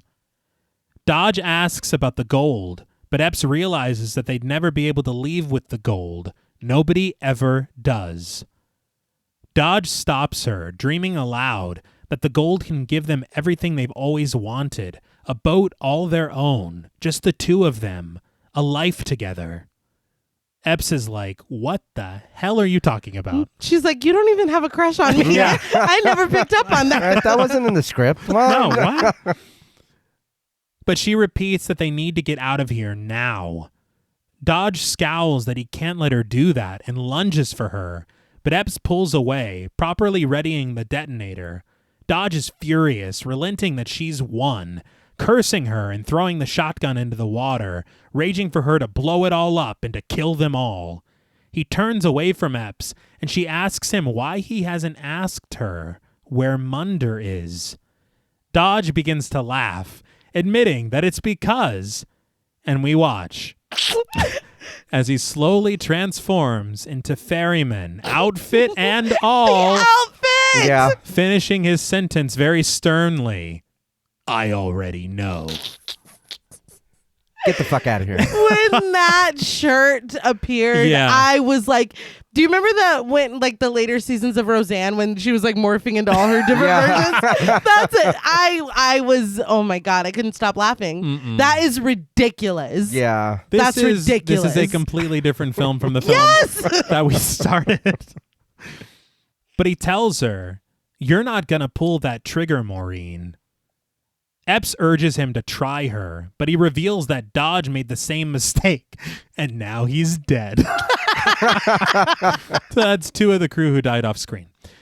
But he assumes Katie told her everything, sharing that souls without sin can't be marked, which makes them harder to control.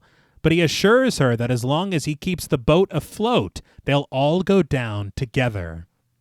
Epps pleads to know what ferryman is, and he explains. He's a salvager, just like her. She collects ships, and he collects souls. And when he fills his quota, he sends a boatload home, which will make management very happy. He reveals that this is his job, given to him after a lifetime of sin. So if he loses this ship, management won't be happy, which is not a good thing. So what he's really asking for is an exchange. This ship for her life. Epps makes a counteroffer. She wants her crew back. But Ferryman can't make this happen, as once a soul is marked, it's his. Unable to come to terms, Epps readies the detonator, telling him that it's over. But a pipe next to her suddenly dislodges, smacking her across the face and knocking her into the water below. I laughed. Of course. Yeah. That was hilarious. But Katie actually didn't get into all that about the markings. No. Yeah. You've not explained it. Well, I imagine when she saw that hook, she's like, oh, okay, all right. I guess that's, what she meant by that. I just feel like you're throwing a lot at us when there's 9 minutes left of the film. Yeah. That's all. Like, Yeah. and it's not even like a satisfying, like pull the rug out from under you and then roll credits. No. No, it's like, what the fuck are you talking about? Yeah. It feels like, hey, we didn't explain any of this, so here's some new pages I wrote this morning. Yes. Has there been another goddamn rewrite? But Ferryman jumps in after her, beating the hell out of her, telling her that all she had to do was fix the ship. He gave her an opportunity, and all she had to do was take it. He holds her underwater to drown her, but Epps finds an errant spear and harpoon, and she stabs Ferryman through the leg, rising up from the water and aiming it at him. Ferryman hops around in pain, asking what she's gonna do. Shoot him? Epps instead aims for the dropped C4 detonator, hitting a bullseye. The C4 explodes the engine room into a ball of fire as Epps dives for safety beneath the water. We watch as from above, an explosion bursts from the center of the Antonio Graza, fire overtaking all, destroying the vessel. An errant pipe swirls towards Ferryman, dissecting him into pieces as he screams. Oh, that thing fucked him up. We saw his ribcage. Yeah. We saw his ribcage. It looked funny. It did. It looked hilarious, and his reaction to being stabbed in the leg was also hilarious. Yeah. What are you? I don't know. I think it's that. So I can beat your ass like a human, and like you're gonna feel it, but then you can also move things with your mind. You can morph. You can like. but then you come back. Yeah. To my understanding, you're a demon. Right. So why does nothing should affect you? No. You should have won this game so easily. Oh Yeah. yeah. How stupid are you? He's the Yeah. worst demon. Yeah. You're terrible at your job. Yeah. But we watch underwater as well-dressed spirits swim upward, and the sky glows above them in an aurora borealis. Soft piano plays as Epps attempts to make her escape from the engine room, debris blocking her way and impeding her exit, until Katie appears, guiding her forward into the proper path outward into the ocean. Epps swims upward, surrounded by spirits who ascend with her. Katie floats above Epps as she swims past her, her spirit appearing a bright blue wisp as she smiles, disappearing. The music grows sentimental and uplifting as all the spirits glow ethereally out of the water as Epps resurfaces. The Antonia Graza capsizes, the spirits swirling around it as it sinks into the depths of the sea, and their souls ascend into the sky. This is beautiful. It is. It's just unearned. Oh, yeah. So they were all in there the whole time, and Katie was the only one with the balls to be like, hey. Everyone's like, we're still kind of recovering from what happened to us. Yeah, 40 years ago. Yeah. I love this visually. Mm-hmm. And it's like they came to life. Good for them. Yeah. I'm glad that they're free. I just feel like this isn't even a conclusion of a story that we were being told this whole time. Yeah. No. I again, it's so many things that feel like they would fit better in different films. Yeah. Because for me, I agree. This is really pretty and it looks cool.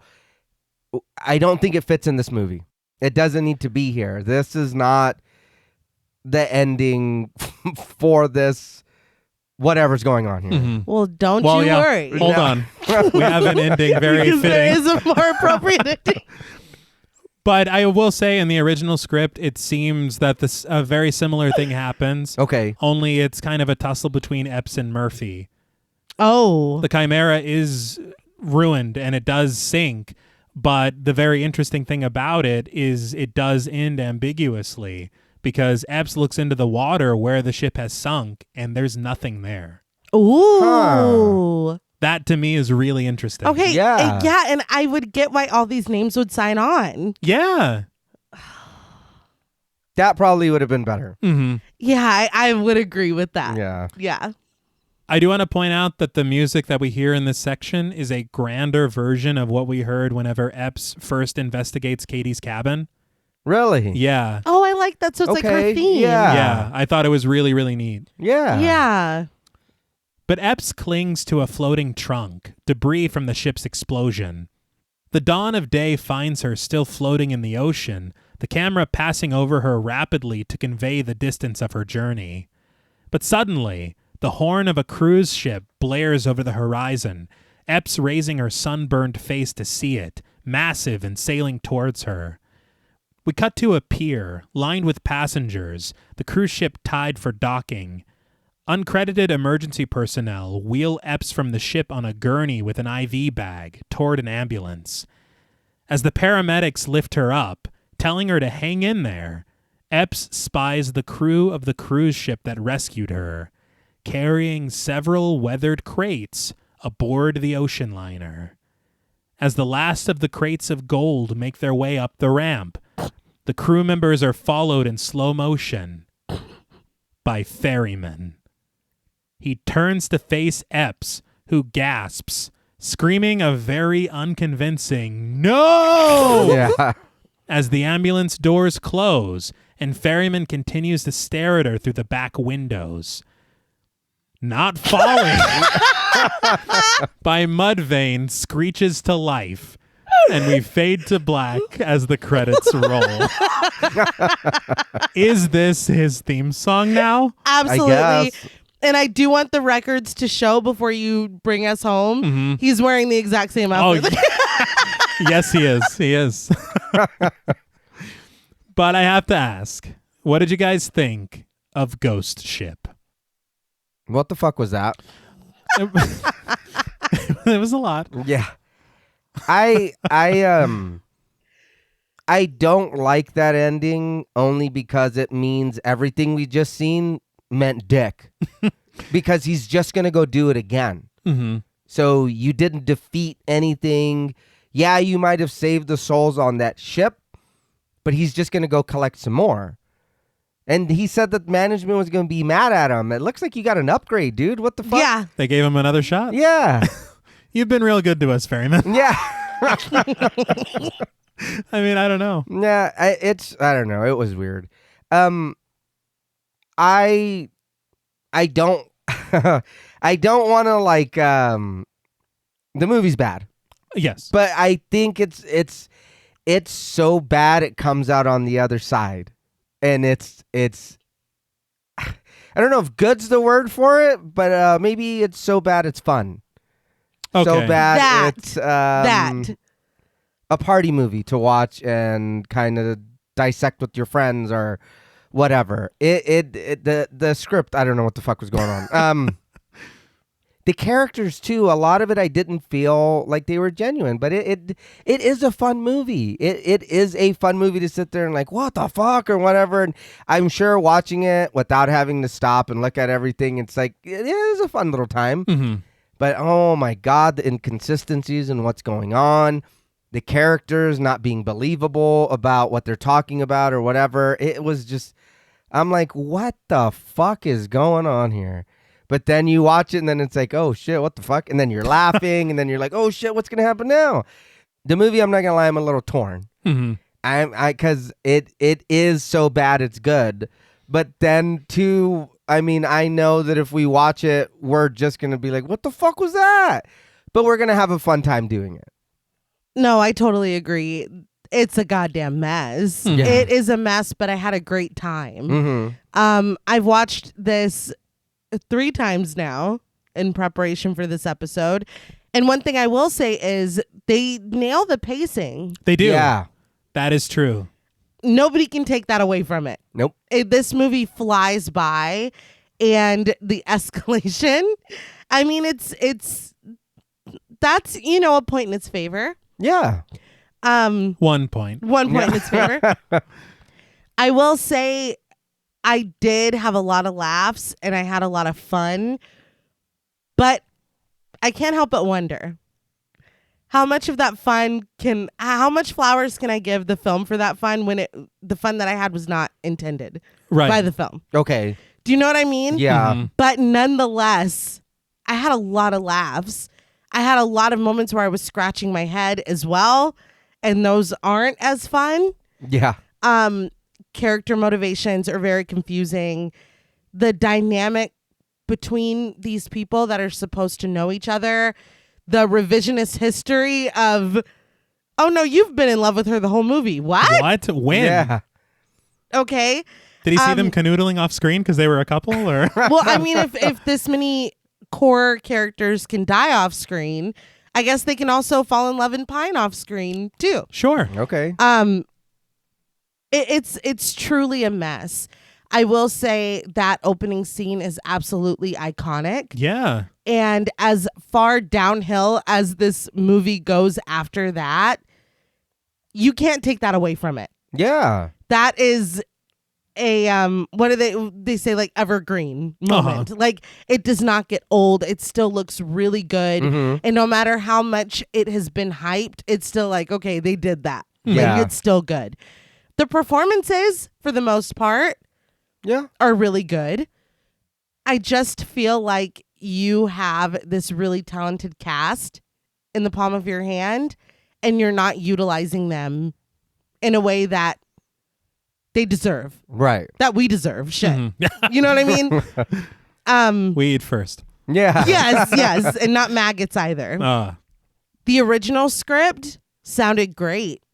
Even us pulling a 7 Deadly Sins thing out of our asses while we're just talking about it. Yeah. That I would have preferred. It would have worked better. It would have. Especially if we're going to continue with this thing with Ferryman being a demon taking these Yes. souls. Yeah. Yes. Let's have it to where they're representative of the 7 Deadly Sins. Yeah. And so was the insinuation and all of that Epps has never sinned? I mean, I don't even know what that was. I don't know. They've not explained it. They've No. not explained it. But yeah, I had a really good time. I had a lot of laughs, most of them at the film's expense. I'm laughing at you, not with you. Yeah. But I did have a really good time. I think that this absolutely does cross over to So Bad It's Good for me. At the very least, So Bad It's Fun. Yeah. But even in wrapped up in the romance and the whirlwind of that, I know that this is not a good movie. I think I've said it twice already. It's a mess. It is a mess. I think I can agree with everyone who says that it's so bad it's good. I can agree with everyone who says it's so bad it's fun. And I can definitely agree with people who say that it's so bad it's bad. It's so bad, period. Yeah. It's just, I mean, There are so many things that just simply do not work. So many things that do not make sense. Character motivations, as you said, the dynamics between the characters. Yeah. The story as a whole, it just does not make any sense. No. And for us to suddenly, this big reveal and twist of Ferryman, Right. we saw coming from a mile away. Yeah. Yet you didn't set it up. It's the weirdest twist I've ever experienced Yeah. in my life. How can I not be surprised by it? Yet I'm like, what the hell is this? Yeah. It's so weird. It's just so weird. Are you crying? This film has broke me. You could call it a mess. It's, I guess, more appropriate to call it a wreck. Yeah. All right, Hey, there you okay. go. But I will admit, I do have a lot of fun with it. Yeah. I, as well, have watched it 3 times now. Mm-hmm. And it does. You're exactly right. When you are not stopping to write a script or to take notes, Yeah. the pacing is great. It is. And this is a fun, ridiculous Friday night movie to watch. Is it good? For me? No. Yeah, no. But is it fun? And did I have a lot of fun talking about it?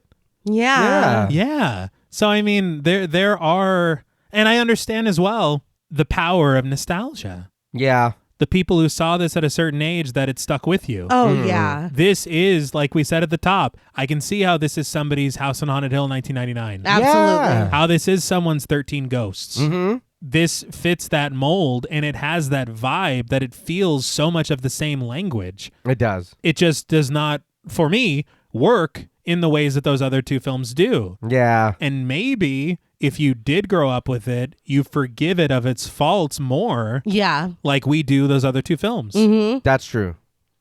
So, I mean, I guess we can just slide into ratings. Yeah. Mm-hmm. I have said a lot of negative things, including about the screenplay, which was pretty harsh. But my thing about it, one of my least favorite things when watching a film is when I can see on screen how many unconnected hands were a part of it. Yeah. Yeah. And you can feel how many different films this film is trying to be. Mm-hmm. Yeah. And it's kind of like frustrating because there are these sparks of greatness in it that if you just, and honestly, that's the difficulty. The most memorable thing about this film Yeah. is that opening sequence. Oh, yeah. That, to my knowledge, was not in the original screenplay. Yeah, that's wild. Yeah. So I would be very interested in seeing Chimera, Yeah. but I think that what they did with it, they just completely made it into its own completely different thing. I really like what we could have gotten, but that opening moment is so incredibly iconic. Yeah. And it still holds up, like you said, because there is a lot of really, really good work put into it. Mm-hmm. And for me, I think that's where most of the positives are, is this very interesting and good marriage between these practical and digital effects, Right. these incredible sets. Yeah. This production design is fantastic. You have this beautiful Italian ocean liner Mm-hmm. in 1962, and then you have this dingy, disgusting, decrepit wreckage of a ship, Yeah. and it's the same thing. Yeah. And it looks great. It does. So there's a lot of great work. I love the score. Yeah. Mhm. And the cast that they assembled is really good. Yeah. But they just gave them kind of, fuck all to do. Yeah. And it's really upsetting when you've assembled a cast like this. Dude, Juliana Margulies, Carl Urban, Gabriel Byrne. Yes. Yeah. And this is what you got going on? Mm-hmm. But it is fun. Yeah. I guess. I guess. I mean, I do have fun with it. And I can't say that I won't watch this again. Right. That part too, because I know I will. Yeah. Yeah. It's just, as far as for me and what I look for in a film, this is not it. Yeah. But I can understand how this could be exactly what someone is looking for, especially if you grew up with it. Right. Mhm. But for me, in all honesty, out of 10 spectral sightings on the high seas, I am going to give Ghost Ship 4.5 spectral sightings on the high seas out of 10. there are just way too many unforgivable issues with it for me to rate it any higher than that. Right. Because a 5 is kind of like a run-of-the-mill whatever to me. I feel like there are parts of this that are actively bad. But there are those moments that are brilliant. Yes. Oh, yeah. And you're like, why couldn't this have been all of this? Yeah. Okay. But I will now open the floor to you.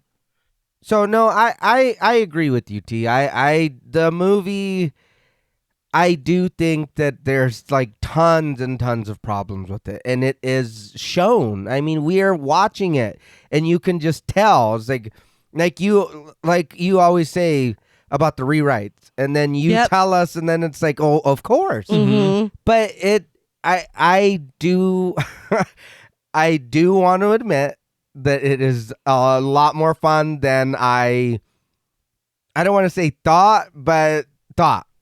Yeah. Because I remember, I know I've seen this before, maybe, because I know I've seen the beginning and after that. I know I have.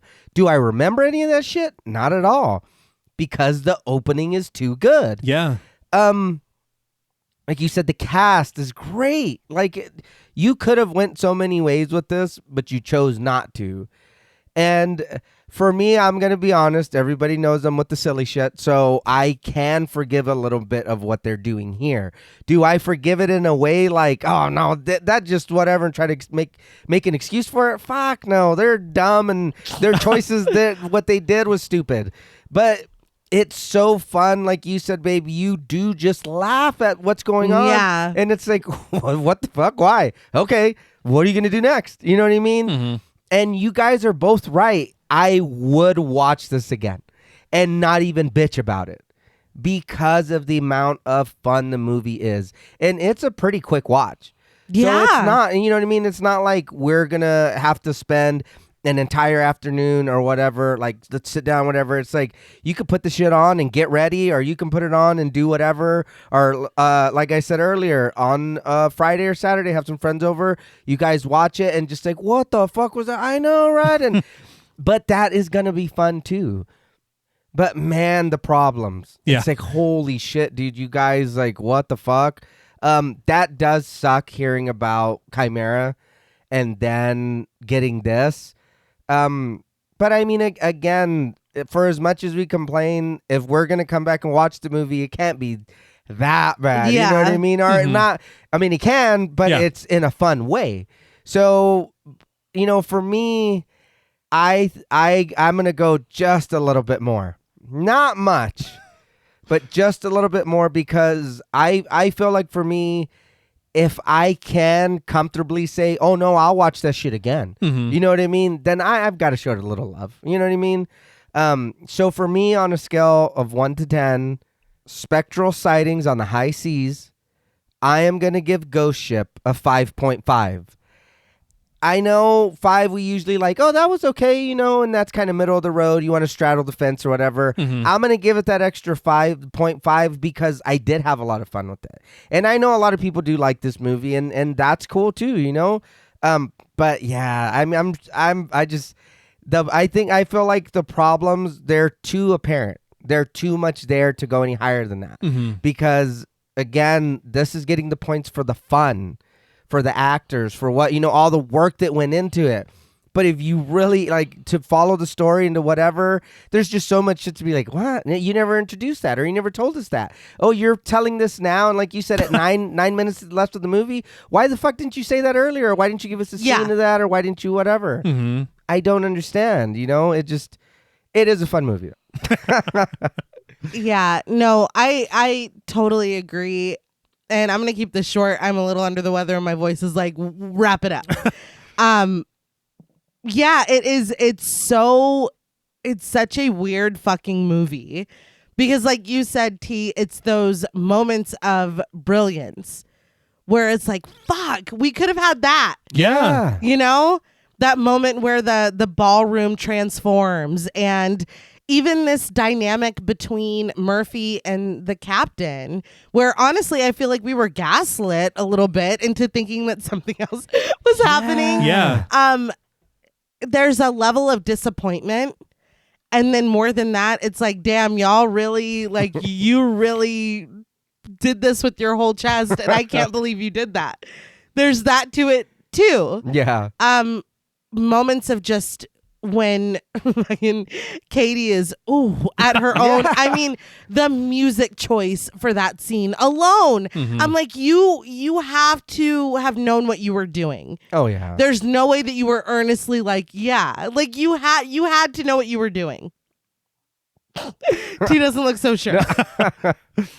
I'm not saying that all of the missteps weren't intentional. Obviously not. But I got a lot of enjoyment out of a lot of the mistakes that were made with this film. It is, I will say to me, not good. It is not a good movie. No. But would I still recommend for somebody to watch it because it is so fucking ridiculous and it has an undeniably iconic cold open? Yeah, I would.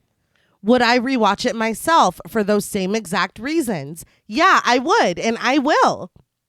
But I can also admit that it is a fucking, like T said off mic earlier, it's a shipwreck. Yeah. It truly, truly is. It is an absolute mess.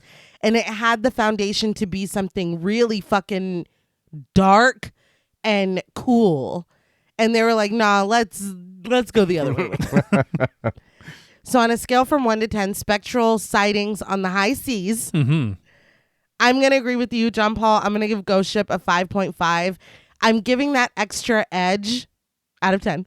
I'm giving that extra edge for that opening, for the moments that really, really work, and for the moments that absolutely do not work that I had a really good laugh at. And just the fact that I had a lot of fun talking about it with you guys because, Jesus Christ. Still, though. A mess. Absolutely. A mess. Yeah. Well, that's all from us at Pod Mortem. What would you rate Ghost Ship, and what should we watch next? Let us know on Twitter at the Pod Mortem. Don't forget to follow us on Instagram and like our Stairhole Productions page on Facebook. Be sure to follow each of us on Twitter at TravisMWH, at Blood and Smoke, and at RealStreeter84. Thanks again to Original Cinematic for sponsoring this week's episode.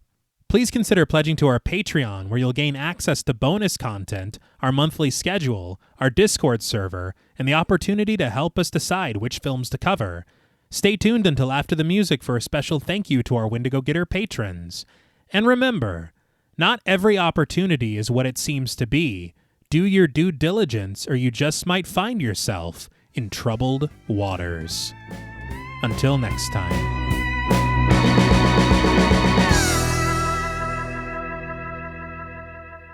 Thank you for staying tuned. We want to give a very special thank you to all of our Wendigo Getter patrons. Woo, yeah. Very good. A special thank you to Chris Ontiveros, Kristen Lofton, Megan Martinez, Kimberly Bass, Sophie Hodson, Anthony Jerome M., Jordan Nash, Kent Morton, Lala Thomas, Travis Anissa Hunter, Miguel Myers ATX, Jennifer Perez, Allison O'Neill, Carissa, TJ and Angie Bronson, Gabrielle Trevino, Spooky Mom, Applin Ontiveros, Karima Rhodes, Antonio Huerta, Kimberly Kleindienst, Will Brown, Sydney Smith, Osvaldo Soto, Bobby Holmes, Donna Eason, JD Rezak, Molly Gerhard, Armand Spasto, Aaron Aguirre, Eggy, William Barry, Brittany Seaman, Charity Oxner, Amanda Six, Mandy Rainwater, Jordan Roberts, Dylan, Jordan Blevins, Liz Heath, Spencer Montavo, Pancake the Panda, John Ramos, Michael Newting, Alexis Roberts, Dan Laveau, Itzy M, Gary Horton, Leisha Olivier, Kate Lamp, Carlos and Sydney, Jessica Hunter, Helena Rudder, Alan Johnston, Mariah, Livy Fun, Scott Troutman-Wise, Towton Watson, Mozzie Bear, Brittany G, Dave Burke, Adrian Stakes, Daniel McGinnis, Nick Spill, Emma Hagel-Kissinger, Valerie G, Emiliana, Brian Glass, CB, Taylor Santana, Will Lewison, Angelique, Smelly Poo Poo Head, Beth Bauer, Cookie, Esperanza J, Jason Kyle OKC, Danielle Peralta, Brandon, Sawyer Reese Farr, Dr. Diva Loves Horror, Girl That's Scary, Cassandra, Andrea Simmons, Ashley Higuera, William and Xxena Rush, Ryan Brom, Megan Ochoa, Laura Lassiter, Eileen O, Marissa E, Sydney, Henry F, Megan M, Strangely Sarah, Christy Beck, Nancy and Andy, Amanda Lopez, Andy Terrell, Jason Hanavan, Katie K, Erica Morin,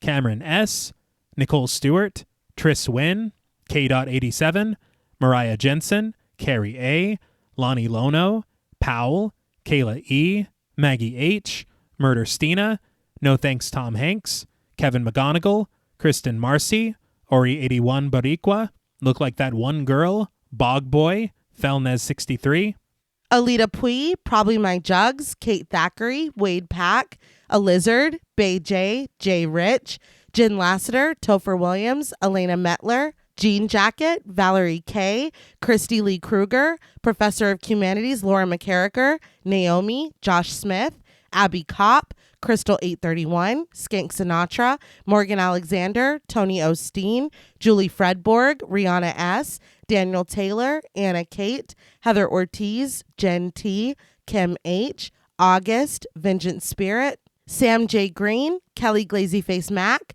Jenny May, Zoe Marie, Glittery Fab, Malik Caselli Armstrong, Scarly D, Toya Shea, Katie, Martin Shaw, Star, Tyler J, Daniel Dickerson, Jordan Gaddis, Cam Davies, Tanya Selvog, Patrick Hoagland, Raven, King Roger, D, Wesley Tart, Kristen Jackson, Jacob Nordberg, Spencer, Samantha, Damian Grant, Half Price Horror, Clemmy, Nisi Nay, Erica, Jason X Rules, Karen Burrows, 203 Duncan, Aaron Norman, Stephen Rogers, Victoria Smith, and Corey Gillen. Thank you all so much. Yes, thank you, thank you, thank you. Thank you all. We love and appreciate each and every one of you, and we hope you know that you keep us afloat. Aw, Hey. it's true. Yeah. Like a boat. Yeah. Not the not No, this one. no. No ghost ship. No, we actually make sense. Yeah. Sometimes. Until next time.